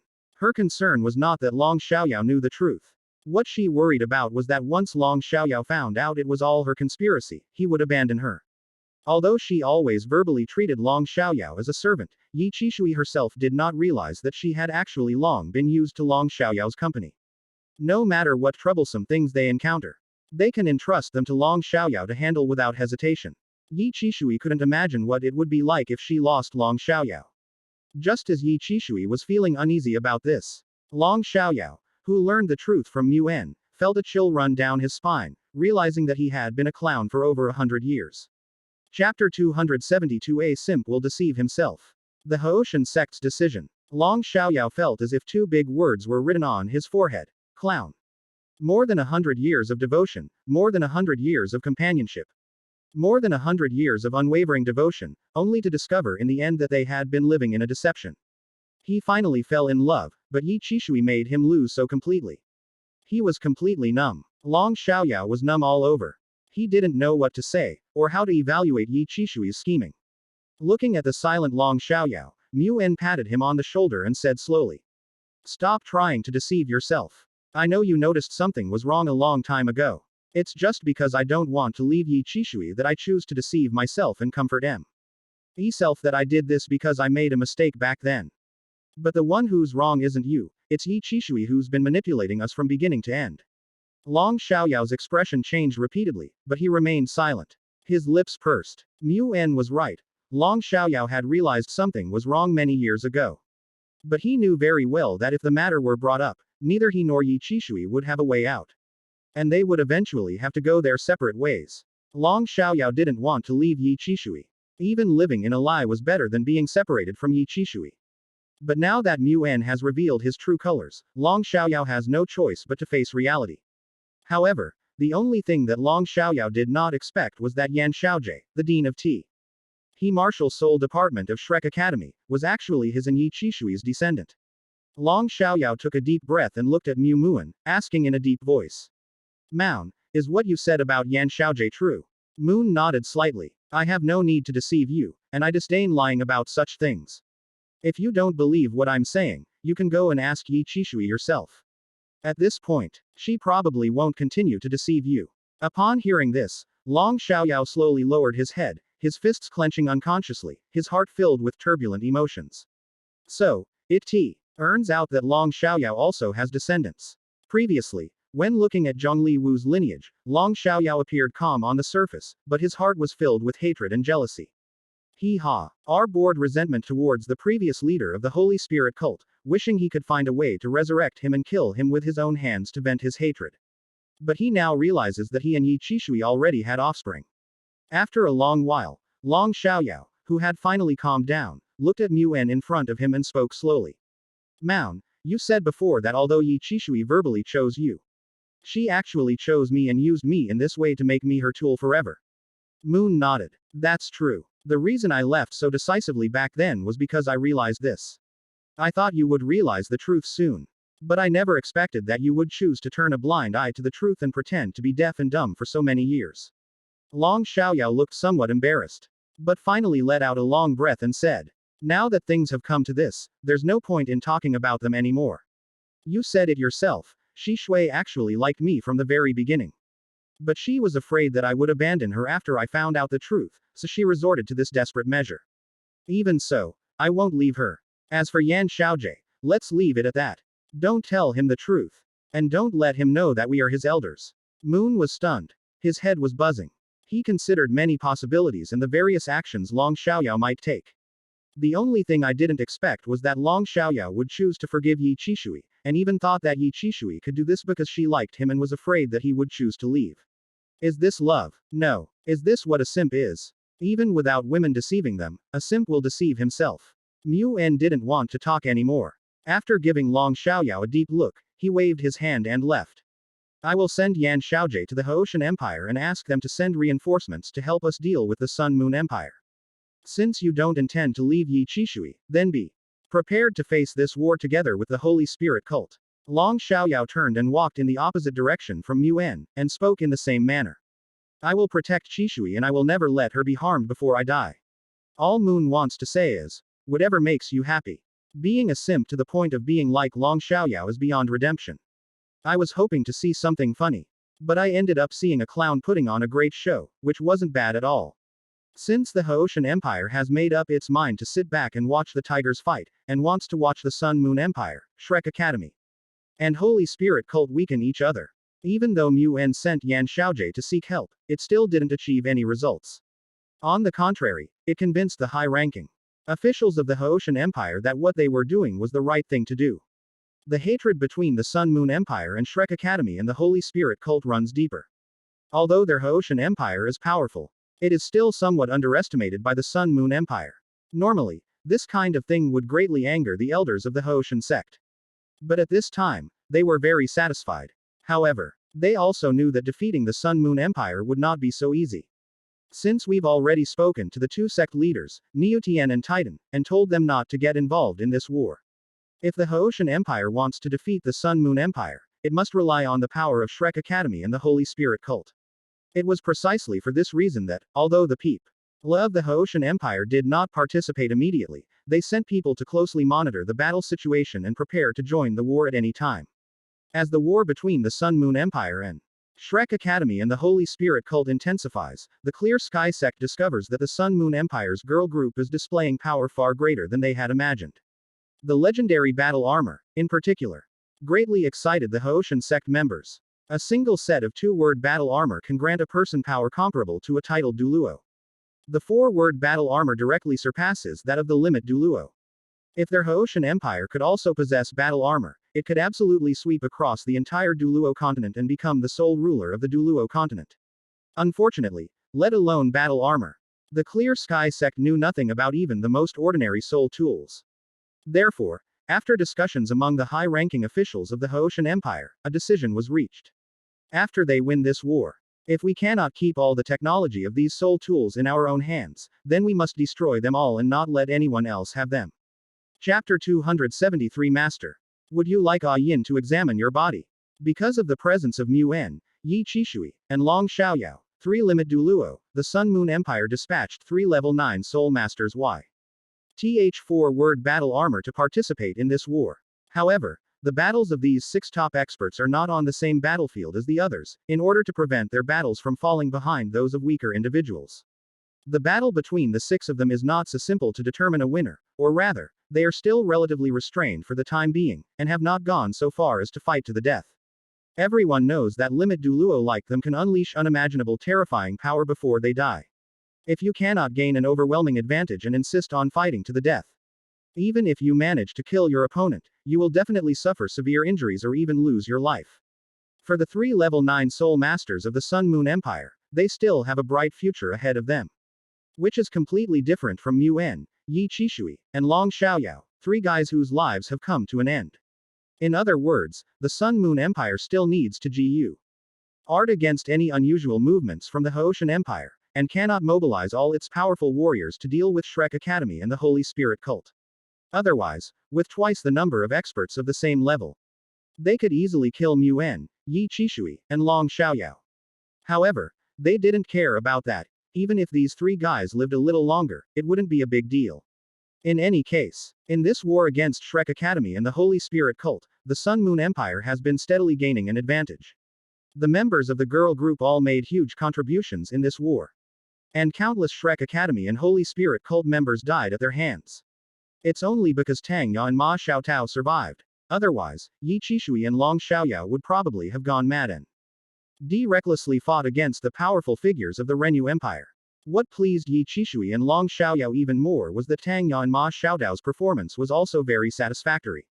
How they would occasionally accidentally hurt their own people, the invincible girl group would be restrained when they encountered the 2 of them. Even Yuan was very envious of Yi Qishui and Long Xiaoyao. Especially of Tang Ya and Ma Xiaotao. Tang Ya and Ma Xiaotao were originally from Shrek Academy, but due to the various manipulations by their superiors, these 2 geniuses eventually became the holy maidens of the Holy Spirit cult. If the 2 of them were still affiliated with Shrek Academy, then at least Moon could see a glimmer of hope. But for now, never mind, let's not talk about it. In other words, Yuan didn't know the truth, otherwise he would have really felt sorry for Yi Qishui and Long Xiaoyao. Mingming had high hopes for the 2 holy maidens, Tang Ya and Ma Xiaotao, and wanted to see them become top-tier powerhouses and lead the Holy Spirit cult in a counterattack against the Sun Moon Empire. What they didn't know was that Tang Ya and Ma Xiaotao had already become Huo Yuhao's shapes. After another war ended, Huo Yuhao summoned Tang Ya and Ma Xiaotao through a master-servant contract. At the same time, he released Yin, who was residing in his body, and raised his chin at Tang Ya and Ma Xiaotao, whose faces were full of excitement. Yin, check if there are any problems with their bodies, and while you're at it, use the power of the golden ancient tree to cleanse their foundations. Hearing this, Yin smiled gently and agreed. Yes, master. Owner. Tang Ya and Ma Xiaotao exchanged a glance, then Tang Ya looked at Yin with wariness and hostility. Aren't only the 2 of them the ones who call Huo Yuhao, master? Who is this woman? Did the master take in another servant without their knowledge? If this continues, will they really lose their owner's favor? Just as Tang Ya and Ma Xiaotao were lost in thought, a faint golden light emerged from Yin's palm and slowly floated onto Tang Ya and Ma Xiaotao. As their bodies came into contact with the faint light, Tang Ya and Ma Xiaotao felt their tired bodies suddenly become incredibly comfortable, and uncontrollable groans escaped from the corners of their mouths. Huo Yuhao's face stiffened, and he felt all the blood in his body begin to rush downwards. Damn it, I've really developed a lot. Now, just hearing this kind of sound gives me this shameful reaction. The road to building a career is full of temptations. It's no wonder this is the land of love. I always want to assimilate into it. Yin, unaware of Huo Yuhao's thoughts, was examining Tang Ya and Ma X. Oteo and didn't notice Huo Yuhao's unusual behavior. Without turning her head, she whispered something. Master, both of them do have some serious health problems. If we leave them untreated, and they continue to accumulate health issues, even if they become limit Douluo, there will still be hidden damage in their bodies.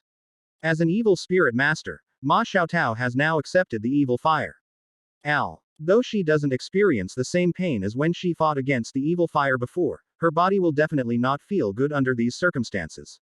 While Tang Ya can use the properties of the dark blue silver grass to absorb the soul power and life force of others to strengthen herself, this behavior will also cause damage to her body, and it is possible that it will erupt at any time. Huo Yuhao nodded knowingly, then looked at Tang Ya and Ma Xiaotao, whose eyes were closed, and asked. You should be able to restore them, right? Yin patted her chest, causing a tremor that Dr. Huo Yuhao's gaze involuntarily into the unfathomable depths of her chest. Don't worry, master, with me here, their bodies will be fine. After saying this, Yin noticed where Huo Yuhao's gaze had fallen. They also noticed Huo Yuhao's protruding position. Ah Yin's eyes flickered, and after glancing discreetly at Tang Ya and Ma Xiaotao, who were enjoying the healing from the golden ancient tree, she looked at Huo Yuhao and said softly, Master, it seems like you're experiencing some health problems too. Should we let Ah Yin help you as well? I can't hold on any longer. I really can't hold on any longer. To be honest, the golden ancient tree added a touch of holiness to Ah Yin. In addition, the temperament that Wei Wu's legacy favors makes Ah Yin's every word and action full of captivating charm. Huo Yuhao, who was already extremely hot-tempered, almost couldn't control himself and pounced on Ah Yin when he encountered her in this state. Fortunately, he calmed down at the last moment and remembered that if he pounced on Ah Yin now, Ji Yuina and Shui Di, who were already eyeing his first blood, would probably do something very irrational. Forget it. Let's calm down. As if sensing Huo Yuhao's thoughts, Ah Yin chuckled softly and said in a charming tone, Master, there are actually other solutions to some things. Chapter 274 Snow Empress. Brother, what do you smell like? After a long period of busy work, Huo Yuhao began to ponder a philosophical question about life. What is the purpose of a person's life in this world? It's fair to say that everyone, during their period of deep reflection, tends to think about all sorts of strange and unusual things. In just a few breaths, Huo Yuhao's mind had progressed from the origin of species to the Great Cataclysm. However, before Ah Yin could get up, the thick branches of the golden ancient tree stretched out in front of her. Ah Yin looked surprised, but quickly realized what she meant and praised her. As expected of the master. Even with my medical skills, I can't see any problems in your body. Huo Yuhao didn't answer, but glanced at Tang Ya and Ma Xiaotao, who were still covered in a faint golden light, and asked a question. How are the two of them? Ah Yin didn't turn around, but instead lowered her head again, speaking somewhat indistinctly. The minor health issues they had were healed by the golden tree's power.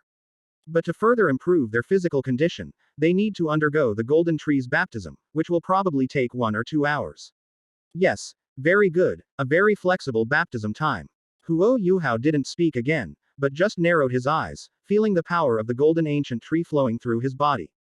More than an hour later, Tang Ya and Ma Xiaodao's bodies finally finished receiving the healing power from the golden ancient tree. They could clearly feel that their physical abilities and talents had once again seen a tremendous improvement. All hidden dangers that had caused them physical pain had completely disappeared, and they no longer needed to worry about them. However, what made them a little unhappy was that they had thought they hadn't seen Huo Yuhao for a while and wanted to have a good talk with him this time, and maybe even try to pounce on him. To their surprise, after the treatment ended, Huo Yuhao decisively let them leave, allowing them to continue their undercover work within the alliance between the Holy Spirit Cult and Shrek Academy. At the same time, Huo Yuhao also learned about the current situation of the so-called alliance from them. As he had predicted, it was indeed impossible for Shrek Academy, Haoshan Sect, and Holy Spirit Cult to work together. The Haoshan Sect only wanted to sit back and watch the tigers fight. And watch helplessly as the Sun Moon Empire, Shrek Academy, and the Holy Spirit Cult suffered casualties in this war.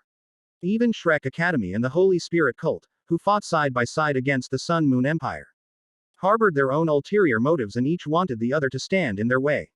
What is meant by a mob? This is the best explanation of a mob mentality. Huo Yuhao returned to the Sun Moon Empire's Soul Master Corp's position. Ji Yuina and Shui Di immediately came over.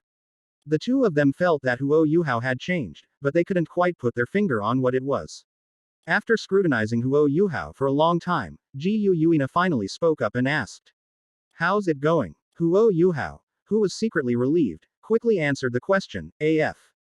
Raid that Ji Yuina and Shui Di would find out what had just happened.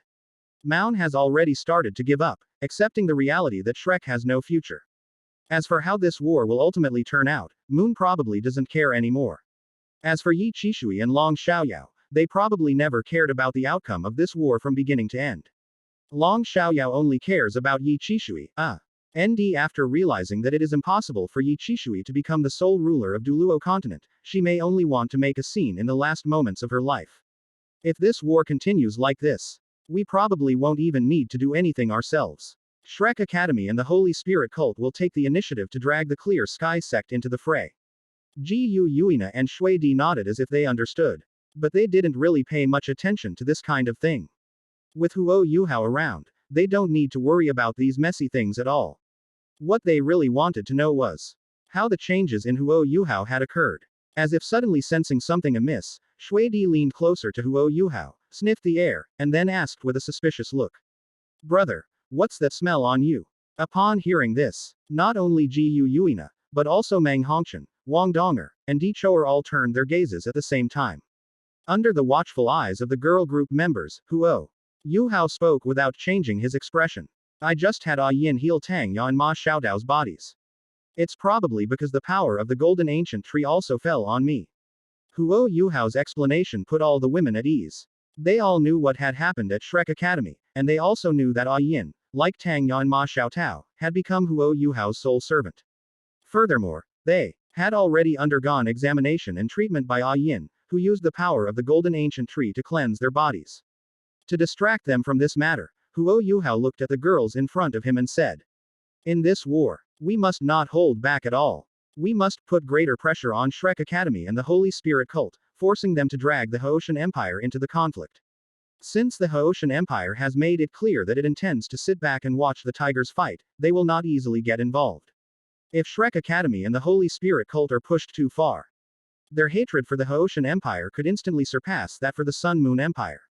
Huo Yuhao's strategy of changing the subject worked very well. Everyone stopped dwelling on Huo Yuhao's tle change and instead fell into deep thought because of his words.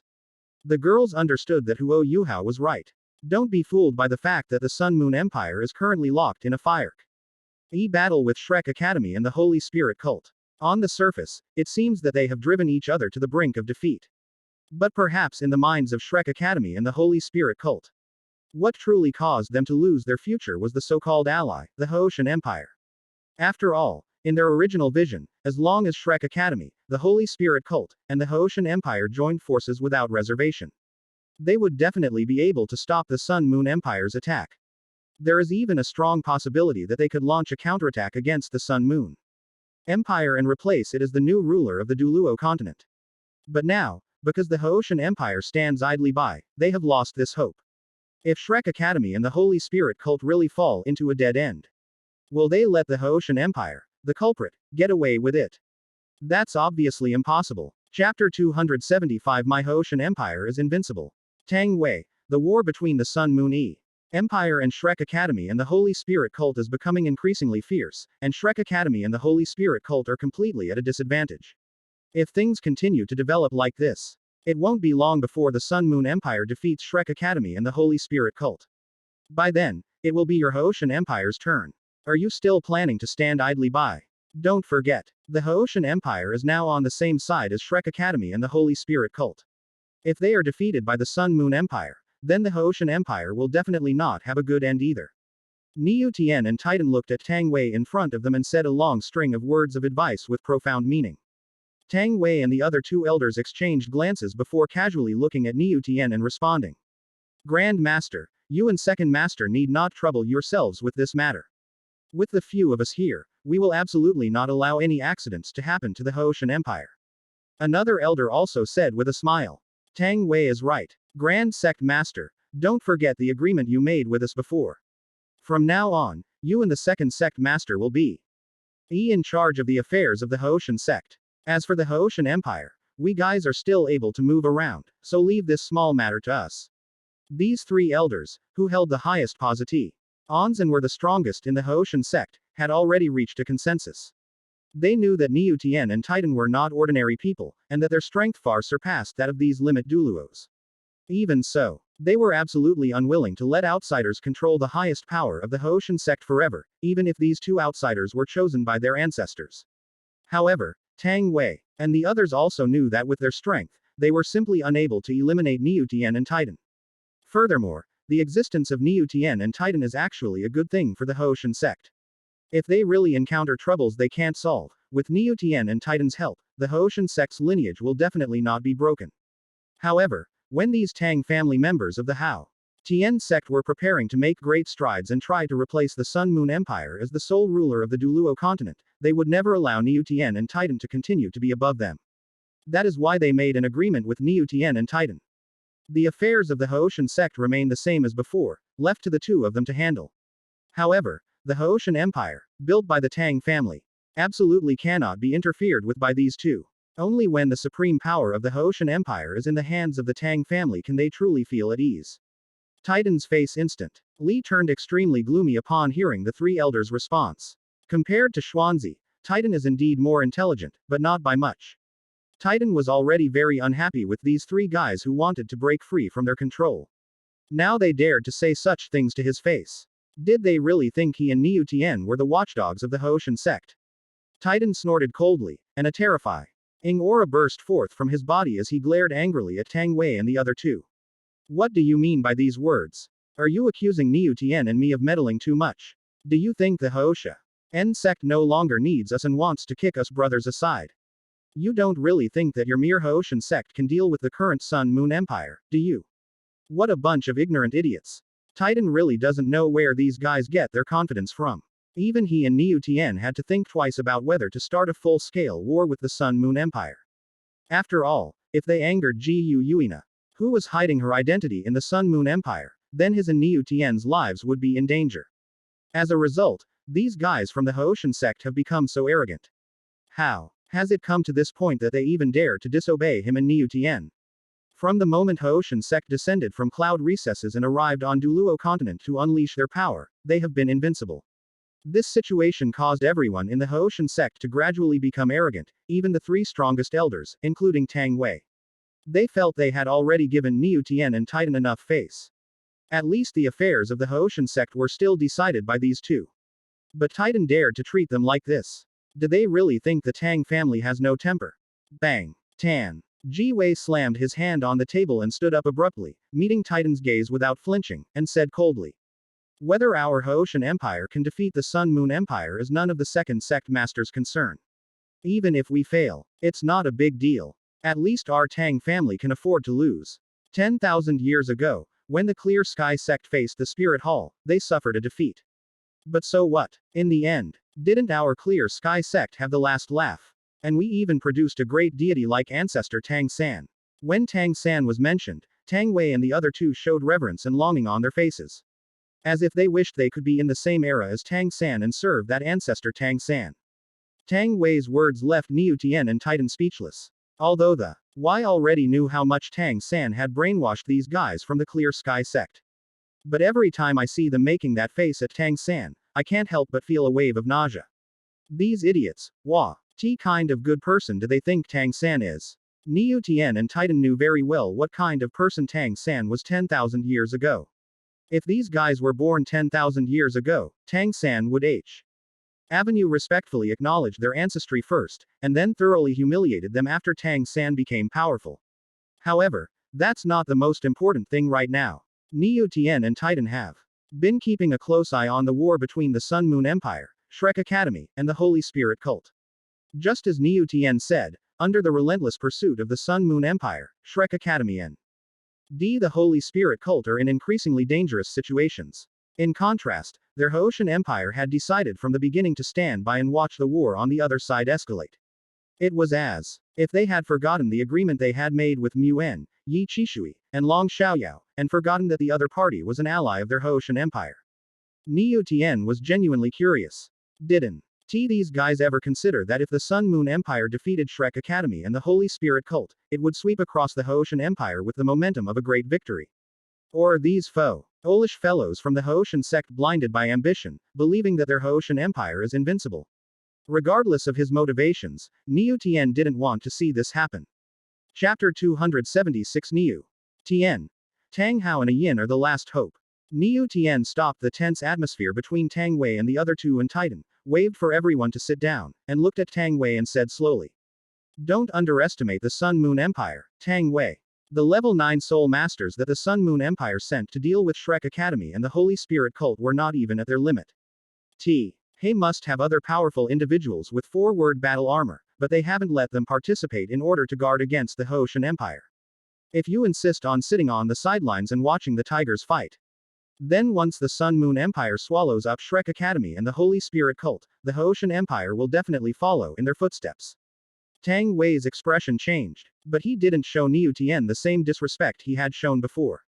In fact, Tang Wei was well aware that the Haoshan Empire could not afford to lose Niu Tian and Titan as its backers. Although They had already secretly discussed that once the Haoshan Empire occupied the entire Douluo continent and became the sole ruler, they would definitely try to completely eliminate the two huge threats, Niu Tian and Titan. We absolutely cannot allow these two mysterious and powerful individuals to continue living. But now is not the time to completely break ties with the two of them. In other words, Niu Tian and Titan don't know what Tang Wei and the others are really thinking. Otherwise, their first thought would probably be, as expected of the Tang family, these guys' mannerisms are exactly the same as Tang San's 10,000 years ago. Seeing that Tang Wei's expression changed slightly, Niu Tian immediately increased his intensity. I know you want to see the Sun Moon Empire, Shrek Academy, and the Holy Spirit cult all suffer heavy losses. I don't want Shrek Academy and the Holy Spirit cult to continue existing after this war ends. Then you can start a war with the Sun Moon Empire first. But you don't need to commit all your strongmen to it in a short time. Maintaining a superficial war is enough. In this way, Shrek Academy and the Holy Spirit cult will feel had you have already done your part and will stop targeting you. Otherwise, when Shrek Academy and the Holy Spirit cult are on the verge of destruction, and they see that your Haoshan Empire has not yet been affected by the war, there is a high probability that they will go crazy and want to drag you down with them. As he finished speaking, Niu Tian's eyes became meaningful, and his words made the expressions of the three elders, including Tang Wei, extremely solemn. One of the elders didn't quite believe Niu Tian's words, thinking he was just exaggerating. He immediately forced a smile and said, "The Grand Master is exaggerating.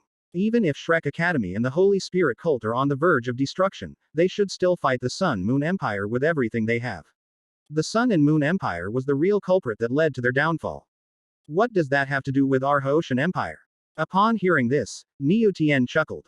"Do you really think so? Don't forget, you are nominally allies with Shrek Academy and the Holy Spirit cult, but standing idly by is tantamount to betraying your allies. How dare you say that? If it weren't for Titan's unilateral decision, how could their Haoshan Empire have formed an alliance with the already dilapidated Shrek Academy and the Holy Spirit cult, which was composed of evil soul masters?"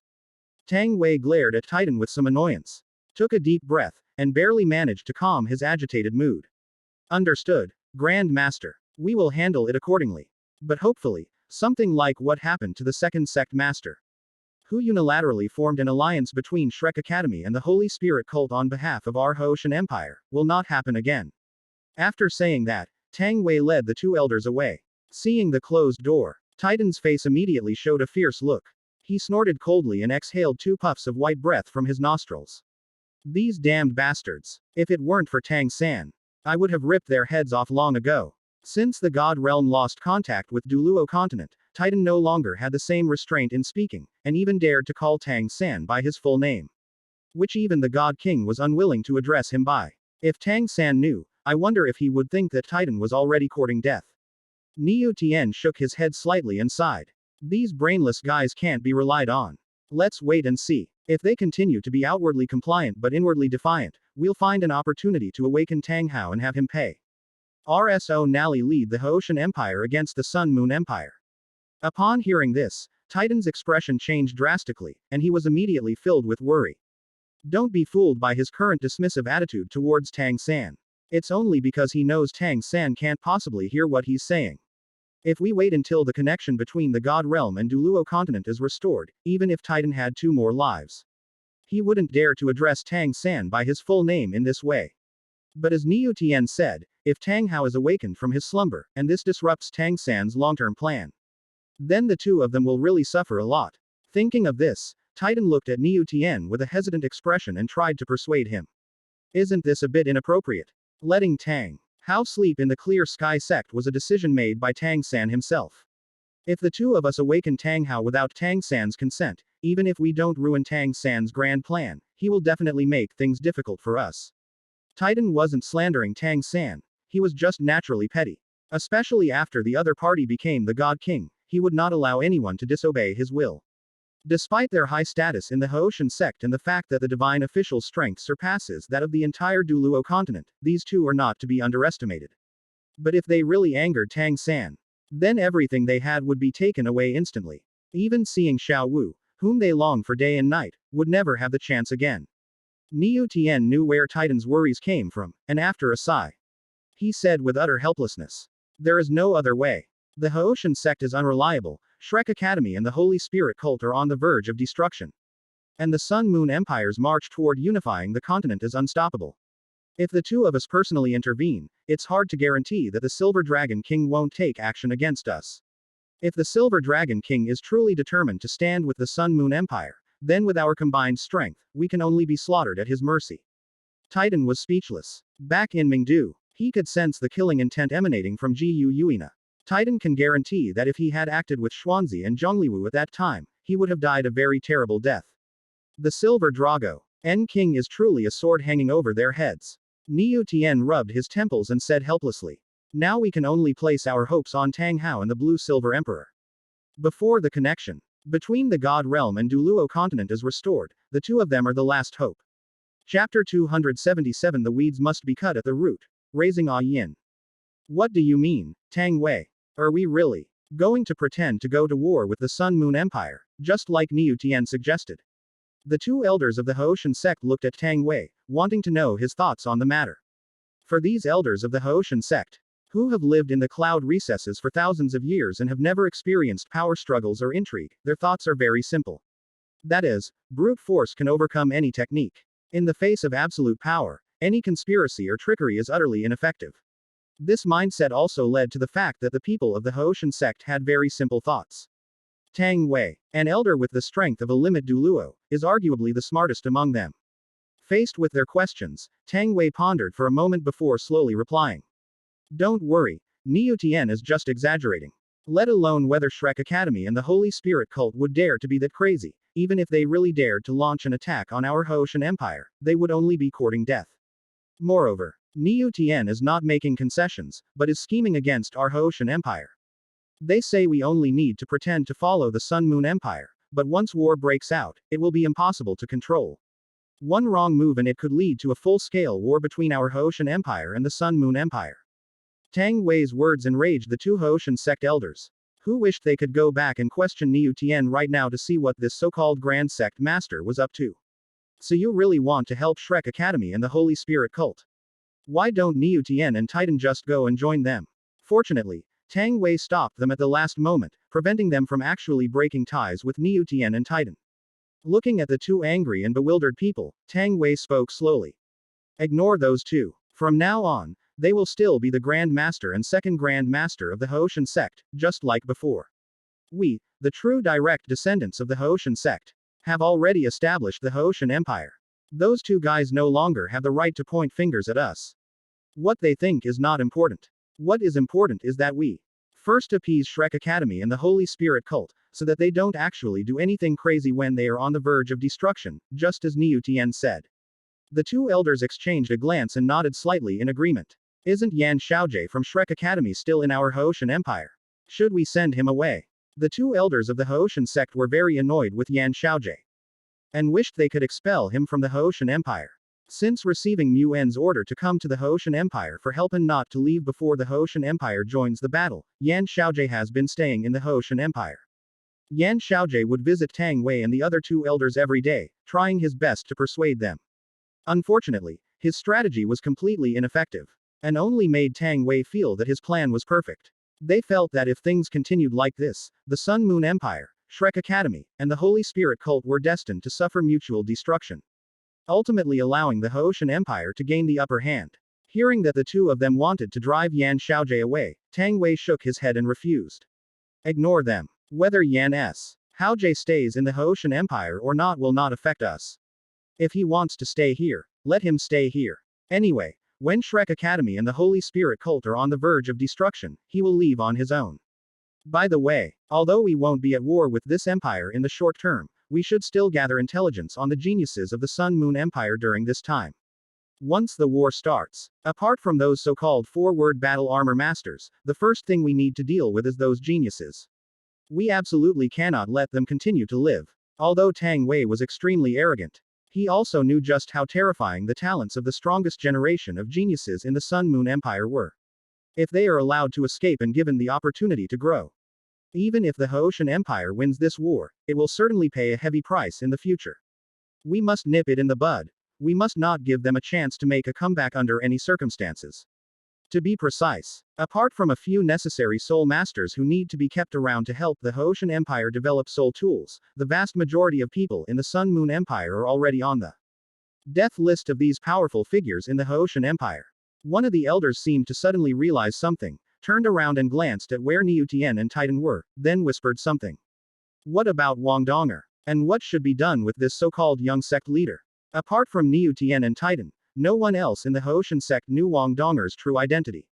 All Ey knew was that Wang Donger was suddenly brought to the Hoshan sect by Niu Tian and Titan many years ago, and it was announced that she would be the young sect leader of the Hoshan sect from that time on.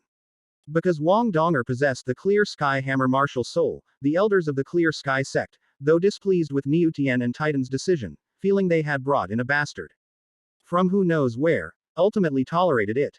But now that Wang Donger has pledged allegiance to the Sun Moon Empire and has personally stated that she has no further connection with the Hoshan sect, why should the Hoshan Empire need to consider Wang Donger when dealing with the Sun Moon Empire? Of course not. Tang Wei answered this question without hesitation, directly and frankly. Just kill them. Tang Wei used his hand as a knife and slashed downwards fiercely, his face filled with a ruthless expression, as if he wanted to kill Wang Donger directly. Originally, these real members of the Tang family were not very welcoming to Wang Donger, an outsider. Now that Wang Donger has betrayed the Hoshan sect, even if they kill Wang Donger, Niu Tian and Titan probably can't say anything, right? Upon hearing this, the other two elders nodded to indicate that they understood. They immediately split up and Tang Wei personally went to negotiate with Yan Xiaojie, the dean of The Martial Soul Department of Shrek Academy, to appease him. In order to prevent Mu En from coming to their door after Yan Xiaojie reported their Hoshan Empire's attitude to Mu En. The other two elders, following Tang Wei's instructions, began to prepare the powerful figures of the Hoshan Empire for war with the Sun Moon Empire at any time. At the same time, Yuhao, who had already indirectly tasted meat, felt that he had gained some understanding of the flavor and was gradually getting some insights into the matter of raising animals. Because of the master-servant contract, and even her soul perception was modified afterward, Yin, like Tang Ya and Ma Xiaotao before her, now belonged entirely to Yuhao, body and soul. Yin could not possibly refuse Yuhao's request. In fact, Yin was more proactive than Yuhao in this matter. Chapter 278 leading Yin to attack the Hoshan sect and destroy Tang Hao. For Yin, being able to help Yuhao would only make her happier. And she would do anything that required it. Most importantly, it's not just Yuhao who needs to release his pressure. Yin also needs to be fed nutritious milk. The only thing Yin found regrettable was that she couldn't take things further with Yuhao for the time being. After spending this time together, Yin has figured out the situation and knows that her master is surrounded by a large group of beautiful girls. Among them, Yuina and Shui Di are clearly the most outstanding. Both of them had been eyeing Yuhao covetously, but they were even more eager to truly possess him than Yin. Unfortunately, because neither of them was willing to give in, things have stalled at this stage. If no unexpected catalyst comes along, Yin doesn't know how long this situation will last. However, for Yin, the longer it lasts, the greater the benefits will be. After all, before these beautiful girls made their move on Yuhao, he belonged to her alone. Yuhao gently stroked Yin's smooth, long hair, his eyes slightly narrowed. After taking a light breath, he asked in order to divert his attention. Yin, do you know what kind of backup lands Tang San has laid in Douluo continent? Yin pondered the question as her head slowly bobbed, and spoke haltingly. I don't know much about the specifics. He didn't tell me in detail at the time. Probably because he was worried that I would refuse his request if I knew. For Yin, whose soul perception had been altered, Tang San was merely a passerby in her life. Under these circumstances, mentioning Tang San would not evoke any guilt in Yin, nor would it cause any change in her emotions. Yuhao nodded knowingly, just as he had thought, even when facing his own parents, Tan Ji-san probably didn't have absolute trust. Or rather, the reason Tang San didn't reveal the details to Yin was because he knew Yin's personality. He was worried that Yin's discovery would disrupt his plans. Whether Tang Hao knows everything or not is uncertain.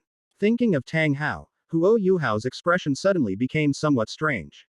He gently stroked Yin's cheek with his fingers and asked again. Where is Tang Hao? Where is he now? What is his current situation?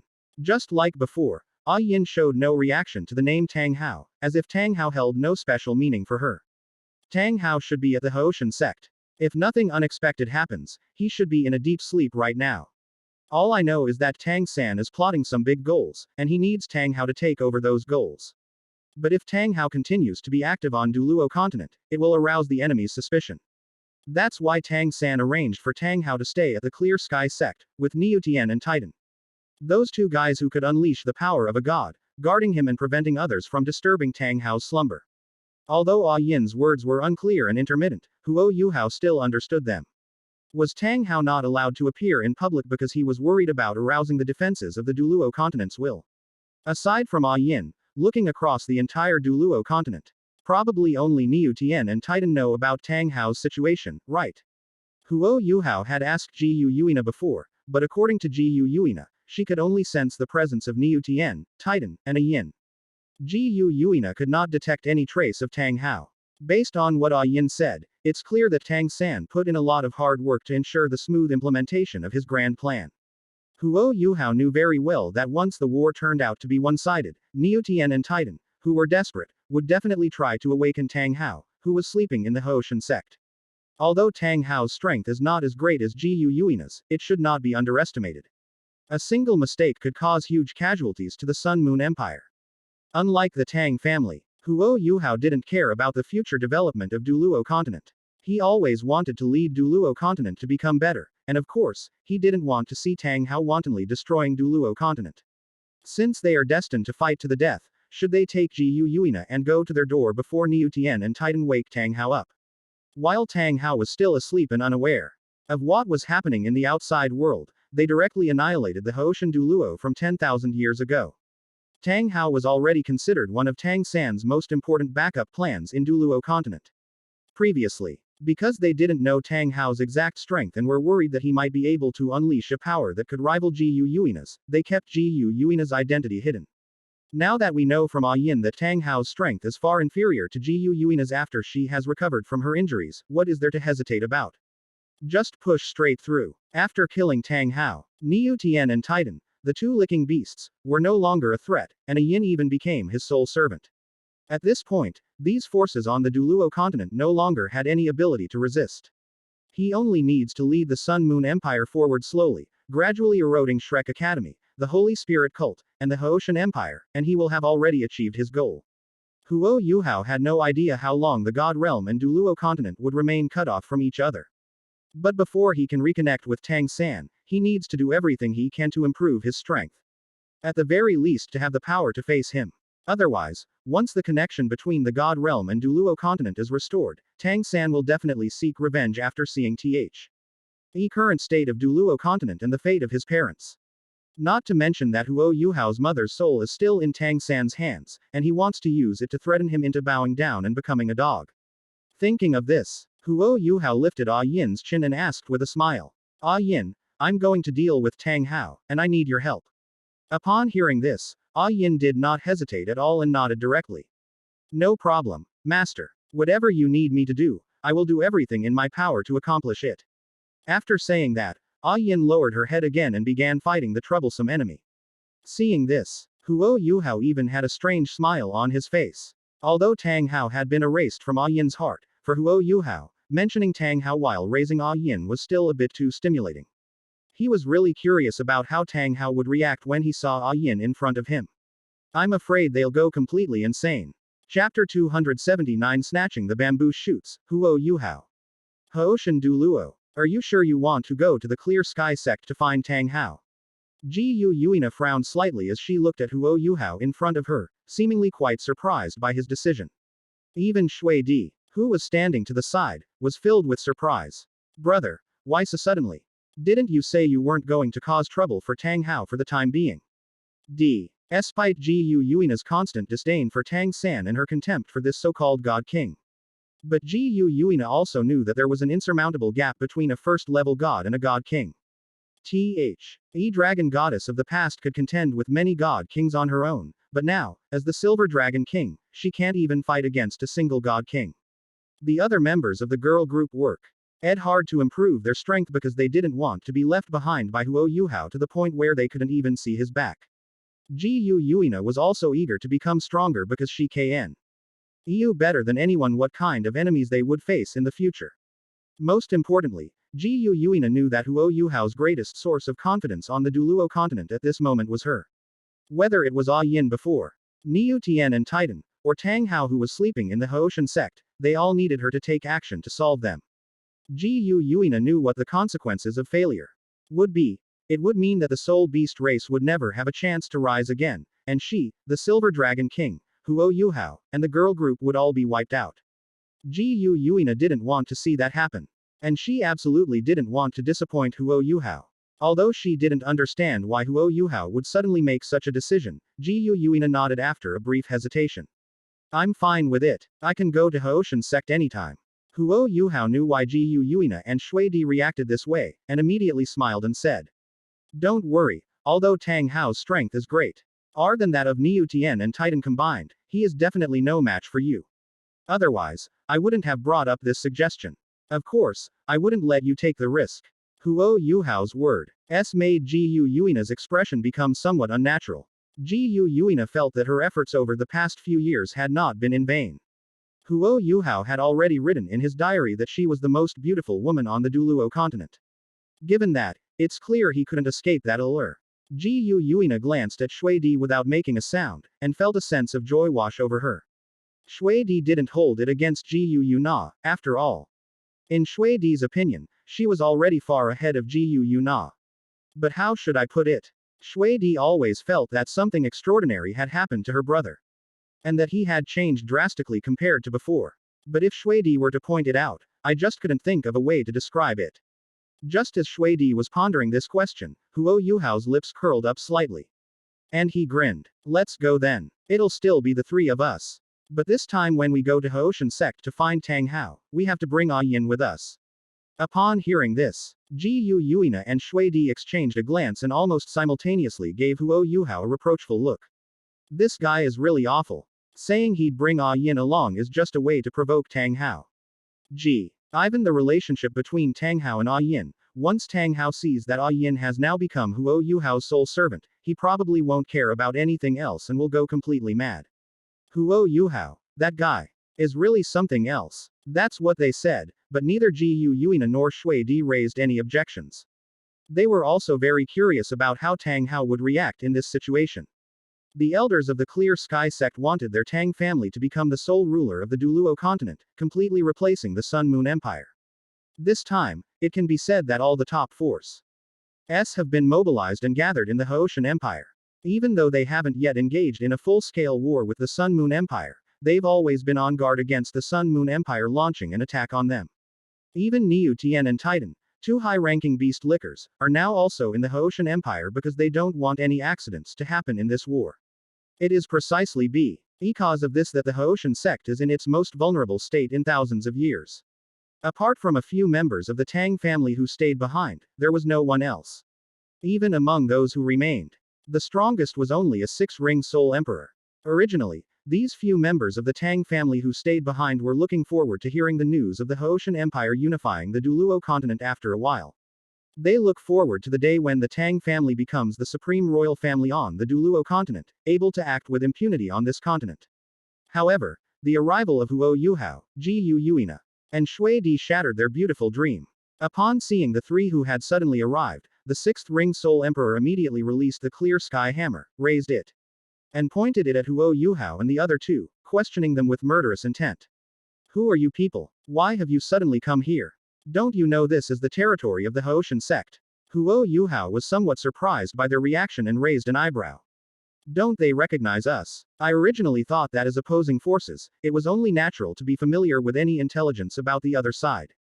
Especially for a peerless genius like Yuhao, it is even more important to memorize all his information. The reaction of the Haoshan sect members was something Yuhao hadn't expected. To this, Shui Di smiled and shook her head. After all, they are people from the Haoshan sect. Perhaps in their eyes, we are just fools who are trying to stop a chariot with our bare hands and are destined to die under the Haoshan hammer. Under such circumstances, how could they possibly consider us important? Ji Yuina nodded in agreement. That's right. Given the nature of those people in the Haoshan sect, it's understandable that they would have such thoughts. Just like how the Haoshan Empire is doing things now, the war between the Sun Moon Empire and Shrek Academy and the Holy Spirit cult is getting more and more intense, yet they remain indifferent and have no intention of getting involved. The thought processes of those Tang family members in He Haoshan sect are simply beyond the comprehension of ordinary people. Huo Yuhao shrugged, immediately losing interest in wasting time talking to these Haoshan sect members. When dealing with enemies, Huo Yuhao never shows the slightest mercy. With his current strength, dealing with these strongest individuals, who are only at the Soul Emperor level, would be a piece of cake. After swiftly and decisively killing these people, Huo Yuhao summoned Ah Yin from within his body. Led by Ah Yin, the three of them walked toward the place where Tang Hao was sleeping. This Haoshan Douluo from 10,000 years ago is their true target for this trip. Chapter 280 Ah Yin. Shut up, I'm afraid Master will misunderstand. When Ah Yin led Huo Yuhao and the other two to the true hidden place of the Haoshan sect. An underground passage that even the Tang family did not know about, only Ah Yin, Niu Tian, and Titan knew about. Ji Yuina frowned slightly as she looked at the passage in front of her, then turned to Ah Yin and asked. Are you sure Tang Hao will wake up from his slumber once he enters the barrier? Although it was invisible to the naked eye, Ji Yuina, with her first level god power, could still clearly sense that there was a barrier in front of her. However, this barrier is not particularly sturdy. Anyone with god-level power could easily break it. However, according to Ah Yin's description, the real function of this barrier, besides preventing the people of the Haoshan sect from accidentally discovering and intruding here, is to awaken Tang Hao.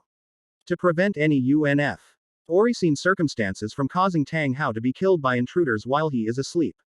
If such a thing were to happen, Tang San would have nowhere to turn to for help. In response to Ji Yuina's question, A Yin nodded. Yes. As soon as someone steps into this barrier, Tang Hao inside will come out immediately, unless the person who enters possesses power comparable to, or even surpassing, that of a god king. Ji Yuina fell silent. Originally hoping to save some trouble, they immediately attacked Tang Hao inside the barrier as soon as they entered, giving him no chance to react. But now, it seems that Tang San isn't entirely brainless after all. Thinking of this, Ji Yuina looked at Huo Yuhao with a questioning look. Huo Yuhao didn't hesitate and answered directly. Let's go, break the barrier, and kill Tang Hao. Since Huo Yuhao had spoken, Ji Yuina naturally wouldn't waste any time. She raised her hand, and a terrifying power burst forth from her palm. The invisible barrier in front of them shattered instantly. In a daze, Huo Yuhao and the others seemed to hear the sound of glass shattering, and stepped directly into the passage. Meanwhile, Tang Hao, who had been sleeping for thousands of years beneath the Haoshan sect, was suddenly awakened from his slumber as if a switch had been flipped. Tang Hao, lying on the jade bed, suddenly opened his eyes. His action was like flipping a switch. And the lights came on, illuminating the magnificent surroundings. Tang Hao slowly sat up and looked around. There was no difference from when he was asleep. What happened? Has something unexpected happened on Douluo continent, or has the mistress's grand plan begun, and I've already replaced the will of the Douluo continent? Tang Hao muttered to himself, eager to know why he had been suddenly awakened. Just as Huo Yuhao had guessed, Tang Hao knew more about Tang San's grand plan than Ah Yin did. According to the agreement Tang Hao and Tang San had made, once he was awakened from his slumber, there were only two possibilities. Either his grand plan has reached its final stage, and he is already able to gradually replace the will of the Douluo continent. There something unexpected happened on Douluo continent, and since Tang San was unable to intervene personally, Ah Yin, Niu Tian, and Titan outside were also unable to correct it. Regardless of the situation, he will have to take action personally from now on. This did not displease Tang Hao. On the contrary, it made him even more eager to try. After sleeping for an unknown period of time, Tan Jihao was very happy to let the fame of Haoshan Douluo resound throughout the entire Douluo continent once again. In Tang Hao's view, it was definitely Niu Tian and Titan who awakened him. Tang Hao had no good impression of these two licking beasts. To dare to secretly admire his daughter-in-law is practically courting death. If Tang San hadn't said that keeping them alive would be useful, Tang Hao would have already found a way to kill those two audacious bastards. Now that the other party has awakened him, Tang Hao naturally wants to put on a good show in front of the two of them. Thinking of this, Tang Hao sat up straight, staring intently at the opened passage, pondering how to give Niu Tian and Titan a taste of their power. However, to his utter surprise, the first person to enter the room was his wife, Ah Yin. The moment Tang Hao saw Ah Yin, he could no longer maintain the serious and solemn expression on his face. He stood up excitedly and rushed towards Ah Yin, shouting excitedly.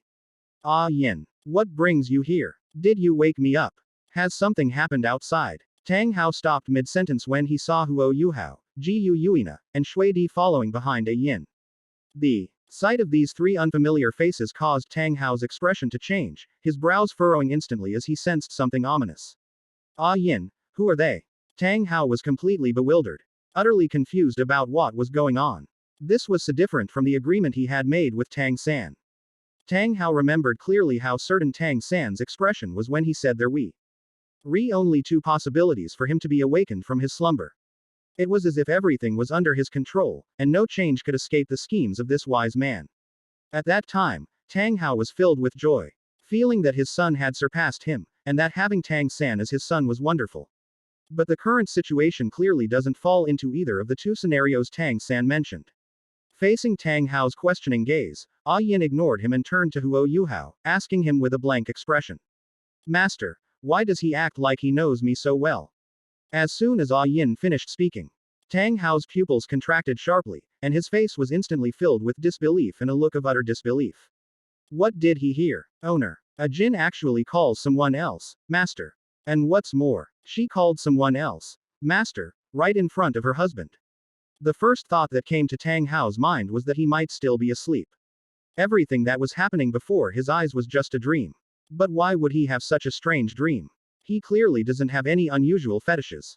But the next second, Tang Hao's eyes turned blood red, his face became extremely ferocious.